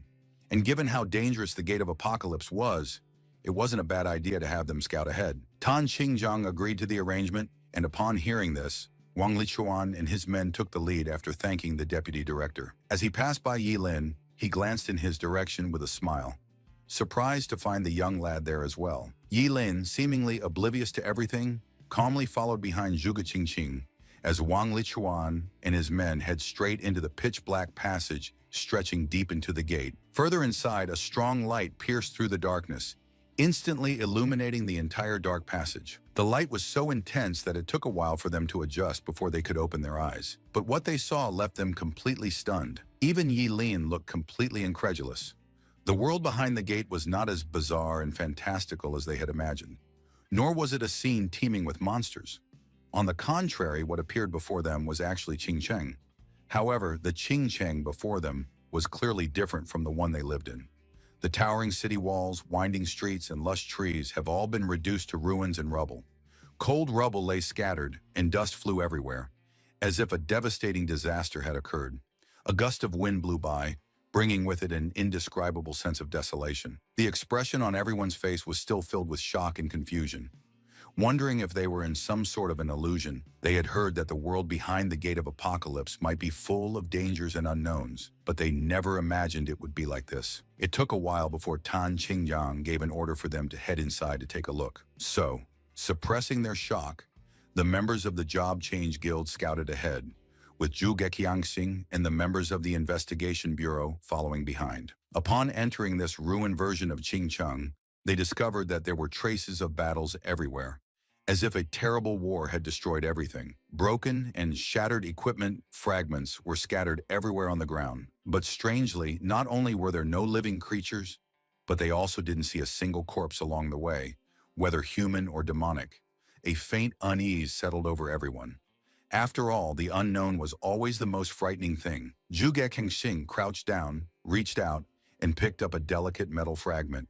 Its edges were sharp, and it was covered with ancient runes. Tan Qingjiang asked if he had discovered anything, and he simply answered that the metal was a fragment of a divine artifact. But unfortunately, it has lost all its value over the years. This was some sort of a positive start for the group, but after searching for hours, Wang Lichuan, visibly frustrated, expressed his displeasure of not finding anything.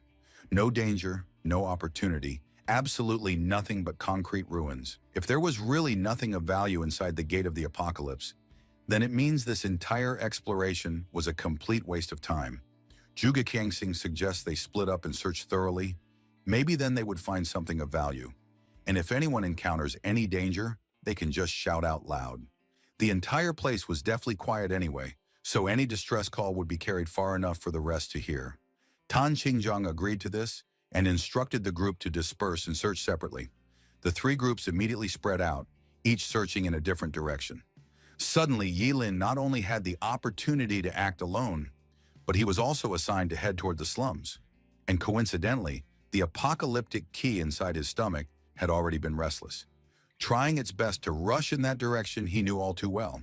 However, since he didn't trust anyone nor intend on telling a soul, whether it was Zhuge Qiangxing, whom he had reason to believe had begun to doubt him, or Wang Lichuan, whom he had summoned, he didn't rush to the slums following the guidance of the key. Instead searched along the way, going into any building he encountered to see if he could find anything. Then, out of any prying eyes, he took out a scroll containing the underground escape technique. It was a technique that allows a mage to manipulate the surrounding earth elements with their own mental power, allowing them to move freely underground within a distance not exceeding 50 meters. But upon using his ultimate sublimation talent, the technique was fully upgraded to spatial leap.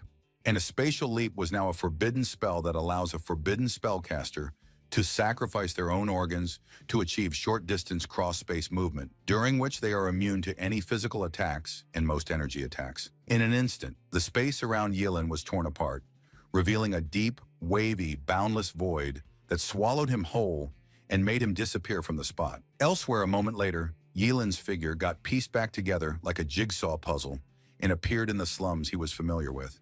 And before him stood a dilapidated, low-lying apartment, its walls covered with withered vines and moss. This was his home back in the real city of Qingqing.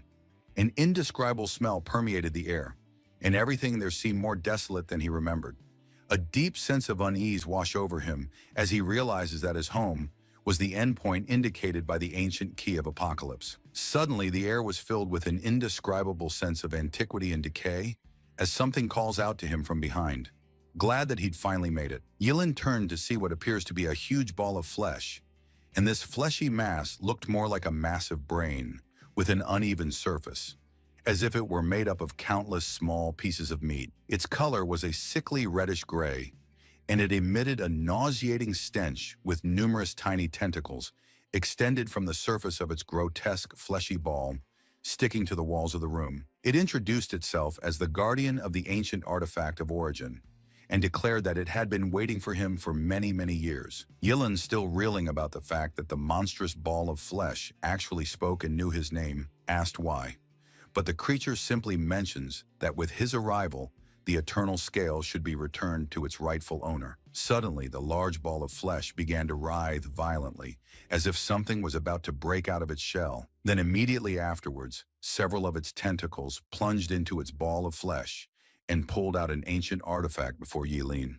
The object looked like a balanced scale, with an ancient and deep luster and intricate patterns carved on its surface. After spitting out the balanced scale, the mass of flesh became noticeably weaker. The appearance of this balanced scale seemed to freeze the air in the room. On one side of the scale floated a dazzling golden gem, while on the other side was a cloud of black mist, and the two seemed to represent light and darkness, eternally confronting each other. The creature disclosed that the ancient artifact once belonged to Yilin. This was why he had the power of infinite regeneration. After all, only ancient artifacts can create such abilities that were completely beyond the realm of common sense. Yilin's heart pounded wildly as the eternal scale was handed over to him, and as it drew near, a sense of familiarity etched deep within his soul swept over his entire body, intertwined with his flesh and blood. Suddenly, a familiar voice whispered in Yilin's ears, complimenting him for really finding the ancient artifact. Then a piercing beam from the person's fingertip tore a hole on the side of Yilin's abdomen. Yilin used his fleeting dance to instantly put some distance between himself and this familiar middle-aged man in an elegant trench coat who was none other than Zhuge Qingjing, his face devoid of any emotion. He demanded Yilin hand over the ancient artifact of origin. This was the first time Yilin had witnessed his teacher in action, and his power seemed to be totally underestimated as he connected the dots, everything making sense to him now. Since the astrology profession allows a job changer to glimpse the secrets of the unknown, Zhuge Qingjing apparently had the power to even see a glimpse of the future. But such a powerful profession would naturally suffer a backlash. However, if he had an immortal body, the backlash from peeking into the future can be ignored. This meant that all of Zhuge Qingjing's previous actions, such as inexplicably wanting to take him as a disciple and giving him the key, was a scheme against his immortality. Perhaps even the key must be in Yilin's possession to find the eternal scale. After all, that sense of familiarity etched deep in his soul couldn't be faked, so this eternal scale must be inextricably linked to him. And perhaps from the moment Yilin began his job change ceremony, everything he had been doing was within Zhuge Qingjing's calculations. With a hand covering his regenerating wound and the other tightly gripping the crimson flame staff, Yilin stared at Zhuge Qingjing with a complicated expression. And although this deduction seemed entirely plausible, Zhuge Qingjing, coughing a couple of times, neither denied nor confirmed anything. He simply informed his disciple that it was already too late. In that moment, the fleshy mass once again began to writhe violently after instructing Yilin to take the eternal scale and run, because apparently it had the power of equivalent exchange, and Zhuge Chenxing wants to use it to transfer Yilin's infinite regeneration ability to himself. Yilin, upon hearing this, was absolutely livid. So this was his teacher's true purpose, wanting to steal his power to heal his dying body. Zhuge Chenxing, with an unbothered yet impatient tone, simply informed Yilin that he talks too much. The creature also attacked him in that moment with its tentacles, but Zhuge Chenxing, unfazed, simply raised a finger, his movements elegant and composed as he points at the ball of flesh. Then suddenly countless swords, formed from a condensed beam, appeared out of thin air, densely packed and shot out. These sharp swords exuded a cold and dangerous aura, instantly piercing through the fleshy mass. Then the countless sharp blade converged into a terrifying torrent of blue beam that completely annihilate the creature, leaving not a trace of flesh or blood, as if it had never existed at all. The beam was so powerful that it tore a hole through the dilapidated building, leaving a wide-eyed Yilin momentarily petrified, staring at Zhuge Chenxing as he approached with a terrifying aura radiating off him in waves. He questioned Yilin if he still planned on resisting. Yilin's immediate thought was to use his spatial leap to run, but he also knew no matter how far he go, Zhuge Chenxing would catch on with little to no effort. So he raised his staff and cast a fireball spell. With the Sumeru Ring's mental power at 160% and the staff's 50% power bonus for fire spells, the fireball unleashed after being sublimated into a forbidden spell was so powerful that it came crashing down on Zhuge Chenxing with an intensity like that of the sun. However, Zhuge Chenxing remained unfazed by such a terrifying attack. After all, no matter how powerful Yilin's forbidden spell was with his immortal body, he was still just a mere level 25 job changer. He then advised Yilin to quit with his futile struggle. With a simple gesture of his raised hand, he clenched his fist, which instantly annihilated the crimson gold sun. Yilin gritted his teeth, a bit shaken at how easily Zhuge Chenxing dispelled his forbidden spell. But he wasn't going to give up. He unleashed one basic fire skill after another with reckless abandon, and under the ultimate enhancement, they all became forbidden spells. The surrounding air seemed to ignite instantly, and scorching flames raged wildly around Zhuge Chenxing, turning everything into ash. Yet amidst the sea of flames, Zhuge Chenxing's figure stood tall, as if the intense heat surrounding him, which was enough to melt steel, had no effect on him. Seriously, his disciples should have understood by now that struggling was useless in the face of absolute power. As the flames reached a fever pitch, Zhuge Chenxing calmly walked out and cast a barely audible spell of his own, the Starlight Imprisonment. Suddenly, a streak of starlight shot out from the raging flames and hit Yilin, directly enveloping him. Zhuge Chenxing casually made his way towards him and placed a hand on his staff. Yilin, who was apparently frozen in place, felt as if his body was being crushed by a mountain, making it difficult to even move a finger. He tried his best to break free from the restraints, but the force seemed endless and was something he couldn't resist. Since this was the best way to deal with an immortal being like himself, he had a countermeasure. But before it could take effect, Zhuge Chenxing cast another spell, the Star Shield. This nullified the 5 seconds celestial explosion, which was apparently Yilin's self-destruct spell. Now he had been outmaneuvered at every turn. Zhuge Chenxing questioned if he was still looking down on him as an astrologer by using such an obvious level of skill. Zhuge Chenxing raised his hand and grasped the eternal scale in his hand. Even with his temperament, he couldn't help but admire the exquisite nature of one of the 7 ancient artifacts of origin. Coughing violently, he thanked Yilin for their encounter. And of course, he really had done too many divinations and had received a divine punishment because of it. Now he was already near death. Using the power of the stars would have been like adding insult to injury. But in the end, his dutiful disciple still helped him find the ancient artifact of origin, although he was curious as to when Yilin started to doubt him. And to this question, the answer had been always. Yilin hadn't trusted him for a second. Zhuge Chenxing gave a wry smile, thinking it was such a pity. If Yilin had completely trusted him, this process might have been less painful. Holding the eternal scale in one hand and placing the other on Yilin's head, he began the sacred ritual. Yilin let out a hysterical roar, feeling as if an invisible hand was tearing his soul to pieces bit by bit. This pain was far beyond what any physical pain could compare to.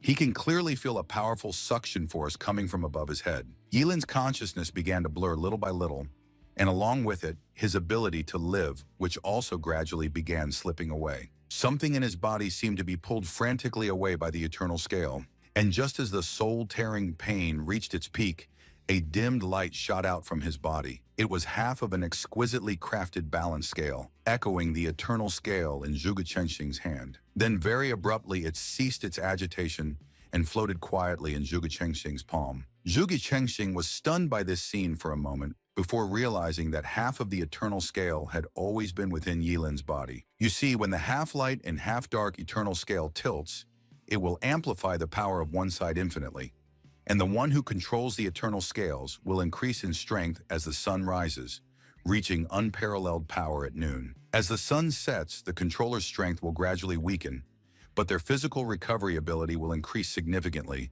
until night falls completely. At the moment of dawn, they will then possess the power of immortality.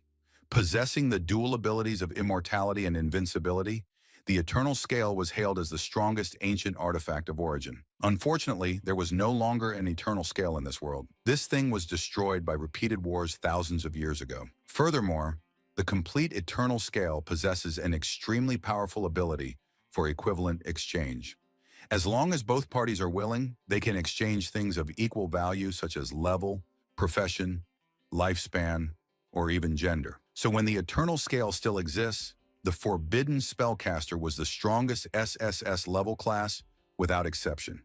Because as long as a level 90 job changer and a Forbidden Spellcaster are exchanged for each other, a level 90 Forbidden Spellcaster can be created instantly. Yilin wanted to know why Zhuge Qiangqing was telling him all this. Zhuge Qiangqing didn't reply and just continued, his face extremely pale as he began coughing once more. As he guided the flow of his fingers, the half-dark of the eternal scale began to emit a faint, mysterious glow with a vibrant life force, as if being repaired. Soon the fine cracks on the half-dark balance scale actually got repaired, and the moment it did, a dazzling light shined from Yilin's forehead with an excruciating pain. He also felt he'd lost his immortality, meaning Zhuge Qiangqing had succeeded.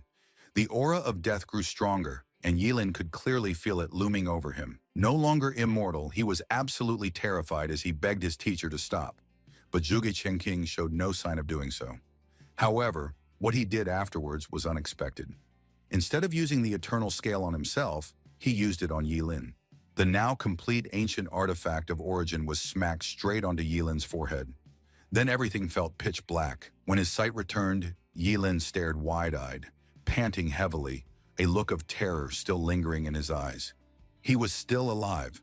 And not only that, he also felt a familiar power within him. Obviously, his immortal body had returned, and it seemed to be even stronger than before. When he looked down, he found that his teacher had fallen to the ground, barely breathing. Zhuge Qiangqing gave a self-deprecating smile, and from the looks of it, this seems to be his end goal all along. Yilin, utterly confused, stared at him with complicated emotions. Clearly, he could have taken his immortality for himself, so why had he returned it? Was there really anyone in this world who can resist the temptation of eternal immortality? Moreover, what exactly was Zhuge Qiangqing's purpose in doing this? Yilin really couldn't comprehend why. After all, if the roles were reversed, he would definitely kill and steal his immortality without hesitation. Zhuge Qiangqing coughed out blood, but his smile was still evident. He asked what exactly did he do to make Yilin so disrespectful to him. He won't even call him teacher? Hearing Zhuge Qiangqing even trying to ease the tension, Yilin felt complicated. It seemed that he didn't understand his teacher at all. Zhuge Qiangqing stared calmly at Yilin, seemingly unconcerned about his impending death, and began to speak slowly. He told Yilin not to worry, he guessed right, because he did actually plot against him all along. However, his scheme was not for his immortality, but for the future of humanity. For several years, he had used his talent to observe the stars, and had seen countless possible endings of her daughter's future. But in all those possible endings, she always dies at the same point in time. Even if he obtained Yilin's immortality for himself, then passed it to Zhuge Nini later on, she would still die in various ways at that point in time. In the future, Zhuge Qiangqing had seen Zhuge Nini die over 1 million times. Of course, a couple of times could be a coincidence. But if the same thing happens that many times in the future, No longer can it be a coincidence. There was only one possible explanation for this.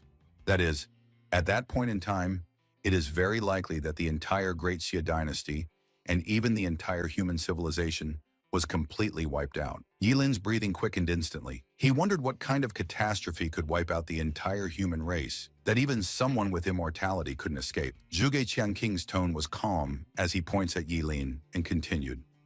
Apparently, he could see everyone's future. Everyone except Yilin. There are 50 great Tao, but there are only 49 celestial manifestations, and only one human who survives. Zhuge Qiangqing believes Yilin was likely that very person. Yilin crouched beside him and stated that he didn't understand, but basically there are a total of 50 laws governing the operation and development of all things in the universe. Heavens can only produce 49, and the one hidden away was the variable. Yilin may be the only one who can change the ending. In the glimpse of the future, Zhuge Qiangqing saw, there are 6 people fighting alongside him. He'd memorized their characteristics. They will come to him on their own initiative, so he shouldn't refuse their requests. Zhuge Qiangqing then handed him a brocade pouch, also about that fleshy ball that claimed to be the guardian of the ancient artifact. Zhuge Qiangqing explained that it wasn't a guardian at all, but a fragment of the butterfly emperor of the demon race. Its purpose was to use a fragment of the eternal scale to lure the other half within Yilin. You see, within the gate of apocalypse, the ancient artifacts of origin can be forcibly stripped away, hence why he acted so decisively before Yilin could actually touch that false scale of eternity. And fortunately enough, he was also able to use it to repair the broken external scale in Yilin's body. Then with a hint of sadness in his eyes, Zhuge Qiangqing asked Yilin for a favor, which was to take good care of her daughter. The moment Yilin promised he would, Zhuge Qiangqing's pupils gradually dilated until the light in them eventually dimmed, and his last words was thanking Yilin for his promise. Yilin stared at Zhuge Qiangqing's corpse, grateful for everything he had done for him. Yilin now wholeheartedly recognized him as his teacher, and about Zhugenini, he promised to keep her safe no matter what. In his eyes, Zhuge Qiangqing was undoubtedly a figure to be revered, like a towering mountain. His calculations were flawless, as if everything in the world was under his control. However, this respectful sent-off was interrupted by a series of hurried footsteps.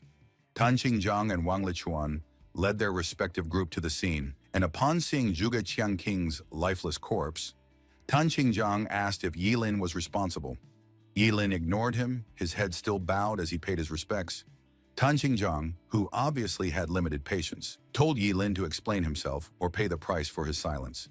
But seeing as Yilin was still ignoring their existence, Tan Qingjiang immediately ordered one of his men to go seize Zhuge Qiangqing's corpse in search if there were any treasure on him. The guy drew out his sword and launched toward Yilin, demanding he hand over his teacher's corpse. Yilin turned sharply at the dimwit in the air, annoyed that in order to save scums like this bald idiot, his teacher had to die. Yilin decided on the spot this guy had to go, and if anyone wants to disturb Zhuge Qiangqing's body, then they would die too. Through ultimate sublimation, the summoned wood's technique was instantly elevated to the forbidden spell, the descent of the wood realm. In an instant, the ground beneath his feet began to tremble, and as the earth shook violently, enormous vines sprouted from the ground and restrained the guy in the air. He tried to struggle, but found that the more he did, the tighter the vines restrained him. Yilin then raised his hand and instinctively started to devour the guy's lifespan.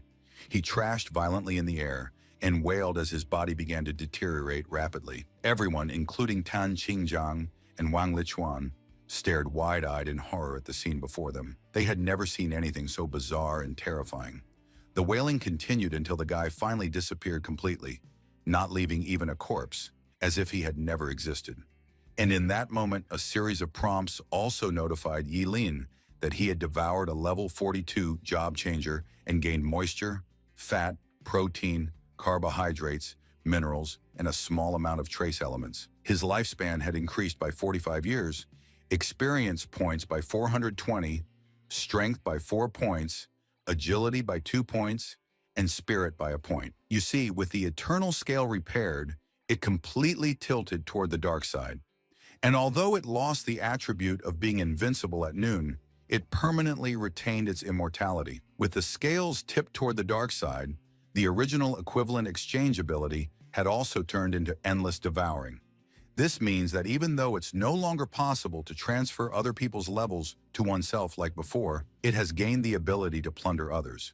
Shocked and furious, Tan Qingjiang believed Yilin had obtained the 8th ancient artifact of origin and killed Zhuge Qianqing. He ordered the rest of his men to seize the artifact from Yilin. Like the bald idiot, the group launched towards him simultaneously, but he boldly declared that they weren't enough to kill him. Then right before their eyes, Yilin disappeared like a ghost. These idiots were perplexed, guessing Yilin must have used an earth escape technique, but was puzzled how it could be so fast.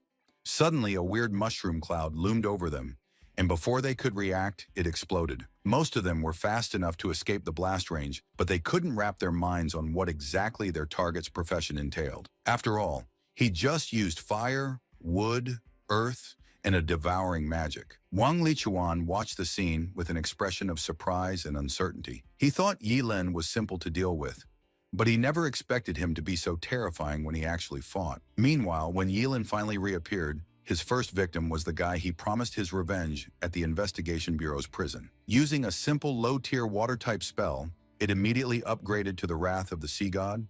This was a forbidden spell that allows thee to condense the surrounding water element and summon the phantom of the sea god's trident after sacrificing 2 kidneys. Also, when casted in a place with abundant water source, its power increases by 20%, as the water elements in the surrounding air instantly surged and gathered together, forming a phantom of the sea god's trident, which immediately locked on its target. It had a terrifying aura, and before the guy could even process what had just happened, the phantom trident tore a massive hole within his body, cleaving it in uneven halves. Blood gushed from his mouth, and he could clearly feel his life force draining away in a split of a. Subsequently, under the cover of his death, a sharp energy arrow transformed into a streak of light was shot toward Yilin, to which he barely dodged with a slight tilt of his head, though he was still nicked on the cheek. Tang Xingjiang, a level 62 Holy Bow hunter, cursed loudly upon realizing he'd missed. He even blamed the idiot who just died for not providing a proper cover before instructing the rest to attack in unison. If they were incapable of defeating Yilin, then they should at least overwhelm him to create an opportunity for him to deal a fatal shot. Unexpectedly, Yilin neither chose to block the barrage of skills meant to overwhelm him, nor dodge with his spatial leap, but instead activated his Sumeru ring to absorb all the energy-based attacks. As for the physical attacks, he simply bore the full brunt of it with little to no effort. But at this moment, with all the energy-based attacks converted into a temporary psychic boost, the spiritual power bonus of the 3-star refined Sumeru ring also increased from 160% to 220%. Now, with his amplified mental strength, Yilin raised his hand and unleashed a fire-type area of effect spell, the Rain of Flames. But in its ultimate sublimation, the Rain of Flames became a forbidden spell, the world-devouring heavenly fire. Above, pitch-black clouds gathered, as if the end of the world had arrived. Countless crimson gold flames condensed from the dark clouds, then poured down on Tang Xingjiang and the others with an earth-shattering power. Apart from Tang Xingjiang, the rest could only let out shrill screams as the flames engulfed their bodies. When it eventually subsided, leaving a thick cloud of white smoke, Tang Xingjiang was the only one left alive, encased in an energy barrier. His expression was that of annoyance, as he claimed to be surrounded by a bunch of useless people. Anyway, seeing how effortlessly Yilin wiped the floor with their asses, Tang Xingjiang realized he couldn't defeat Yilin in a head-on confrontation. So he aimed and shot an arrow at Zhuge Qianqing's corpse. Rather than aiming at a target that could teleport, it would be simpler to aim at a dead person. And since Zhuge Qianqing seemed to be extremely important to Yilin, Tang Xingjiang gambled that he will try to block the arrow, giving him a chance he'd desperately been hoping for. The arrow was unleashed with no restraint, its ferocious aura sweeping out. With Tang Xingjiang's level, this arrow was enough to obliterate Zhuge Qianqing's remains. However, just as the arrow was about to strike the dead body, a violent fluctuation came from the space in front of Zhuge Qianqing's corpse as Yilin's body teleported over.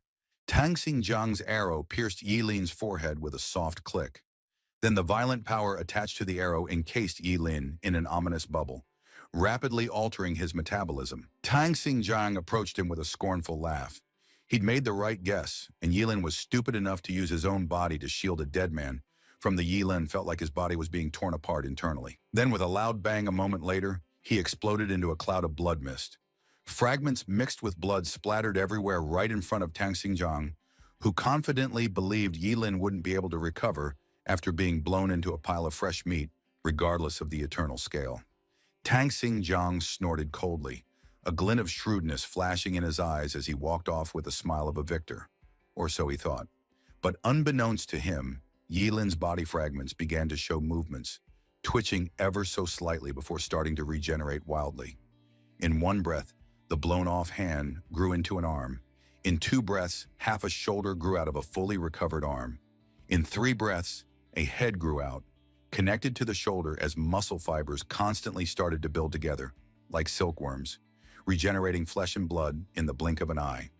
Although Yilin only had 1 head and an arm in just a few breaths, that was enough. He raised his hand and unleashed a forbidden spell at Tang Xinjiang from behind. The level 60 Holy Bao Hunter froze very abruptly with an expression filled with absolute disbelief as blood trickled down his mouth, and the intense pain caused him to spurt out fresh blood. His whole body convulsing as a golden energy shot seemed to have pierced him directly from behind. In that moment, Yilin's entire body had almost recovered, and if it weren't for his clothes being blown into shreds, there would be no trace of his injuries.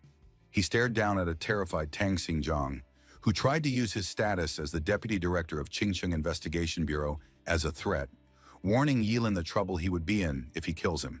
But Yilin sarcastically asked if he should be scared. After all, he already given him a chance, but he didn't cherish it. Tang Xinjiang fired another arrow in a desperate attempt to catch Yilin off guard, but it was utterly pointless. Yilin unleashed the endless devouring skill which immediately engulfed him and gradually drained his lifespan till he decomposed into nothing but nourishment. He had devoured a level 62 job changer and gained moisture, fat, protein, carbohydrates, minerals, and a small amount of trace elements. His lifespan had increased by 2 years, experience points by 620, strength by 8 points, agility by 4 points, and spirit by 4 points. Yilin also devoured the rest, which suddenly shot his level from 25 to 28, with the 3 main attributes simultaneously improving significantly. He then called out to Wang Lichuan, telling him to stop hiding and come out. Wang Lichuan came out from his hiding spot with a forced smile, reminding Yilin that he was never his enemy and didn't have any intention of attacking him like the rest. Yilin wouldn't want to kill an old man to silence him, would he? Yilin questioned why President Wang would think of such an act. They were friends after all, weren't they? Wang Lichuan felt slightly at ease after hearing this, and now that it's certain Yilin possesses divine power, he promised to submit under his command, along with the entire Job Changer Guild in Qingqing. Since the benefits of keeping the old geezer alive as a puppet outweighs his death, Yilin agreed to this arrangement. He was looking forward in working with the Job Changer Guild in the future. With that out of the way, Wang Lichuan politely suggested they leave the apocalyptic dungeon as soon as possible, since it wasn't a suitable place for a long stay. Yilin agreed once again, but before they leave, he still had something to take care of. Under the ultimate sublimation, he sacrificed an arm to cast the forbidden spell, the extreme ice spirit coffin. When the strange blue light suddenly condensed into a crystal-clear ice coffin, Yilin slowly picked up Zhuge Qingqing's body and carefully placed him in the ice coffin, promising to take him home. He then hoisted the ice coffin onto his shoulder before instructing Wang Lichuan to follow. As the two raced to the entrance of the exit, Wang Lichuan, upon realizing the men he left behind to stand guard had disappeared, comments on how the dangers of the Gate of the Apocalypse, though it might seem desolated, was beyond their current abilities to explore properly. Yilin simply replied that they would return once they have enough strength. An ominous aura settled at the exit as the two approached. In the very moment Wang Lichuan warned Yilin to be careful, a level 34 dragon-blooded behemoth literally dropped in front of them, causing dust and debris. It spurted a massive torrent of fire breath to which Yilin and Wang Lichuan effortlessly evaded. Yilin told the old geyser he would handle the monster before taking out his staff. He then casted the forbidden spell, the flame god's breath, which literally dropped a massive ball of flames on the monster's head, killing it instantly. Wang Lichuan was gobsmacked once again upon seeing such a terrifying forbidden spell. Yilin then devoured the level 34 dragon-blooded behemoth and gained moisture, fat, protein, carbohydrates, minerals, and a trace of extremely rare elements. His lifespan increased by 424 years, experience points by 340, strength by 6 points, agility by 2 points, and spirit by a point. Yilin also received the Dragon Bloodline with its current concentration at 0.000001% of unknown effect. Although Yilin was pleased to have absorbed a considerable amount of lifespan, he couldn't help wondering what exactly the Dragon Bloodline was. But he didn't have time to mull things over because in that very moment, the entrance looked like it was on the verge of collapse. So the two rushed in without hesitation. But the very second they did, a strong force began to suck them in. Then the key of the apocalypse inside Yilin forcefully came out and automatically flew away to close the gate. The entire experience seemed to be completely different from when they were entering. Fortunately, they made it to the other side in one piece. The gate immediately started to disappear, and along with it the ancient key of apocalypse, meaning the next time the gate of apocalypse and its ancient key appears, no one would know when or where that would be. Anyway, as the two bid a farewell to each other, Yilin expressed his desire to give Zhuge King a proper burial before anything else. But if any problem arises afterwards, he will come find Wang Lichuan. As Wang Lichuan watched Yilin take his leave, he declared that the Job Change Guild would always be at Yilin's service. Meanwhile, as the scene shifts to the Zhuge family's manor, Zhuge Nini, faced with the truth about his father's death, still desperately denied the very sight and convinced herself that it was a prank. Like a drowning person desperately grasping at the last straw, she yelled at Lingyi to confirm that the person lying in the ice coffin wasn't her father. She believed the two must be playing a trick on her. But faced with Zhuge Nini's question, Yilin could only reply with an apology, explaining that he failed to protect his teacher. And per his wish, her father wants to be buried together with her deceased wife. Zhuge Nini still didn't want to accept the truth, claiming that her father was a strategist. So how could he possibly be dead? Zhuge Nini collapsed onto the ice coffin and wept bitterly, tears streaming down her cheeks and freezing on the coffin. Yilin remained silent as Zhuge Nini gradually got overwhelmed with grief. In this world, very few people can remain calm and composed after witnessing the unexpected death of a loved one. He didn't know how to comfort Zhuge Nini, so he could only stand there like a statue, quietly watching her to prevent her from doing something foolish because of her emotional state. After crying for an unknown amount of time, Zhuge Nini's sobs subsided somewhat. Her gaze remained fixed on her father's corpse as she asked how he died. Yilin replied calmly that Zhuge Qianqing did too much divination and received divine punishment. He also died for the sake of all humanity. With this intel, Zhuge Nini understood that her father had already foreseen his death, but he had been so cruel not to bid her a proper farewell. Zhuge Nini then tells Lingyi to leave. She didn't want to see him anymore. Yilin was about to tell her about his promise to her father, but Zhuge Nini didn't want to hear none of it. She then yells for Lingyi to get the hell out of the manor. Yilin opened his mouth as if to say something, but in the end said nothing. Perhaps what Zhuge Nini wants most right now was to be alone for a while. Yilin turned and left, gently closing the door behind him. The very next day, news of the sudden disappearance of Tang Xingjiang and several other important figures was broadcasted throughout the city of Qingcheng. Moreover, the famous astrologer Mr. Zhuge Qianqing also suddenly passed away, and the specifics related to his death was still being investigated. These deaths had surely caused a stir in Qingcheng.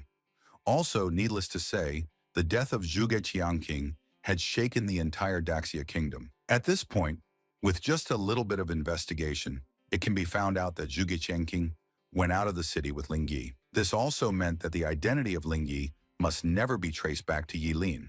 But the main issue lies with the investigation bureau, specifically Officer Huang, who was dead set on finding Lingyi. So in order to create more evidence that Yilin, who was still suspected of being Lingyi, hadn't left Qingcheng in the past 2 days, he kept visiting high clubs arranged by the Ji family.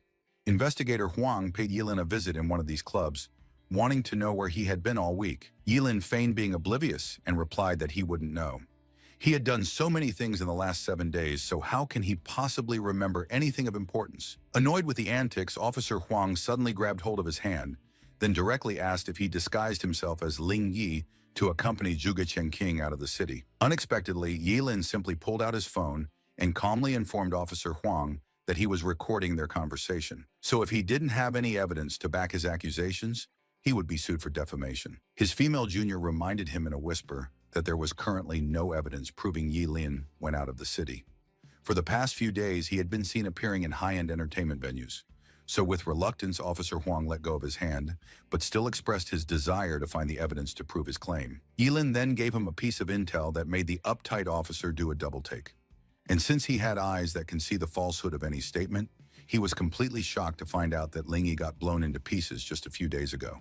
Yi Lin claimed to have seen the entire thing with his own eyes, which was technically true since he did get blown up. Upon realizing that Yi Lin wasn't lying, Officer Huang started wondering how it was even possible, and although he hadn't had any conclusive evidence yet, he had been so sure about his investigation. Anyway, as his junior questioned if something was the matter, Yi Lin walked off after inviting them for a drink sometime. On a massive downpour the very next day, which also happens to be the day of Zhuge Qiangqing's funeral, the entire Zhuge family's courtyard was enveloped in a somber atmosphere, filled with people, their faces etched with reluctance and grief. Some wept silently, while others bowed their heads in prayer. Inside a shrine with a portrait of Zhuge Qiangqing, his face still bearing a faint smile, and enwreathed with white chrysanthemums densely packed together, was set up. Many important figures, some shrouded in vague mystery, and clearly not from or rarely seen in a small place like Qingqing, had gathered there at this moment, paying their respects one after the other. But the faint whispers of Zhuganini, shouldering this heavy loss alone with no one to take care of her, was the topic of discussion. Though they also recalled that the deceased astrologer had taken in a very capable disciple not long ago, and his absence at such an important day not only seemed disrespectful, but unforgivable. Anyway, speaking of the capable disciple in question, Yi Lin walked straight in at this precise moment to pay his respects. But everyone's expression changed slightly, finding his sudden late appearance outrageous. They were pretty much aware about the news of Yi Lin's frequent indulgence in debauchery after Zhuge Qiangqing's death. Yi Lin's eyes were filled with complex emotions as he ignored the bombastic side eyes and insults whispered his way. He also asked for forgiveness for arriving late. But a moment later, he was cut short by Zhuganini, who questioned if he was done paying his respects. If he was, then he should leave because he wasn't welcome. Yi Lin reiterated that he had no other intentions and just wants to see his teacher off on his last journey. But Zhuganini wasn't having it. She claimed Yi Lin shouldn't pretend to be her father's disciple anymore. He had long since cut ties with him, the fraudster who keeps deceiving everyone. Zhuganini's words caused an uproar as Yi Lin became the target of everyone's scorn. They wondered what kind of unorthodox thing he had done to make Zhuge Qiangqing severed his master-disciple relationship with him. Yi Lin tried to reason with her, but she was too emotional and only wanted him to get lost. Didn't he understand human language? The two were suddenly interrupted by a flash of lightning in the dark clouds outside, and along with it, several men dressed in black robes, their faces hidden behind masks as an ominous aura radiated off them in waves. The leader of the group calmly offered his condolences, and the moment Zhuganini asked who they were, the guy told her to rest assured, they mean no harm. He explained that they were there to examine Zhuge Qiangqing's body to find out the cause of death, which seemed suspicious. Zhuganini immediately asserts her displeasure. They were not allowed to mess with her fathers, but the masked leader wasn't asking for permission. He instructed his men not to dilly-dally in advance. They were to secure their target at all cost. But Zhuganini didn't give a flying fuck about their suspicion. She warned them not to cause trouble at her father's funeral, so they needed to get the hell out before she's forced to torch their asses. The gathered crowd were also enraged on her behalf, agreeing to stand with her. They won't tolerate their rude misbehavior at such an important funeral. With the exception of the leader, the rest were equipped with swords, and with a sharp click, their swords were unsheathed, followed with the splattering of blood as they began killing anyone who dared oppose them. This sudden scene startled the crowd so much that they froze for a moment, never imagining that these masked men would dare to kill people indiscriminately in full view of everyone. They were so frightened that they scattered and fled. They respected Zhuge Qiangqing, but they were not willing to join him, especially when it's over a simple autopsy. But in the next instant, the surrounding air around Zhuganini became scorching hot as the temperature rose rapidly. A dazzling crimson gold flame erupted from her, forming a raging inferno, which she directed towards the masked leader. However, the guy didn't take her all-out attack seriously at all. He casually brushed off the crimson sea of flames like it was nothing. And at this sight, an indescribable fear rose in Juganini's eyes as she realized that the masked leader wasn't just a regular job changer, but a level 50 at that, a level considered as the pinnacle of power in Qingqing. The masked guy grabbed hold of Juganini's throat and hoisted her in the air. He wasn't going to kill her simply because of her father, but if she keeps up with her pointless antics, he would be forced to do something drastic. He then asked if Juganini was willing to do them the honors by opening the coffin. But before she could tell them to fuck off, Yilin yelled for them to stop, his tone chilling and commanding. The masked leader, who hadn't even noticed Yilin's presence until now, turned in his direction, only to see him charging towards him with a hand crackling with blue lightning. Fortunately, with his faster reflexes, he was able to let go of Juganini in time and evade most of the lightning attack with ease, though the lightning still scorched his arm upon detonation. And since it was solely directed towards him, Juganini was unharmed. Yilin declared his intention to kill them all if they still insist on taking the ice coffin.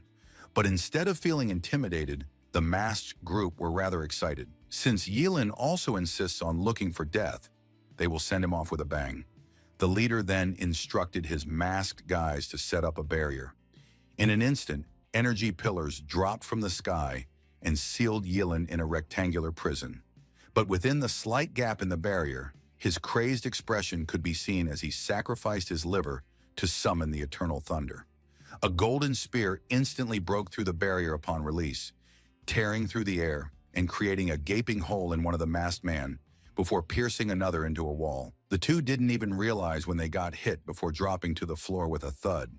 The leader cursed, his eyes filled with disbelief. Yilin had just used a forbidden spell to instantly kill one of them and fatally wounded another, a power that made his scalp tingle. But Yilin seemed to be on a roll. He raised his remaining hand and released a terrifying energy beam that totally obliterated another masked man and anything in its path into nothing but a pile of ash. The rest stood there dumbfounded, not knowing what to do. Yilin, on the other hand, was huffing profusely, looking disheveled and deathly pale.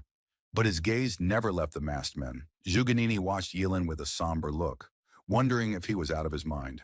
But the masked men, upon seeing Yilin's exhausted state, believed he wasn't much of a threat now, no matter how strong he was, though it was a poor lack in judgment on Yilin's part for sacrificing his life just to save a corpse. At this point, the masked men were no longer afraid and charged towards Yilin, flanking him from both sides while the leader delivered a fatal blow from an opening. So the very moment Yilin got close and fell into the trap, the masked leader suddenly appeared behind him and delivered a shot that tore through his throat. Juganini tried to warn him, but it was too late. A gaping hole was pierced through Yilin's throat, and bright red blood gushed out from his artery. Such injuries clearly indicate certain death. The masked group secretly breathed a sigh of relief, realizing how truly terrifying it was when forbidden spellcasters fought with their life on the line. Meanwhile, Juganini was left clutching her chest with a look of horror. Although she never particularly liked Yilin, she felt remorseful seeing him get killed. The masked leader instructed his men to go retrieve Zhuge Qiansheng's body, but when they suddenly heard the voice of the person they believed was dead, they turned with a look of fear in there. Meanwhile, despite his horrific state, Yilin was pretty much alive. He reiterated his earlier threat about sending them off to hell if they insist on taking his teacher's corpse. Yilin then cast the undying forbidden spell, and immediately upon doing so, the blood hole in his throat repaired and regenerated at an incredible speed, and so did his arm. This sight stunned the three remaining masked men speechless. Yilin should be super dead at this point, so how was it even possible? Was he the devil? Juganini was also left wondering the same thing. The entire scene was beyond anyone's comprehension. Yilin's eyes shriveled, and 2 lines of bloody tears flowed from the empty eye sockets as he cast the forbidden spell, the eyes of eternal freeze. The expressions beneath the smiling, masked men changed drastically as a chilling aura instantly spread out, and their bodies were bound by an irresistible force. They wanted to escape, but found that they could not move. Everything around them began to slowly freeze. Even the air seemed to be frozen solid. And as Yilin's figure gradually blurred in their vision, A pair of eyes shimmering with a ghostly blue light appeared in their view. The coldness and deathly stillness in those eyes amplified the fear in their hearts. As the smiling masked men let out a defiant roar, their voice filled with despair. They were frozen into crystal-clear ice sculptures, completely losing all chance of survival. A couple audience who still stuck around were gobsmacked upon seeing this terrifying showcase of power. After all, it wasn't every day you see a level 27 forbidden spellcaster kill 4 level 50 job changers. This record was enough to make anyone's scalp tingle. Even though Yelin was now blind and emaciated, he calmly walked over to the ice coffin and hoisted it onto his shoulder. Initially, Zhuganini tried to say something but stopped short, and Yelin didn't even spare her a glance as he confidently walked off. It was then that Zhuganini, finding Yelin's silhouette weirdly familiar, asked where he was taking her father. He simply stated his intention to bury Zhuge Qiangxing himself, exactly per his wishes. Meanwhile, as the scene shifted to a high-rise building not far away, a middle-aged man dressed in an elegant dark suit stood in front of a floor-to-ceiling window. Calmly watching, the gaze was deep, exuding an air of authority, clearly the kind of charisma cultivated from years of holding a high position. As a black-robed man in a brown trench coat and wearing a rat-faced mask walked up to the middle-aged man, he casually asked if Tiger and the rabbit had returned. The rat-faced masked man replied respectfully that they had. He also reported that inside a valley 79 kilometers east of Qingqing, there were traces that showed that the Gate of Apocalypse did appear. The middle-aged man gave a slight remark about how he just knew. Otherwise, how could the esteemed Zhuge Qiangxing have died so inexplicably? Though he also wondered what exactly he did inside the gate to have even lost his life so suddenly. The rat-faced masked man then asked if they should continue to send men to retrieve Zhuge Qiangxing's corpse. But the middle-aged man simply raised a hand to gesture that there was no need. They've already made too much noise, but some men should be sent out to spy on Yilin and Zhuganini. Also, he needs him to find someone. When the rat-faced masked man asked who, the target was revealed to be the president of the Job Changer Guild, Wang Lichuan. Meanwhile, as the last handful of yellow earth was gently scattered, Zhuge Qiangning's funeral came to a solemn and successful conclusion. The afterglow of the setting sun was cut into mottled golden fragments by the leaves, which were scattered on the freshly turned soil, giving the final resting place of the famous astrologer a faint glow. As time passed and the sun gradually began to set, Zhuganini thanked Yilin for what he did earlier. She then took out a card and offered it as compensation. Zhuganini declared that the money inside the card was enough to cure Yilin's eyes if the need be, and also ensure he had enough to eat and wear for the rest of his life. As of now, she doesn't want the Zhuge family to owe him anything. Yilin rejected the offer and walked off. When she asked the meaning of his refusal, Yilin calmly replied that he didn't need any reciprocation for what he did, and besides, it was to repay his teacher, not the Zhuge family. But Zhuganini's problem was that she was too opinionated and arrogant.